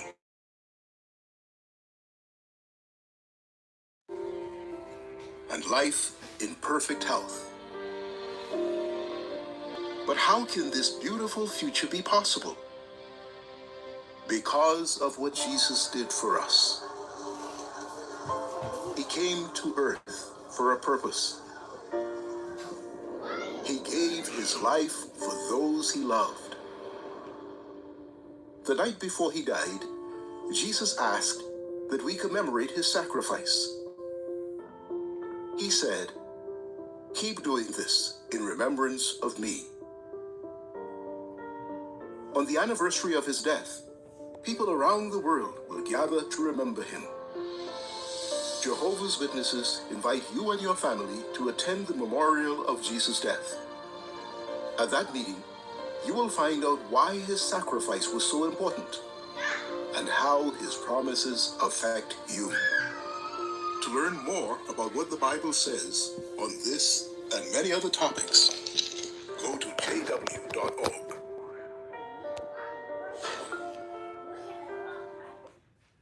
And so every year, just like your birthday, this year might fall on a Monday. Right, next year fall too. Right, because it actually go through every day of the and then it starts over. And so Jesus, that first Passover might have been on a Friday. You know, people celebrate Good Friday. Right. But it followed, and that was the night that he died because it counts the day from sundown to sundown. So before that day ended, he was Okay. killed. Okay. And and we know it was on the Passover. And if you look at the calendar, you'll see Passover. Sometimes they'll come before Easter Sunday, you know. So we go by the old Jewish calendar. And our calendar is so off. You know, we can put a president's birthday on Monday just so we can have a long weekend. You know, so, Right. But the old Jewish calendar is accurate. You know. Right. And so they calculate exactly when that day. So we know exactly when Jesus died. We know we can calculate the exact day he died. And so I forgot what. And we usually have it early because they figure it out early. Right. We usually. They already had it this year. But we usually don't. They haven't posted it. We have a little app on our phone, but they haven't posted it yet. I don't think, but we can calculate it. Sometimes it comes the end of March, and sometimes it comes the beginning of April. Because Right. Our and you can look in the back of our Bible. You got a Bible, but is that why the day of Easter change every time? But if you in the very back, 'Cause I remember some months it used to be in April, and then that's in in March. yeah. It's like, And the reason is if you look at that calendar, you see the Hebrew calendar. It's way in there. I got it. Okay, and you see our months on the side, and those are the Hebrew months. And So where March is really kind of last. Or at the beginning. Like my birthday, I always be like, March was first. Like I And so Nisan, the month Nisan is like halfway between March and April. Okay. So the bread and wine are emblems. The bread represents Jesus' perfect human body that he sacrificed for us. The wine represents his blood. Okay. So Shantae, somebody might say, all you have to do to be saved is believe in Jesus. That is not true. How could you use John 3:16 and James 2:17 to show that more is needed? Well, 2:17 says, so too faith by itself without work is dead. So basically, faith without work is dead. So I like to use the example, like if you are in a situation or whatever, and you just like, I keep the faith, I just keep the faith, I keep the faith. But are you working while you're keeping the faith? I mean, are you working toward trying to, figure out, praying? Are you doing that? Or are you just sitting there saying, I'm keeping the faith? So we pray for things, but we gotta work harder with our prayers. Exactly. And then John, as far as he gave his only begotten son so that we may exercise faith. So it didn't say so that we may believe faith. It said exercise. So that's an act. Okay. So our summary. We show appreciation for what Jesus did for us by exercising faith in him and by attending the memorial of his death. Okay, so in review, what does it mean to exercise faith in Jesus? And you just it means to act, to do. Right.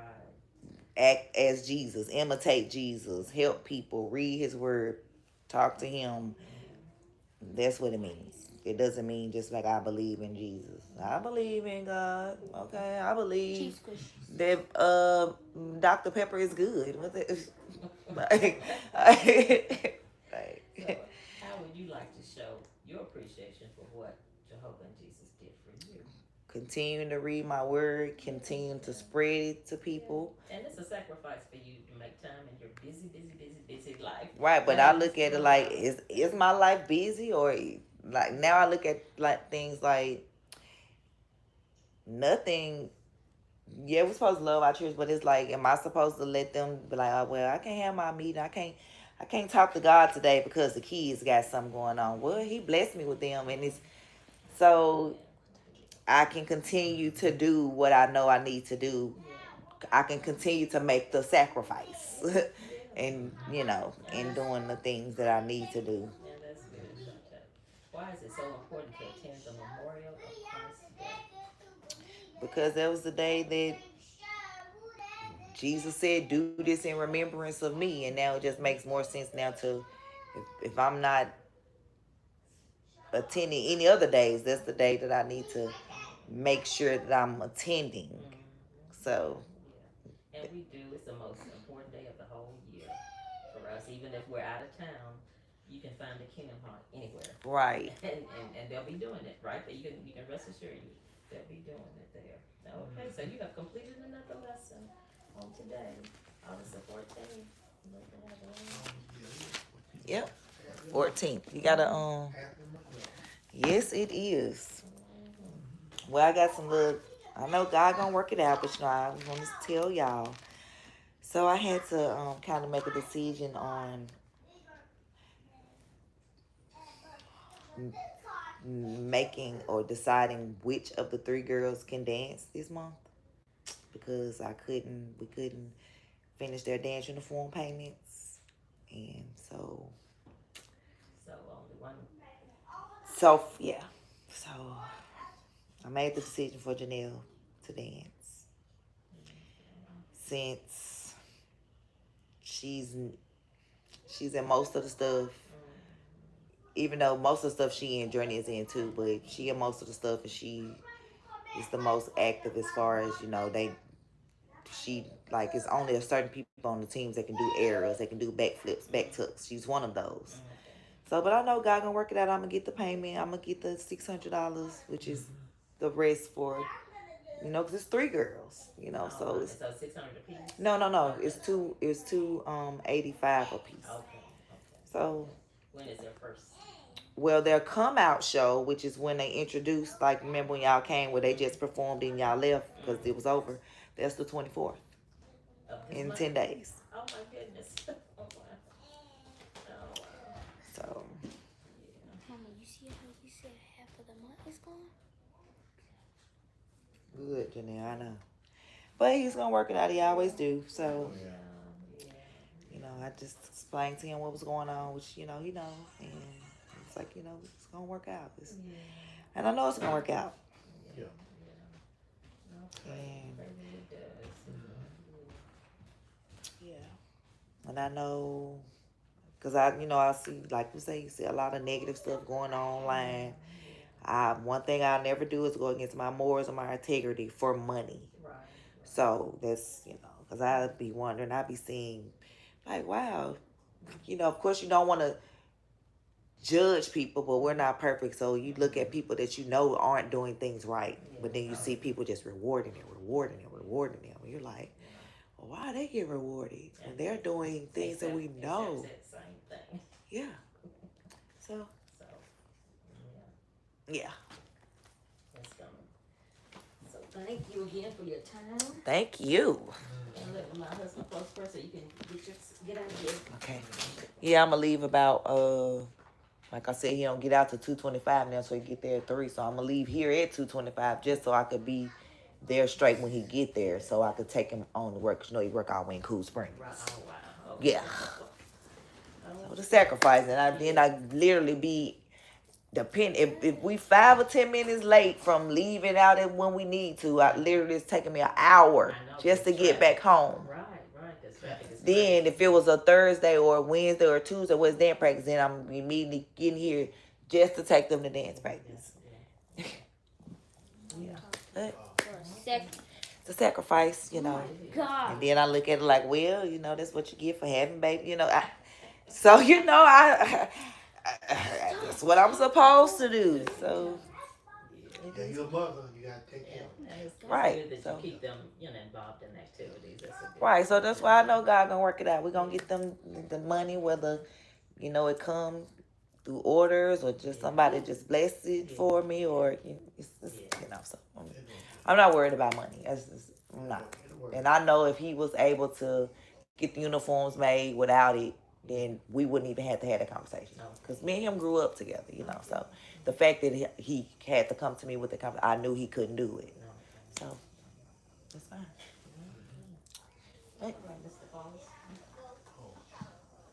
Dear Heavenly Father, we come before you in Jesus' name. Thank you so much for this time you blessed us with to come together with our friend here and our family to discuss you, your son Christ, and what he did for us while he was here on earth, and we know that he died for our sacrifice so we can have everlasting life. Continue on to bless this family today and to bless her to help her to be able to be successful in what she has to do today. Continue on to bless the family as well. Continue on to give us our sins because we live in a sinful world, Father. We do at times fall short of your glory, make mistakes. And forgive us for that. We ask all these blessings and give thanks and praise in the wonderful Son, Christ Jesus' name. Amen. Amen. Yep. It'll work out. Yes, it will. It always does. You be like, just when I thought. I got a couple of girls myself. Big girls. Big girls. My youngest girl is 47. Mm-hmm. And my other oldest girl is 51. Okay. Yeah. She got boys. She got 3 boys. Ooh, okay. 34, 30, and 22. Okay. So my youngest, my oldest is 22. Yeah, my oldest grandson is 34. Oh. Grandson, yeah. Wow. Yeah, we up there. Yeah. We are not 70s. Oh, I know. Oh, you know. Yeah. My auntie, she's 72. My TT. So where's their coming out? What I don't know. I know it's just off it's at the same park. Well, if I'm not mistaken, the same park. But I'll make sure you know. Yeah, let me know. But yeah, it's definitely on the 24th and Violation. But I think it's at that same park. Monday. No, then it got to be the 22nd then, because it will be that Saturday. Saturday, So you got another week. Yeah. Okay. But yep. Okay. Pray that something happens. Yeah. I'm gonna work out. Yeah, miracles do happen. It'll work out.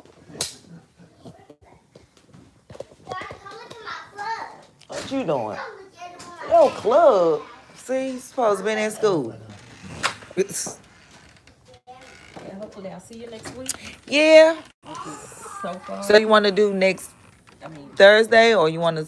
Well, I mean, either day is fine. We just had we had a appointment Wednesday. Okay. That's why I couldn't make it Wednesday. But so Okay. So what's better for you? You just let me know.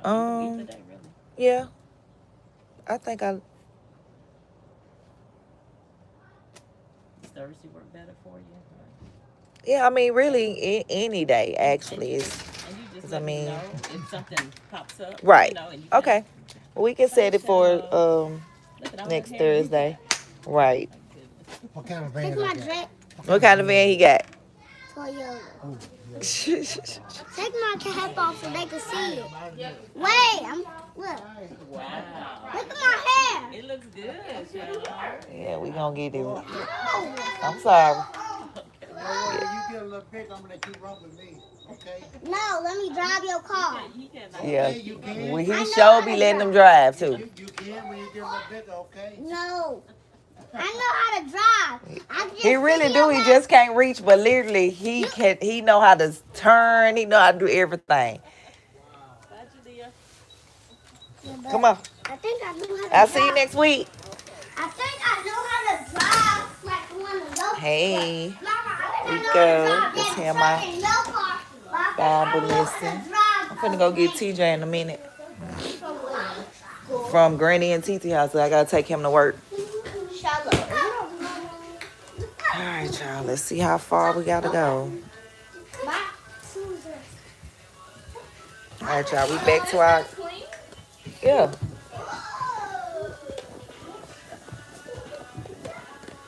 We back at our debate.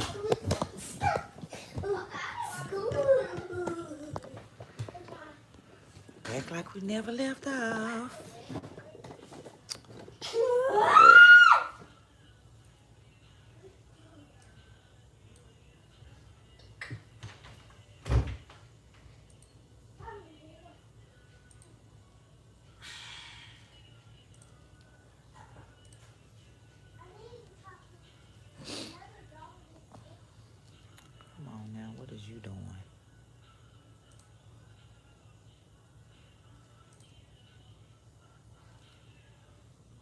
See how much longer they got, man.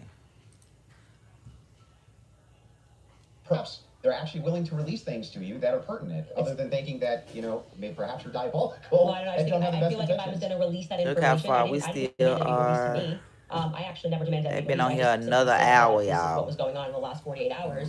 Maybe to the media they could release it. They could release it to PBD. They decided to release it to a guy that called Erica too retarded in June. So what? Yeah, I just think it kind of shows that Turning Point is sending you as their horse. Well, I don't They know just where don't you. have they don't have I the don't know where courage to you- have the conversation. Like, I don't If they see were this. just releasing something in Let good me ask faith you to a answer your question. question, Do you have any I've never evidence of that demanded that it's not evidence. You're No. sharing your opinion No. that she's too retarded. I can't share my opinion, but I think it's going Well, to I never register as mentioned it. really obvious to the public that rather than presenting that throughout the course of everybody wanting to know what Charlie was going through his last days, they decided to give it to you to come to my house as some sort of a surprise. Well, do you think the public's not smart enough to do see you through think? that? Do you think that if Like, you talking know, about terrible PR? if you know that there's a huge debate that's coming out that's going to be probably one of the most viewed that year, and one of the debaters calls you and says, "I'm taking this position. This is the position that I feel like there's the most evidence for," and Candace also agreed to answer many of my questions in regards to this. So if you got pertinent evidence here that I can use, I'd definitely like to take a look. What is the... It was actually amazing to me. It really was actually amazing to me how if you approach people in good faith and just say, "Hey, I'd actually like to know what the facts and details are around this," they actually do talk to you. It's amazing. Yeah, I just do not believe that they are doing this in good faith. I don't believe that anything you have done is demonstrated that's in good faith. It demonstrates that you walked into Turning Point USA headquarters and came out a different man because you were critical of the organization. You were critical of Erica, and now you're sitting here going, Well, Candace, first I of want to all, interrogate you for an hour and a half about everything you've ever have said you ever about been Erica. critical of somebody that you hadn't met and you meet them and you're less critical of them? And the inverse has happened too. I was You're right, critical exactly. about Erica, and now I'm more But I'm critical about her. I'm asking you, isn't it the case that there's people you've been critical of, and you've met them, you're less critical after you meet them? Too retarded. I feel like if you think that she's dumb and let's just talk about your record. I mean, you're a person that has spent time in what most people would term to be the manosphere, talking about feminism. Well, yeah. I debate against against feminists. And red pillars. Okay. And a lot of the actual, so I'm a Christian ethicist. And then you go on to Joe Rogan and you're like soft explaining away why Erica had to take over Charlie's company when they don't have a parent at home. So now you're a feminist icon, like you just go into the headquarters and you just shift all of your perspectives. That's a bizarre criticism. Like, nobody's in the bigger girl boss position than you. Yeah, I'm actually... You're in the biggest of the girl boss positions. Like, Well, she's at home. You just do this. You could definitely not do it at all and be fine, right? But you still do. I would say that you are making a comparison that cannot be compared because Erica's husband was just assassinated in front of the world. Which makes sense. Why should we take the organization? No, it makes sense why you go home to your kids, just so you know. Wait a second, that's bizarre. They don't have a parent. They don't have a parent, and they just suffered a trauma. You don't go into the office. You want to protect your husband's legacy, right? No. You're trying to find something. The legacy is his children, not the organization. It's both. No, yes, it is both. It's totally rational and reasonable to believe that it would be both Turning Point USA. Nope, the children are the legacy. This is why people think she's sus. And his children. Now, for you though to say that anybody's a girl boss, right? That's like the pot calling the kettle black. That came out of your mouth. That came out of your mouth. Candace didn't say that. Girl boss. Girl boss came out of your mouth. You said that. I'm telling you that you brought up this idea that I'm defending some feminist nonsense. I'm not. I'm pointing out that they're by the way, she's not qualified to take over his company. There's always objective No, she's not. to each situation. Definitely not The qualified. interesting thing here is like, I'm still just as critical of feminism inside TP USA as I've always been. And I'm just as critical of any pro-Zionist position as I've ever been. None of that's ever changed. By the way, I would think it's the most rational, reasonable thing on planet Earth to do if you wanted to actually see an organization change, to try to work with leadership or reach out to leadership to try to do so. Doesn't that make the most amount of sense? I would like to state for the record that I think Erica is underqualified to run the organization, and on the more emotional aspects, I agree with what seems to be a majority opinion, not to say scientific, that any woman that would leave her kids and go right into the office after their husband was publicly assassinated does not have their priorities straight. Okay, well, I understand that you can have those criticisms, but I'm not understanding still how that would make her complicit. I don't have to keep answering the same question. Right, keep on saying the same thing. Your team is asking to play a clip, so if you want to play this clip to just finish this segment on the Erica Crook topic, we can spend some time on that as well. So if you guys are ready in the back, we're ready. And causing that 30-06 diameter, as would happen with a pet and explosives, as we've demonstrated to you in the past, it accidentally, because of how Charlie was crouched, went up and hit his neck. And that ruined everything. It ruined everything. It was problematic. It's the reason why Terrell then had to scramble to get the cameras down, because they were never supposed to see it. They could have said reasonably that a 30-06 got eaten by Charlie, much more reasonably, obviously, than saying that the chicken bones in his neck stopped it because he ate vegetables. Right, come on now. They panicked. That was what then that's why Terrell's nervous on the phone with me. Again, this is my theory, and I am now very much sticking to it. Okay? It panics. It's the reason Erica had to step out. That's why she would have gotten on the phone with Terrell so quickly, because I was going, why is Terrell saying, well, I didn't want Erica to relive, oh, that's why I did it. He didn't have an answer. He was nervous. It was crazy. But he acknowledged he spoke to Erica immediately. Why did he speak to Erica immediately? So do you believe that there was a shape charge, a kill charge? Hey, can I ask you why you keep starting clips mid-sentence? Probably to get to where the clip is.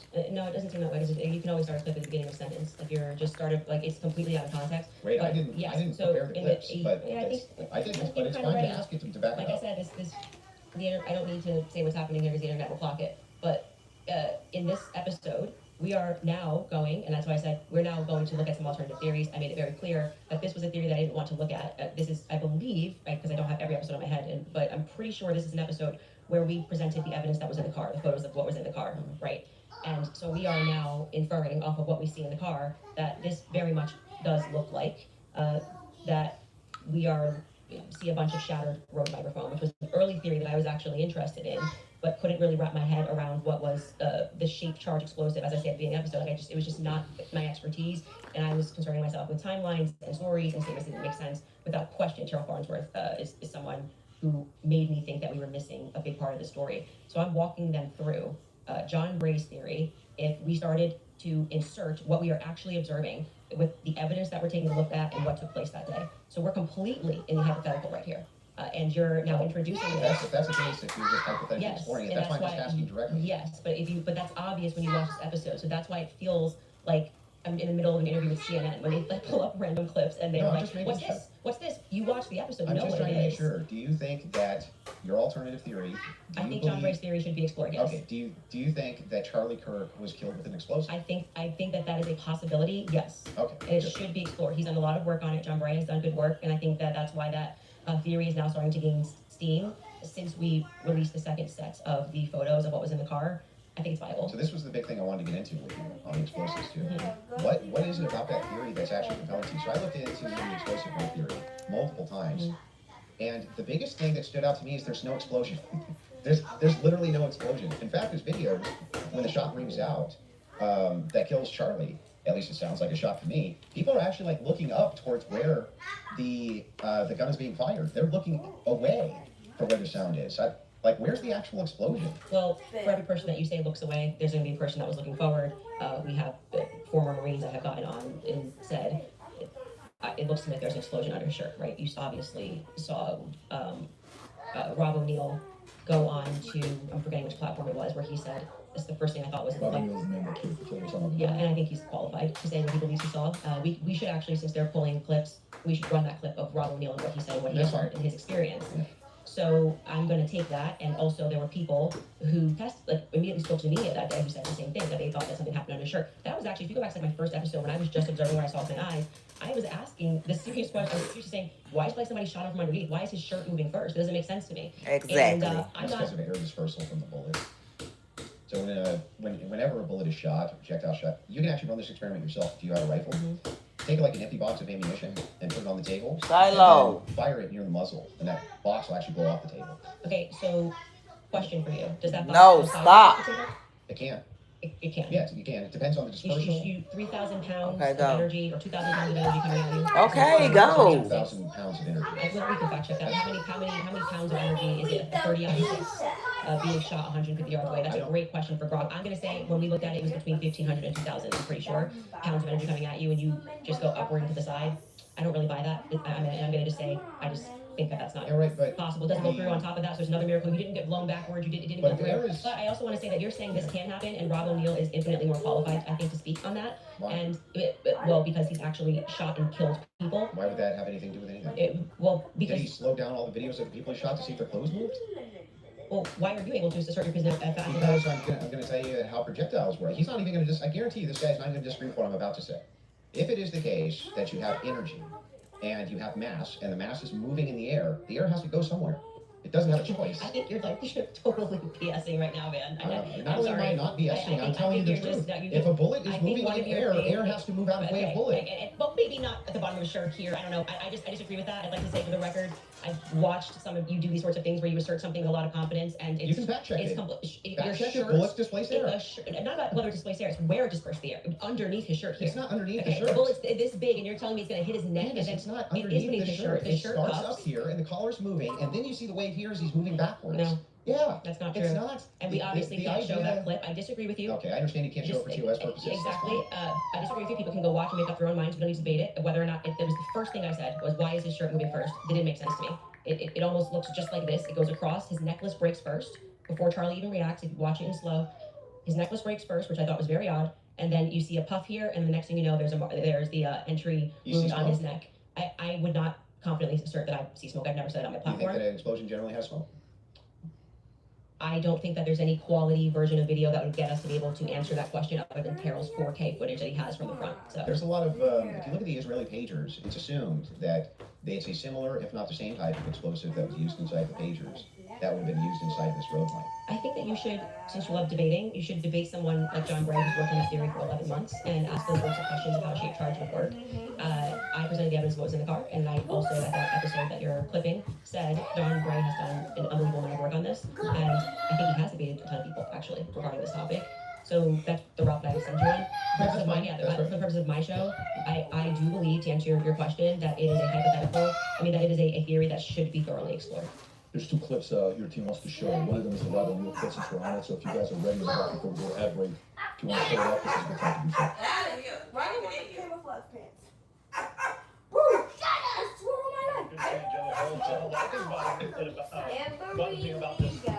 Nothing in particular. It's not like I'm out there saying big lie or conspiracy or something. I'm just saying, I've been in a lot of shootings. I've killed more than a handful of people. And that thing looked shady off the bat. I mean, I know people closer than I saw the camera, and I've never seen a shirt move like that. That looks like an explosion to me. Just the fact that no one started doing first aid for Charlie Kirk, they were more concerned about getting him out of the cameras, moving the cameras, and then getting him off the next somehow. They seemed a lot of concern for his life. It seemed like just clean it up, and then I've been told they painted it over a couple days later, and then you get Erica Kirk behind all the razzle-dazzle, and she's really quick to forgive the alleged shooter, which technically says that was him, because I forgive him, but that you can't forgive Candace Owens for having an opinion or asking questions. And they mock people by saying, oh, I'm just asking questions. Yeah, I'm a SEAL Team 6 sniper. I'm asking a lot of questions. No one wants to answer them. And you're able to. He's actually said very little about the explosive there. So he said he's shot people up close, and he's never seen a shirt move like that, and it looked to him like an explosive. That's what he was saying. When I play that video at full speed, I can't see a shirt moving. I can only see a shirt moving when we slow it way down. So if I'm in real time, I'm just assuming this, right? I mean, if it was in real time and I was in like a close quarters combat, you kill somebody situation, and I shot them, would you even see the shirt move? Well, I just feel like 5 minutes ago you were arguing that it was because the bullet carried air. Now you're saying you don't see the shirt move at all. Yeah, but that's, if you slow it down, the disbursement of air, that's where you're going to see it, right? It's going to be very quick. Very, very, very, very fast. Yeah, that's not what I saw, and clearly it's not what he saw, and he thinks that there could be an explosive. So I'm just saying to you, people disagree with you. Your opinion's not a fact. That's all. I understand. That's a good place for us to, if we have another break, and then we can keep answering your questions. Yeah, I mean, I think, yeah, that's good. Perfect. We'll do a quick 3.5-minute ad break. We'll be back for the last segment. Cool. All right, thank you. All right, you guys, I want to tell you about ethos, because life has a way of changing your priorities when you least expect it. One day you're focused on what's next for you. The next you're thinking about a home, a family, and how to build a future that feels secure. As your world grows, All these breaks is really his smoke breaks, in case y'all didn't know. It's one of those things that's easy to put off, but having it in place gives me peace of mind. There's no way they need that many breaks. He's taking smoke breaks, y'all. That Andrew guy's taking smoke breaks, because y'all know he chain smoke. Two more clips to play, right? And then we can do final thoughts. I'm guessing. I feel like you didn't win this, sir. We were trying to go, or at least for the most part. So the two other clips, I do want to play the Twigs clip. That one is important to me. The Twigs DNA clip. Yeah. They're gonna pull it up just to have you respond. Well, you don't have to play it, because like if you're saying that when I initially watched it, I thought that Lance Twigs' DNA, like he was directly responding to that, because the testimony was a bit confusing. They started by saying that they were going to like explaining how they got the samples, and they said Lance, Matt, and Amber Robinson, how they got their. I'm not gonna be able to finish this, y'all, because I gotta pick my son up from school. prints I were gotta on leave them. in like And then they moved and they said Lance Twiggs' 20 DNA minutes. was found in the screwdriver. I mean, When I went back and Granny rewatched house. it, I realized, well, they haven't officially said that Lance or Amber are on the gun. So I think I've already conceded that we don't know that. So I feel like, but if you want to play the clip to... Directly you saying it is on the gun. Twiggs' Yes, DNA I'm saying is that on I the feel gun. like I've already said to you, like I've made that concession. But just to be clear, whenever I make a mistake, I just correct it. So that's why when you were asking me 3 times, I've already said we don't know yet, and I corrected that mistake. So if the purpose of you showing this is to demonstrate that Candace makes mistakes Maybe sometimes, 25 when minutes. she's taking in a lot of information and she's reading through legal documents and she's trying to remember 9-hour testimony. It's to demonstrate something else. It is, in fact, the case. We're all going to make mistakes. You're going to make mistakes in the case. I've already You're going to make conceded. mistakes in the case. Yeah. But in this case, you were very adamant that his DNA was on the gun itself. Yeah, so I'm just saying that it's not ruled out. We know there's 5+ prints. I've said this so many times.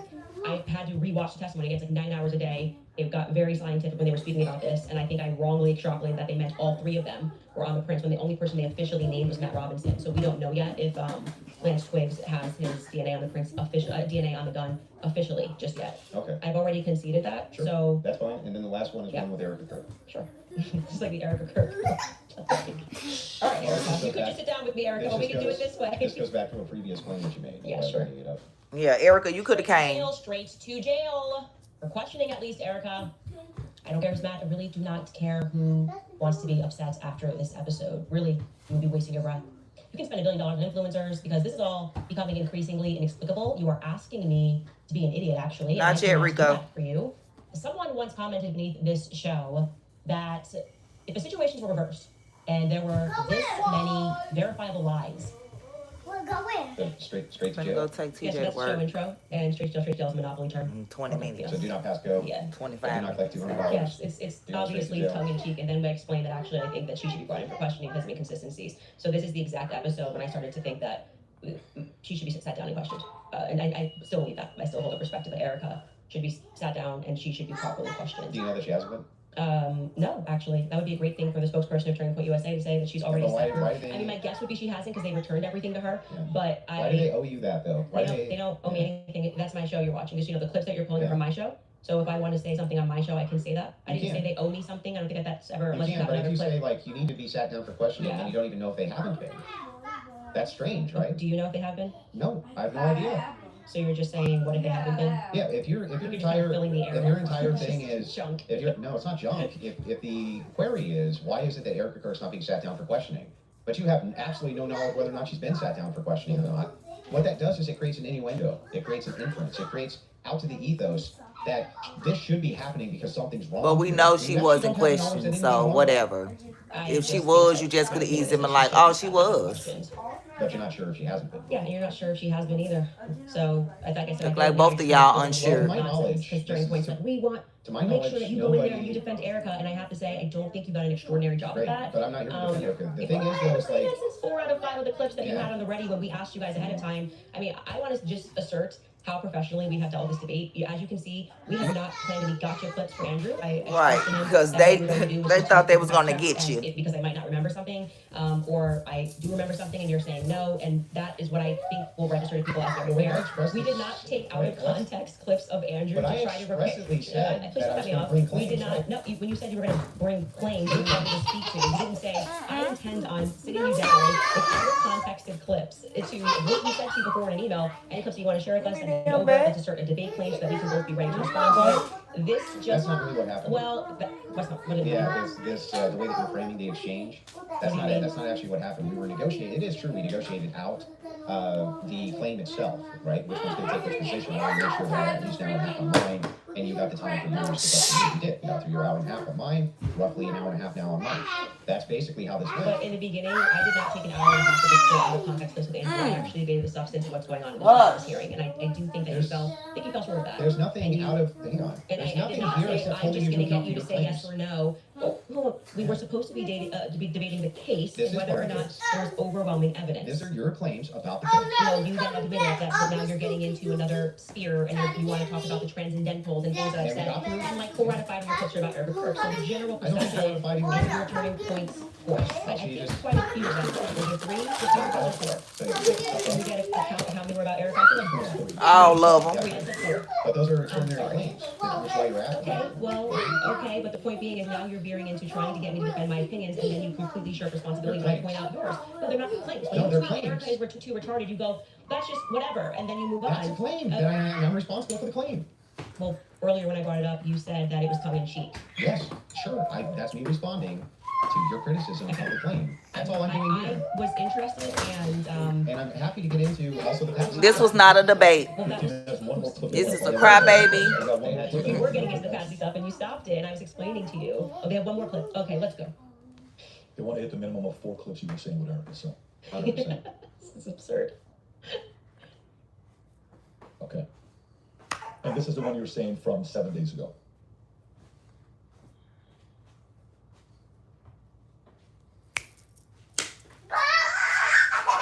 Hey, y'all, hush. You want to continue? Yeah, I mean, can I ask a question? I know it's been, or like, can I ask a question, or we Not just really. I'm just gonna. Okay. Go to the actual contract. Where is the The clip? contract does not say that you are allowed to just question me without me being able to respond I've never said you or can have a respond. conversation. You've been able to respond to every question I've asked you. And by the way, the other thing is like. Have it your way. I want it to look like Still have you've to done have everything debate. Andrew wanted to, so that people can fairly assess the situation. So you have it your way. I will not ask a question. Totally fair with me. So are you good with her asking the question or You no? said no. I'm waiting for the clip. Okay, so you want to wait for the clip first? Okay. You guys have it in the back? Okay, Where's the beautiful. clip? Hey, y'all, hush. Oh, okay. Y'all sound like Andrew up here, Oh, no, we don't. whining. You do. Your team told me they had it, so that's what I heard. Dang, where the clip at? Come on, guys. Yeah. Okay? Because Lance Twiggs has his DNA on the rifle. Lance Twiggs has his DNA on the rifle. And to be clear, Lance Twiggs' DNA was not as degraded as Tyler Robinson's DNA was on Tyler's rifle. It's Tyler's rifle, I but also Lance said, yeah, it's not as degraded. Right? yeah, that's one of the things, but I've already, that's what I mean when I say that, like, it just seems like you're not actually here trying to engage, because even before you got to this, I knew that you had some secret clip plans. I said to you, when I rewatched the testimony, I realized they didn't explicitly say Lance Twiggs, they said 5 other profiles were on it, and that his was the most degraded. So I hope your team feels fulfilled in playing that. Is there any more? I'm happy to play every clip that he has on already. Anybody? You said you had some new evidence at the beginning of the. Oh yeah, we should show that text message that you read, just because I No. think that's important for the public. You shared it out of context. I'll do it on my show. I'll share the. So you're gonna read it on my show, but not show it. Correct. Where y'all think y'all I'll show it going? on my show, but that's what I'll do. I'll show it. Can I ask why? I'm not going nowhere. I just took a shower. What you want me to do? Not have no Yeah, clothes? rip out that I want my evidence. shoe. Keep people coming back for the show, right? I don't know if Snark serves you so well. I'm just saying, like, yeah, I'll release it there. Yeah, that's my intention. Mama, I'm a yeah, I'm fine with DJ. closings if you want to do closings. Well, I also would just, if I may ask a question, is that permitted? Go ahead. Just so I also have clarity, since your basis has been evidentiary, you keep saying that you have evidence or that you are following evidence. Which one of the charges against, or all of them, do you think Tyler Robinson is guilty of? The specific charge? Yeah. Yeah, so what I think is that Tyler Robinson shot Charlie Kirk. Yeah, but of the 7 charges that he's being charged. Yeah, can we list them real quick? I'll tell you exactly which ones. We'll pull them up. Well, do you know any of the charges he's up for right now? Yeah, of course, but I Can you want to make name sure that one? we Nah, well, what are they then? Can you name one? Because my general perspective is that you don't actually care about this case, you're not Is following that the it? case. That's the Yeah. question? You're Yeah, just no, not but I mean, following it it enough? seems pretty, like, if you're gonna engage, you're gonna say the evidence is overwhelming that Tyler Robinson is guilty. Yeah, that's all I they just gonna think that say. you should, like, can you tell me one Then let's do the charge that counter. he's... You can really, yeah, this is a great No, gotcha. you just got to ask me, play Yeah. clips out of context, Yeah. put me in the hot seat, so please just answer the This is question. fair. Can Name you all name- 7 since can- you've been following the case. Okay, sure, Go ahead. you name one. Yeah, you named all 7. I'm happy to do that, but can you name one? I think he's been charged with murder. That's actually Okay, correct. great. Now name all 7. He doesn't even, this is like... Name all 7. And I Can you don't think name all 7? I Then can't. do it. Sure, you don't have to Do put it. No, do it. I'll count them. Go ahead. You don't have to put your fingers up. I Okay, think, name them. yeah, sure. The first charge is aggravated murder, because that's what carries Okay, a death sentence so in the murder. state of Utah. No, Next. that is literally not murder. Okay. And so Next. just for people, I don't have to do it in a time limit. There's nothing going on. Just explain to people the difference of why that really matters and shows that he doesn't actually care about this at all, is because aggravated murder, it's narrowly defined, So and because wait, it the carries question. a death sentence. I'm going to answer the question. Okay, I'm just going to recognize that your strategy of thinking that people are intimidated when you try to put a time constraint doesn't work, and you'll be better the next time you get I got it. Give me Um, the more you cut me off, the longer I'll take. Do you want to just wait for me to finish up why that's a big difference so that No, I people just don't walk want you away? to list the charges. Yeah, I'm gonna do that. You just don't get to pretend there's a time constraint for me to do that. Well, how long does it take you to list 7 charges? Because I'm speaking, you just got to. It sounds like you're just delaying it because you don't know. I know all 7 of them, Then and I'm tell gonna me say them. again, because you're gonna get embarrassed. You don't have to rush this. I'm also showing an example of a very flawed debate strategy. I really want to know the time constraint. The second charge is the felony discharge of a weapon. The next 2 charges are for obstruction of justice. Okay. The next 2 charges are for witness tampering. And the What's the specific charges that is obstruction of justice, witness tampering, witness tampering. Okay, but then there's no other specifics. Well, we have to do one. No, just the charges, and there's 7. Yeah, he's trying to be an a-hole and What's the the second? last charge is Can y'all hush? in front of the minor. Okay, got it. So then he's being charged with murder. You just say aggravated. That's the distinction. You just want to. It's a massive thing. Like, you cannot say murder versus aggravated Massive murder. distinction. This gets to the entire crux of why him being up for the death sentence. And I actually find the defense's finding about why this is not aggravated to be very compelling of why it's not aggravated murder. Actually, if the state was going to even try to pull this off, they should have charged him with just murder. And then I do also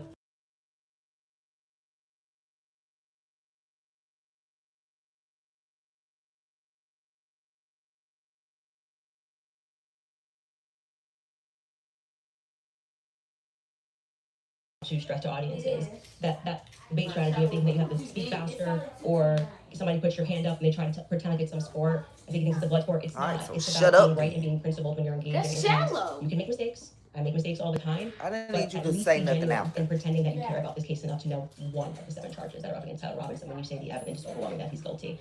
If you would like to move to final statements, I'm fine. I want to make sure Andrew has had the time that he has requested. I think your team would like to pull up the 7 charges that he just asked you about. If you guys want to pull that up, just to confirm the 7 you went through. Can you guys zoom in a little? Aggravated murder, felony discharge, and firearm. Obstruction of justice, which is counts 3 and 4, 5 and 6, tampering with a witness, and count 7. Violent I said offense in the presence of a minor. Yeah. So 5, 6, tampering witness, 13 felony. Now I did notice something. When you pull back the phone before you ask that question, did somebody by chance text you that question? You can check my phone. I'm just curious. No, you can absolutely not. I have not had one communication with a single person, not even my producers who are in there this whole time we're here. You want to check my phone? I'm happy to do it because you're just going to get double You can literally do that. DVD, you're the moderator. Pick it. See if anyone requested at all during this debate about the violent charges or anything. You have full permission to go through my phone. I don't need to cheat. The last one has nothing to do with it. It's just a compliment. I haven't even read my text messages. That's a compliment. He's reading them. You're okay. You'll give me permission. Yes. I'm going to read 3 Yes. of them, 32, because after that, I don't need to read it. Any other text? They've been telegrams. All I have is Signal. You can check text. I only have Signal. Telegram I used in Russia. Yeah. I don't need to, like, I really care about this case. He's trying anything he can, y'all. My other question is about steakhouse receipts. This is sad. You just said that you were done asking all your questions. Yeah, do you have the steakhouse receipts? My question. I have said several times that I have never said I have the receipt for the She steakhouse. sure did not. She said she saw the receipt. She talked to the manager. And that is what I was responding to, and he then drops the receipt for document. The owner, not the manager, the owner. The one working on the story. Okay, so I you never- haven't actually confirmed that Robinson Stop. got that steakhouse. Go give me a. All I did, as I said earlier in this conversation, was I spoke to the owner, or when I broke up the relationship back in January, I spoke to the owner, understood what had happened, and that there was a receipt. That's it. That's the extent of what I shared with what happened. Okay, so to be clear, there's no receipt. No, I just did the opposite. I said there was a You don't receipt. have a copy of the receipt. The receipt was published online. Yeah, right, with blurred The out. person working on this story Yeah. that blurred that out is what I was referring to when I said stay tuned and keep following his stuff, because he went to go do what I hadn't done, which was he interviewed the actual server. So there's no evidence that Tyler was at that steakhouse? I would say the receipt with his debit card number, it would be some hard evidence if that I is- agree with that, Yeah, but- so that's it, but you're questioning But me. is there, as of right now? He paid, if you're asking me, did he pay with a credit or debit card, the answer is yes. No. Is there proof that that was actually his debit card that he paid with? I think you should follow the person that, Oh my God, she just said that. News because you guys including your timeline that he traveled to the steakhouse. yeah, we've been building a I'll say the timeline of pics, things that but we okay. feel are But is there any reasonable, actual 1102 approved. I think speaking to the owner, knowing that there's a receipt, seeing the receipt, is good enough to put on our timeline. But the receipt itself, the question I always had about it is, couldn't you just call the merchant? Like, if I've ever had a merchant account, I just call the merchant account processor and say, what's the name on this? Yeah, I would stay tuned. I feel that the happens spoken to the owner. that the evidence is compelling enough to put onto my personal timeline of what took place on that day. That's where it's going to stay, and if it gets debunked, I'm happy to take it off. That's what you mean, that's how investigation works. Like I said, I did more than enough. It definitely passed the test by the Utah 1102 rule, for sure, for certain. Because you submitted hearsay. Well, yeah, beyond that, they didn't even have receipts. They were like, Bob told me this. But the question is, the receipt itself, it has not been verified to have the title. Yeah, I just want to say you're holding me to a higher standard than you are. I'm not even holding you. I'm asking specifically. Yeah, I've been very forthcoming. I told exactly what happened. I spoke to the owner. I got the tip, and So should that I be chased it added down. in an official timeline? It's in my timeline. It's my show, and we can add and subtract what we want, and we do. If You we can get do what something you wrong, want, sure, but well, I'm I just want to asking, make sure. should you include a thing that you know hasn't actually been verified to be titled? Well, If whatever. you're trying to build a timeline, you should. Yeah. You don't think that And falls then you should under... remove it if someone. Right, if it's not accurate. That's what real journalists do. And that That's is strong evidence just to be This verified. one, but I'm actually all good with the. I think I've sufficiently answered your question about how I got the information, what happens next, with the next stage of this investigation being somebody accessing his, knowing what his debit card was and confirming it. Yes, and I do believe that will happen. If it doesn't happen and it gets debunked, I'll remove it from my personal timeline that I share on my That show. officer, the first officer that was up on the group, do you know his name? Officer What was his first name? Christopher. Christopher. When Christopher got up on that, you talked a lot about how his camera got over. Well, he talked a lot about that Yeah, during the I full assumed that. Do you think that he planted that screwdriver up there? No. No. Who do you think planted it? We're just going on my own opinion. At this stage, I would say that I don't buy his assertion on the stand that he didn't check to see if anybody went onto the rooftop before he got there. I do think that it's possible that Not in there. I don't believe him, but his story is that his cam died at just the right time, his body cam died at just the right time. Turn on the internet. We're just grilling about whether or not I got merchant receipts or debit card. That kind of makes it difficult. That we Well, I gotta can't get my trust phone. screwdrivers. In this live, his phone is on Should be Wi-Fi. evidence of what you can. But like I said, you just check that stuff, and then are like, did you call the merchant and get tickets? It seems like you No, I'm not adding... hold I'm not adding a this prosecution to... to a state to a bit a higher standard. Go on outside. What do you mean official timeline? This is my timeline. I made it at home. So then it would be official to your show?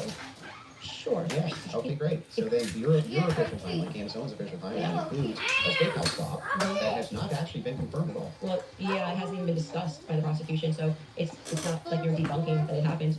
Well, there's no evidence. Come under his There's bed. no good evidence for it at all. There's no camera there. And the steakhouse receipt itself has never been confirmed to be Tyler Robinson's. I'm assuming this is just like a talking point that you're doing about like keep pushing this or like I've been following it very closely on the X. receipt. You weren't even following the terms of Tyler Robinson. You weren't following it. Wait, I'm following owners of state houses and having a conversation. You're following Yeah, our I literally followed the entire trial or the preliminary live. I was live with an attorney. We covered all of it. You think because I have a momentary or lapse where I'm like, oh, it's murder? No, it's aggravated murder. Come on. You didn't know any of the That's charges. splitting You didn't. hairs. That's not splitting. It means you didn't follow the preliminary hearing at all. No, it doesn't If do you that don't at know all. any of the That's charges that are ridiculous. against him, when this is like getting literally to the cross aggravated murder versus murder. It's a death ridiculous. sentence. And not only that, let's point this out. One of the major things here is that this is your official timeline. Yes, who else is going to be? Who else? It would be Candace Owens. Well, so the issue is that the entirety of the evidence revolves around two I people told Daddy I there, was gonna throw and the white supposedly one, but he didn't know what I was talking about. I kept saying Jordan, but I didn't paid know. for his steak and his soft drink. No alcohol, right? No alcohol, right? Know nothing about kids. But anyway, this particular receipt, they could have called the merchant account, confirmed it, this type of thing. To date, this receipt has only the blurred information on it that would actually give you the information to confirm whose receipt it is. We have to date, nobody has confirmed that this was actually Tyler Robinson's receipt, and yet inside of Candace Owens' timeline, which she states over and over again, when she says, this is the longest 13 hours, this is 13 and a half hours, the requirement for about, what, roughly 5.5 or 6 hours of that was that you went to the steakhouse? And so, and that's not being confirmed at all. Not even a little bit. I feel like saying I spoke to the owner of the state council meeting, not just being on X with an opinion, but actually doing the work. And that's why, like I said, if you think this will go over audience and you're just a serious person, you don't have to keep too late on the phone here. I feel like I've demonstrated that I did as much as I could to confirm this when it came in. I spoke to the owner of the restaurant. Obviously, took everything he said, noted that there was in fact a receipt that he pulled. That receipt that was published is real. A debit card and a credit card was used. if for some reason if somebody misidentified something down the line, or we find out it's a different Tyler Robinson, I'm happy to remove it from my timeline. But for right now, I think that there's enough under the Utah 1102 rule for me to keep it there. I don't really think we need to keep going into circles about this receipt. It's my timeline. I don't know why the 1102 rule would apply here. Because you will constantly cite things there's in that courtroom that have less evidentiary support than me contacting the owner of the restaurant. It's not like I dreamed it, as to use your expression, so it's in my timeline, and I'm gonna keep it there. That's Sure, you can keep it. Shall I go on out the door? There's no evidence either. No hard evidence. Yeah, we'll talk.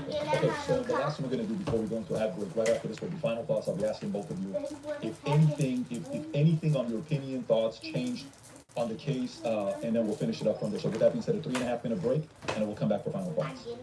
Or you guys, if someone thought. True fan. And you still are saying, you know what, Andrew's arguments were solid, great. All right, we are finally at the end. For those of you that are watching it, maybe a good commentary for you would be. All right, y'all, we're gonna leave it here. So Andrew fan. Yes.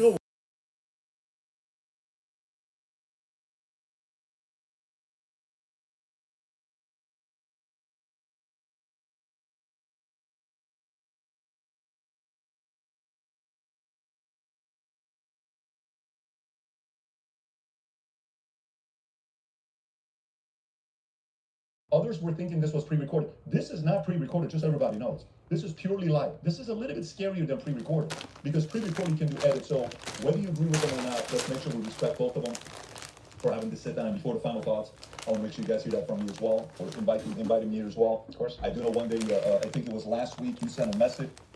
So just know, y'all, that was not pre-recorded. This is live now. Well, it ended at 2:08, but I'm a little behind. So I didn't get to hear the final thoughts with y'all. I'll come back. I'll listen to the final thoughts on my own, and when I go live later or whatever, I'll definitely discuss them. I just said don't close the door yet. With y'all. That was... Mama, don't get in that car. Girl, I'm sure it's not hot by now. My air gets cold quick.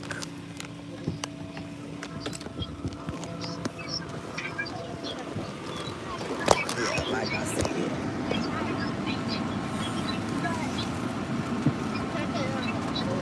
Did y'all grab all TJ stuff?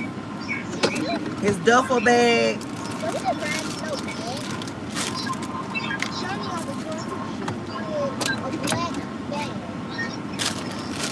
What about the big bag? That black one? Hey. Yeah, that was live. Rico, it ended at 2:08. That was live. Started at 10 o'clock. I've been live ever since.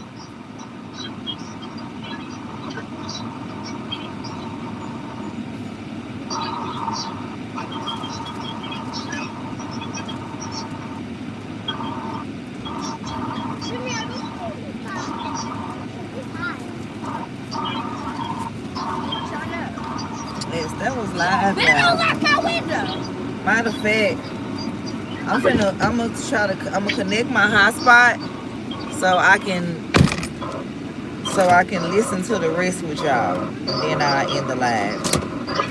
Hold on. Mama, man. Exactly. When she started dropping, the van gonna come. Shit. Y'all don't got the vents open. Did Jalea? And then she had it on high. She had the freaking heat on. Girl, you got it on the vent. Put it through the thing. Okay, because I like it on my leg.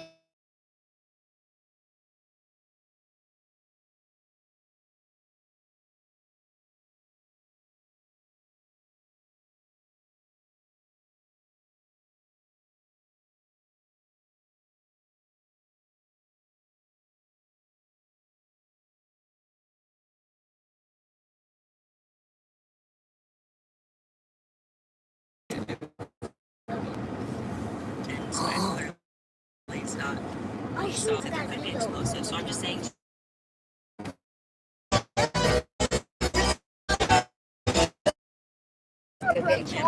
Clearly you didn't. Janelle, let that dang on wander up. Mama, you broke that gray charger? Yep. All right, you guys, I want to tell you about Etho. Hold up, y'all. I'm trying to has connect a it. way of changing your priorities when you least expect it. One day, what's next for you? The next, you're thinking about a home, a family, how to the cure. As your world grows, so does your perspective. She tried to blame Mindset is me what led me because to Shallow got his life window, insurance. his finger rolled in the window. Yeah, that's. Here we go. It's Tyler's rifle. Oh, you but also Lance said, is yeah, it's the- not as degraded on the rifle. Yeah, because I thought he was one of the things, but I've already that's what Elijah. They didn't explicitly say Lance Twigs. They said fuck. Sounds like you're just delaying it. Let the window up. Under felony discharge communication with the same. I like the sour ones. The sour. Body can't die at just the right time. Where Tyler Robinson paid. Court than me contacting and speaking I with. like the light blue ones. These are the final thoughts, y'all. We almost there. Yes or no? What if you don't want to like that? Which journey y'all talking about? The one in his grade? Exactly, the one in his grade. All right, we are finally at the end. For those of you that are watching it, maybe a good commentary for you would be the following on if you're a Andrew fan No. and you still did you watch? Of course, for all the people that are watching, just whispering to them here Let's see if we see before we wrap it up. I think Did he get a buzz? whether you're a fan of Andrew or not, whether you're a fan of Candace or not, nobody can dispute the fact that these guys agreed to sit down and talk live. Others were thinking this was pre-recorded. This is not pre-recorded, just so everybody knows. This is purely live. This is a little bit scarier than pre-recorded because pre-recorded Candace can be won. edited. So He ain't whether you present agree no with them or evidence. not, I'ma let's go make back sure and we review respect it. both of them. He didn't present For no having to sit evidence. down I really before the couldn't, final thoughts. I want to I want to make read. sure you guys hear that from me as well. Invited me here as well. Of course. I do know one day, I think it was last week, you sent a message on one of our accounts. You said, can I talk to Patrick? We got on the call. You said, Patrick, can you moderate this? And then I said, great, Yeah, let's because do I this. told you, you're trying to brag And so to me before about we a wrap charger up, that's final not even a thoughts, I'll fast come to you charger. first. Yeah, she had nothing. Just nothing. For all of her claims of Patsy. She had nothing. Nothing. She didn't have a single claim. She didn't have a single solid piece of evidence. She had no positive evidence Israel's involved in anything. No positive evidence that just fun, you know? Or, yeah, I do think that she needs to sit down and ask some questions. Y'all missed something. Nothing. She didn't have a single claim. She didn't have a single solid piece of evidence. She had no positive evidence Israel's involved in anything. No positive evidence that France is involved in anything. No positive evidence TPUSA is involved in anything. No positive evidence that Erica Kirk is involved in anything.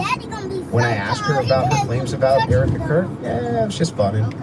It's just funning, you know? Or, yeah, I do think that she needs to sit down and ask some questions, but, or answer some questions, but you know what? I don't even know if she has.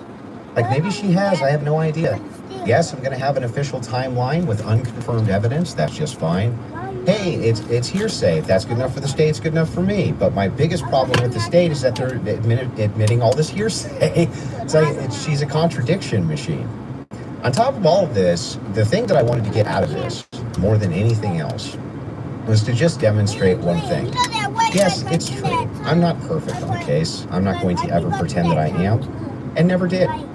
But what has been made very clear to me is that there's nobody with an alternative theory that has any evidence for it at all. None. Zero. And the continuous kind of expression, we're running an investigation. What kind of investigation builds a timeline out on a receipt that they don't even confirm? What kind of investigation tries to make these bold claims that Israel's involved and France is involved and all these different players are involved and never shows any evidence? We're just asking questions. It's again, like I said in my opening, it's always intuition, my feelings, how I feel about things, how I think about things. Andrew, how many times did you hear this today? Andrew, you can't tell me how I'm supposed to think. Yeah, nobody's trying to tell you how to think. But you should rationally come to your conclusions based on evidence and facts. And the truth is that 90% of what you're saying is simply intuition-based. It came to me in a dream. It's intuition. Almost none of it has any evidence at all. Just I'm skeptical because these people over here said things, and that makes me skeptical. It's like, but no evidence. Note this to the audience, to everybody watching. You might hate my guts. That's fair enough. I get that. I'm not the most likable man. I understand that too. But there was nothing. I mean, no evidence at all that Tyler Robinson was a patsy that was ever put forward by Candace this entire debate. She backed away on a bunch of them. This is the first time I think she's ever really backed away from the Twigs thing. First time I've heard her back away from the Erica thing, back away from TPUSA, being very cautious about making any of those claims now. Whereas on her show, much more likely to be making those claims. So she just had nothing the entire debate. Zero. I'm anxious to hear what she got to say. Well, I think that is. Y'all want me to make spaghetti tonight? Meeting somewhere, maybe we stalemated. It probably signifies what I've been saying from the beginning, that you didn't feel that you were strong on the actual facts and the evidence, which I was willing to engage with you. I wanted to go over the screwdriver. I wanted to go over the top. You're the only one that don't like it. Whole rest of the house like it. So it looks like you're going to be eating them noodles. Into a defense of Erica Kirk. And then y'all can talk. I still walk away feeling that. See, they didn't want y'all to hear what Candace had. Cut out.